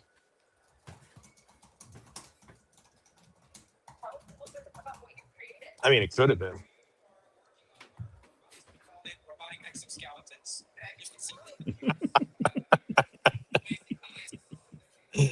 He is.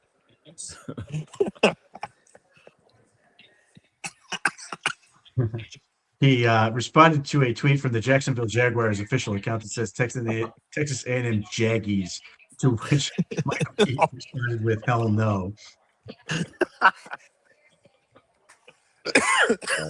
So not necessarily a poor description of Texas A&M or the Jaguars. Oh boy. Well, Demetrius Crownover is still out there.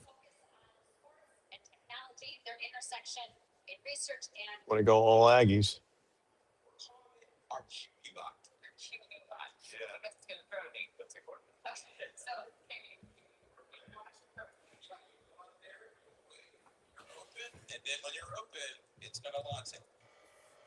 Man, the Eagles pick is taking forever. Yeah. Yeah. What is They're going on? they're taking Cole Payton. Oh. Mhm. Jalen Hurts is their number. I mean, look, there's a to this that Tanner McKee is in the last year of his contract. They could trade him potentially here, and obviously Cole Payton would take over as the guy on a rookie contract behind Jalen Hurts.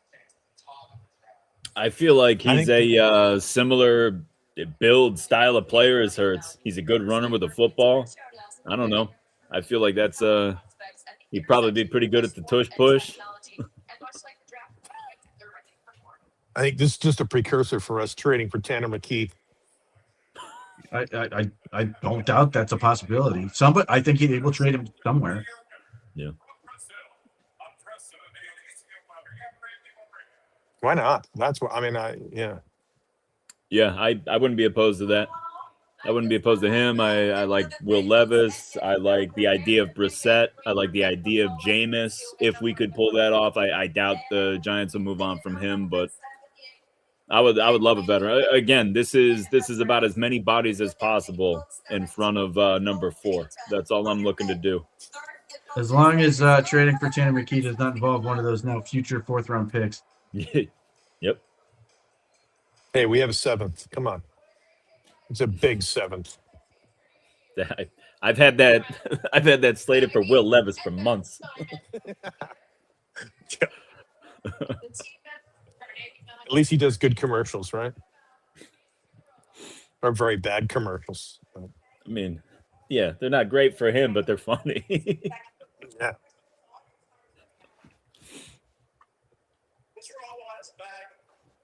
All right, Heidenreich or Sturdivant, and I will not come off that bid. I've lost track of where we are at corners, but that subset of DB seems like the most logical thing to do. But I'm just here for good football players, so Eli Heidenreich would make me very happy. I'll give you the full rundown, Pete. I'm going to do DBs in general, corners and safeties. You got North Carolina State's Devin Marshall, North Carolina's Thaddeus Dixon, Notre Dame safety Jalen Stroman, Texas Tech State safety Cole Wisniewski, UCLA's Bishop Fitzgerald, who we've talked about and we like. I really like Bishop Fitzgerald. Mm-hmm. Corner TJ Hall from Iowa, who somebody asked about in the chat, I believe. Andre Fuller from Toledo, Damani Jackson, Alabama, DJ Harvey, USC, Devontae Smith, Notre Dame, Sierra Wright, Nebraska, Jaden Lucas out of Clemson, Josh Moten, Southern Miss. I mean, there's it's getting thin. Devin Marshall's got a weird profile, but I actually, and he's more of a zone corner. I like the way he plays though, in sort of the same vein as drafting Martin Emerson Jr. He's a big kid. Cole Peyton is 6'2" and a quarter. Mm-hmm. And like 230. He's well built. He's a thick kid.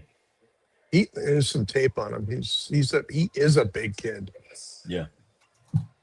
Yeah. That's why I thought it's a good fit with Hurts. Like he's built like him. He's built like a fullback. You know. He's awfully toolsy. I'm with Pete. I don't think he's good at the position. You know, that's the biggest part of it, right? Yeah. That's a good quarterback. I appreciate the skill set, but that organization is perfect for him as well because you can't slide. You're going to do what they're going to tell you to do, and you're better off for it. So. And he's going into a good locker room, a good roster, a good quarterback. Like he's going to a very good place. Absolutely. And that's always what it is. It's always situation with quarterback. You know, you can take a phenomenal prospect and a smart, hardworking kid, and you can plug him into 2017 Hugh Jackson. And what the hell is he going to do?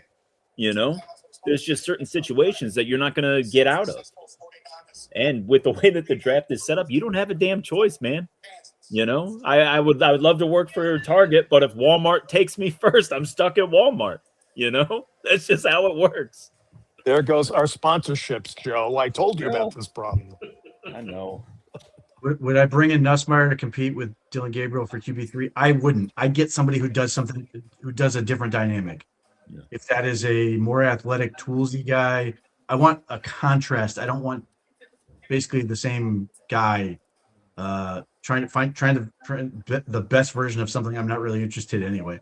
There's some of that's my own bias. I didn't really like Dylan Gabriel last year. I don't like Garrett Nussmeier this year for me, just how I view the position. So I'd be more interested in getting guys with more demonstrable traits in terms of arm strength and mobility and some of those things, as opposed to, you know, has to be on time and outsmart the defense and all that stuff. Well, what about Green then? Yeah, that would be a huge contrast. Like that would be You say contrast. That's what I went. Yeah. You want a contrast? That's certainly the best example of getting guys who just does something completely different. Yeah, I mean that would be more on the lines of how I would view it. Jack Strand is another one of those. Joey Aguilar from Tennessee is in that bucket. Yeah, he's underrated, Aguilar. So, wait a minute. Aren't we 180? No, sorry. 182, No. the first pick of round 6. Right, Bills are on the clock. The 49ers took the very athletic, the guy who absolutely came out of nowhere to destroy the combine, Enrique Cruz, the offensive tackle from Kansas.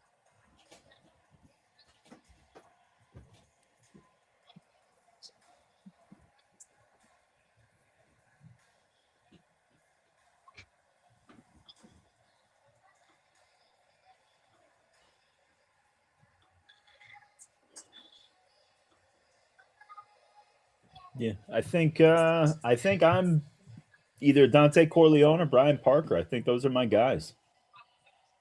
Now I'm spooked by Parker. What about Parker's on my Mikhail list for Kamara? What about Mikhail Kamara? You like him, don't you, Pete? He is in the bucket.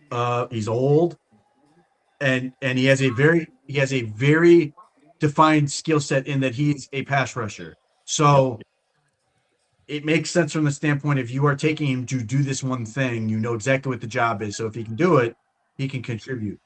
The thing that really hurt Kamara, I think, in my opinion, he tested really poorly. Like his I think he ran like a 4.9. Not that that's necessarily the defining characteristic, because we see guys who run really poorly do well. Yeah, Jacksonville took one in the 3rd round. That Wesley. Right. But like he was really productive in 2024, was not as good in 2025 in terms of production, but like his metrics were okay. So like he's a guy who just had a knack. He's also he's also one of those undersized and short in terms of he knows how to generate power that gives problems to guys who struggle to bend and who struggle to anchor against guys like them. So he manages to keep guys off balance with his quickness and then convert speed to power and give them problems.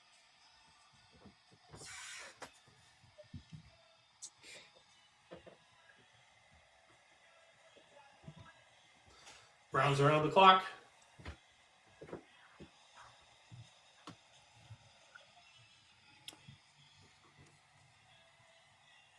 If they trade this pick, the Seahawks. let me tell you, this water bottle and myself are gone.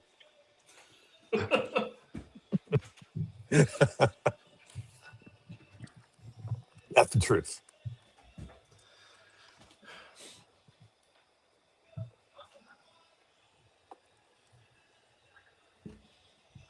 Unless they give Joe another 4th round pick next year. I would love that. Yeah, I wouldn't hate it. I'll be honest. That's been my favorite pick of the day.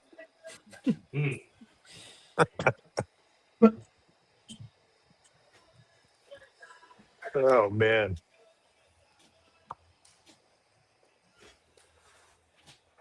Yeah, they're gonna trade it. You know they are.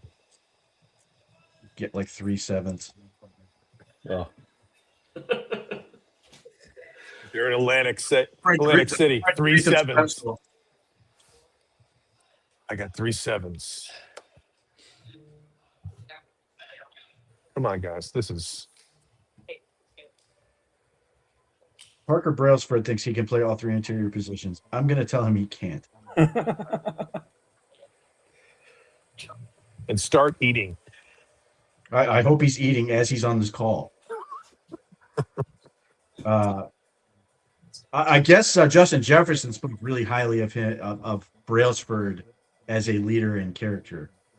He did. Now that they could be both part of the same crime syndicate, and I don't know, but I'm hoping that's a good thing. And the same agent.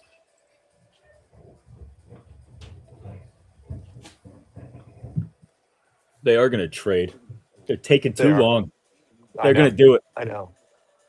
Barry, if they trade, it's your fault. It would be really great if it's a 2028 fourth. Then I think we shut down this whole broadcast. I would love that. I would be all about it. Based on what I've seen, based on what they've been doing with these damn picks, take the 2028 fourth. Take the fifth on the fourth.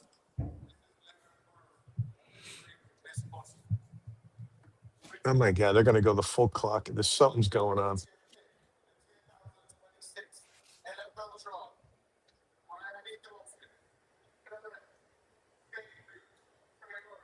Is he doing the Moneyball thing where he's trading the pick for them to come fill up his vending machines?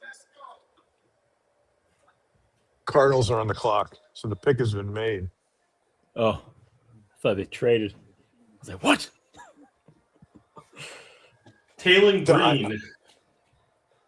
Quarterback Taylor Green. Oh, they did go for it. Okay. It's a contrast.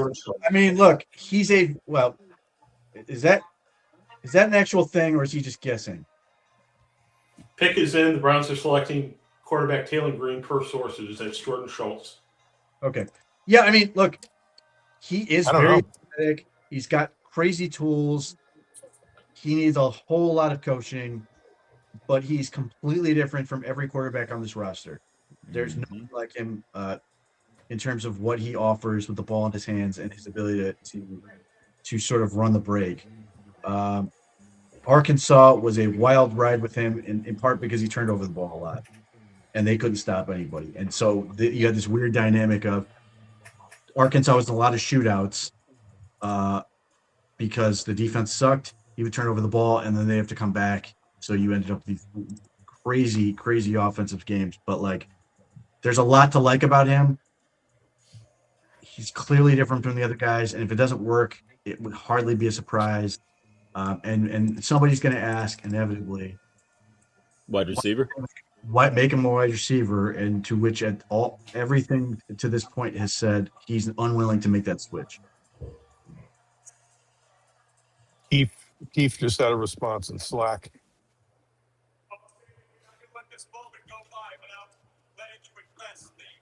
Yeah, it's curious that he's so free to comment. Noted. Slack is appropriate in this case. In his defense, it's only 3:58. He's got 2 minutes of wiggle room. He's setting the table. Yeah, the asparagus is now mushy. Here's the thing: like, do I think Taylor Green's going to work? No. But in terms of a swing, if you get lucky and you connect on this thing, and you are able to turn him into something like he has more about as much upside as anybody in this class. Just raw upside because he's practically 6'6". He runs incredibly fast. If he can figure out how to play quarterback, you've got an unbelievable weapon. Yep. So just from a risk reward situation, this is a good time to take that thing. 6th round, take the swing. If you miss, who cares? If you hit, man, it's crazy how good he could be. And obviously, there are people. I don't necessarily buy this as like Monken's directive, but if you are of the opinion that like Monken really wants somebody who's got mobility and really wants somebody who's got all the arm strength, which I do think he wants, Jalen Green has all the things. He can make throws all over the place. He's got crazy athleticism. So hopefully you coach this kid up. He can figure it out. Well, get better.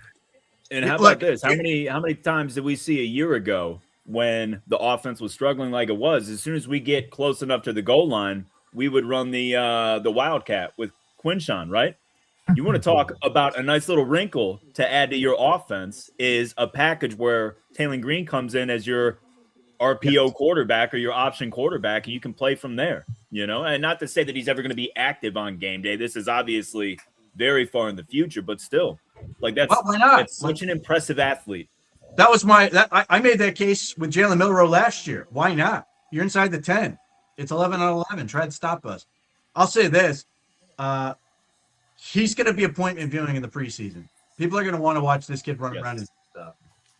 And it'll be really interesting if we get obviously one quarterback that no one wants to see. And then if you're quickly like, yeah, go ahead and get little Gabriel out there. We want to see the big kid. And this is going to be, how many times are we going to see this photo of Dylan Gabriel and Taylor Green standing next to each other? Yep. I can already tell you which media member is going to do it. Well, look, as just from a fan's perspective, I love this pick because that guarantees that I'm going to want to watch the fourth quarter of every preseason game that we have. Like, this is going to be fun. You needed motivation? You monster. What's that? You needed motivations to watch the preseason fourth Not quarter? last year. We had 4 names that I wanted to see last year. Yeah, so that's going to be the big questions. Like, when we get there, one, are they going to have all those guys? Mm-hmm. Hopefully one of them has already gotten hurt. I'm not going to name any names, but hopefully he's injured. And 2, are they going to have processed somebody in one way or another? And then all of a sudden, like if Shedeur Sanders, Taylor Green, and mystery quarterback are the 3 guys, this thing gets a lot bit cleaner. It's going to could be messy, but like is more interesting. Yeah. Yep. 37 turnovers the past 2 seasons, 20 interceptions, 17 fumbles. Yeah. That's what he does. So like this part of it, like all these people, so much of this stuff is about branding. This is why like the Kinsey Concepcion thing's about branding to me, because Ted Hurst doesn't get knocked Ted Hurst is a playmaker. He's not a guy who drops balls. Taylor Green, because of where he's going in the draft, to Joe's point, all you hear about are size, athleticism, arm strength, and all this stuff. And then you actually dig deep and go, oh, that's why he's available in round 6. Yep. And that's the thing. It's just you're not throwing around picks that have the weight with them and the pressure with them like you do on the first 2 days. Like day 3, I'm not going to say that, teams are dismissive of these picks. And so many times, like this is where playoff rosters are built, is on day 3 and getting lucky on day 3 and just navigating it the right way. But this is when you take your shots. This is when you lean towards what guys can do less than what they actually can't do, So yeah, you just take your flyers, man. Absolutely.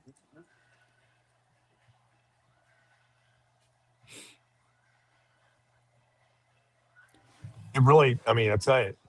Well, let's see. Well, Barry's here, so we can talk about this, because we have to talk behind his back. But this is now all good for what? The only thing you care about, Barry, the OBR, Taylor Green. Like, exactly. There we go, right? Clearly, the Browns listening to the broadcast and my earlier plea for a quarterback has been answered. It's all working out great. 4-man quarterback competition. Interesting little photograph with him and Dylan Gabriel. It's a huge win. And I mean, the water coolers threads will stay active during the preseason until the fourth quarter, so we can see Jalen Green. We can talk about him and moving him up the quarterback depth chart. So I just can't. It's all good, man. I can't wait until why don't we just start Taylor Green and see what happens? Yeah, that's the season's lost anyway. Just throw him out there. Maybe it'll work. I think I think one of the three guys, not named Taylor Green, will not be there in a month. I know who I'm rooting for. Yeah.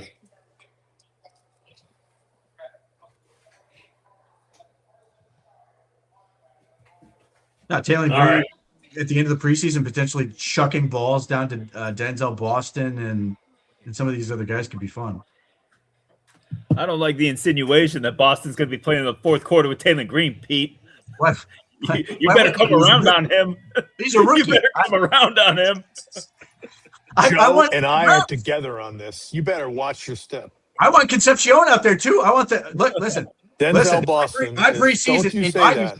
In my preseason, I'm not playing starters, and I'm playing rookies and young guys and getting better. It is development time. I am not interested. Like I've already heard Todd Monken, tease this idea. I don't know, but I think we're going to be out there getting better. Don't, just don't do it. Just keep your starters the hell away. Don't even show up to the game. Just have your depth guys getting work, reps, development. Let them do stuff. Just continue to get better. I hate starters in the preseason. All I do is sit here worrying that they are going to die. Yep. That's literally, it's no news is good news. I don't want to hear anything about training camp or the preseason. Just get through it. Practice is fine. You can do more to control. No, I'm just saying I don't want to hear anything coming out of practice. But like, it's just so goofy in terms of just the weird things that happen, fluky things that happen on a football field in real games. Guys who are trying to earn jobs, going all out, and like you see these bad injuries, and all of a sudden, I mean, we saw Denzel Ward got a concussion in a preseason game. It's just stupid. Yeah, that's true. I just saw our good buddy Matt Miller's pro comp for Green. This will really get you around. Justin Pryor? Fields. For me, it's Terrell Pryor. Yeah.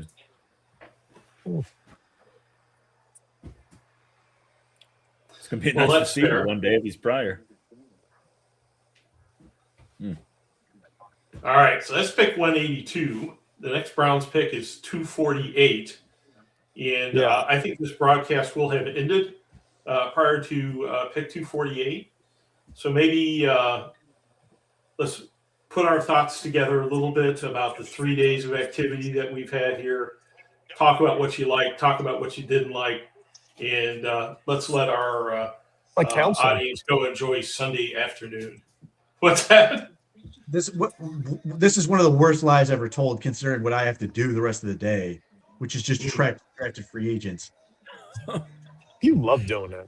I do. Not wrong at all. I do love that. I guarantee he yanked something when he violently turned. Well, Barry, to your point, I'll go first. I give the Browns an A. I mean, this has been kind of a wonky day. It's been a little interesting. Some names that I personally wouldn't have chosen, but there's a reason that I'm here and they're there. And at the end of the day, like Pete said, we have 2 2027 fourth rounders that we added. Like, I love what they did on the first 2 days. I thought they hit home runs. Like, I like the Austin Barber pick. I can, I understand it. I like what it represents. But the 4 before that were phenomenal. So honestly, Andrew Berry gets the chef's kiss from me. I thought this weekend is fantastic for what we wanted to do, and I can't wait to see it all unfold this year. I will say, day 1, the Browns crushed it. Day 2, there's a little volatility in there in terms of risk. I think it's entirely understandable risk in Denzel Boston, Manuel McNeil Warren, and I really like the Austin Barber pick the more I watch him. Like, one of the theories I sort of floated out there was, screw it, just take, before it came to light how early it was going to go, was take 1 tackle and then come back and take a Honichor and just be like, yep, this is what we're doing. I'm going to set this thing up for the future. So Austin Barber might be that thing. At worst, he's going to be a swing tackle, hopefully. He's got some guard potential. Parker Brailsford is fine relative to the Browns need a center. I question overall vision with that, given he's more seemingly in some ways more the same. I think Justin Jefferson and Joe Roy are complete whiffs at this point. I don't like them as thought processes. Doesn't mean they won't work. They can prove me wrong. Justin Jefferson being if he can be a special teams demon, great. Joe, I will be struggle to see him on the team in 2 years. And then Taylor Green, take the big swing. Love it. It's round 6, like this is what round 6 is for. You take that huge upside swing. It's awesome. And so I would like, again, day 1, I think A+. Day 2, I'm more in the B+ range. Day 3, I think I will say it's a B-, and most of the upside of that is the fact that they traded and got somewhere in there is folding in the fact they got 2 picks for next year, even though obviously it was yesterday, but nevertheless, 2 2024 or 2 4th-round picks in 2027 is good. I think they need to continue to get better on day 3. I just think there are opportunities they are not taking full advantage of. And I love the coloring. Park, you have any thoughts here as we wrap it up? No, I think Pete's summary is. I don't agree with all of it, but I think I think Barry did and the team, Cook, all of them. I didn't think that was the way it was going to turn out. I didn't see, Fano and KC. I flipped. We were talking wide receiver and tackle. But I do like day 2, and I think the ending. We're talking about Green here. I don't know. I like the tension it's going to add. Thinking I like. We're completely self-serving here. Let me just say this too, for a guy who bopped in and out and everything. 3 main guns here. You got Mike, Joe, Pete. Think of Duff. Everybody playing a role. Fred popping in, Lane. I really do think this was the best produced draft grade we've had, and just a lot of great information. And ultimately, stuff your helmet with better stuff. I think we did. Well, I would agree, Park. I'm very happy with the 3 days of the draft cave. I'm very happy that so many people have turned out to hang out with us. Big numbers and across all the different platforms that we've had, and people have stuck around. And that indicates that they're getting value out of the program. And so terrific job by the 3 amigos. You guys did very, very well. As far as the draft is concerned, I said before the draft, when viewing several mocks, that I'd be happy with Fano and Concepcion. I am. I said that Max Clare would be gone before pick number 70, and was argued with by some of the people on this page. But I will say that he was gone before 70, so that happened. Was that and Park? Was it me? That was you. That was you and Lane making fun of me. Park makes fun of me for everything else. And that I wanted 2027 draft picks. And we got all those things. So day 1, obviously a huge hit for this team, getting Warren on day 2, in Boston on day 2. That's a bonus, man. Those guys were both first-round projected picks. That's incredible on day 2. Barber, and things got a little bit, as Pete said, I think wonky after that, taking shots at guys like Taylor Green. But overall, I couldn't be happier with this draft. And I think it's 2 in a row for Andrew Berry. I think it means great things for the Cleveland Browns. Fix that quarterback issue in 2027 or, whenever we can. And we're getting somewhere by the time we go play indoors. So all very exciting stuff. Just want to thank everyone for watching, everyone on the team for participating. This has been a lot of fun. You guys had me cracking up half the time. It was just wonderful. And we're going to wrap it up at this point. But thanks for attending. We'll be back next year with Draft Cave 47 or however many it's been. And Pete and I and Lane will see you on Monday night on Gang of 3. So we'll talk again then. Bye, everybody. Thanks for hanging out with us. Thank you. Guys, Go Browns.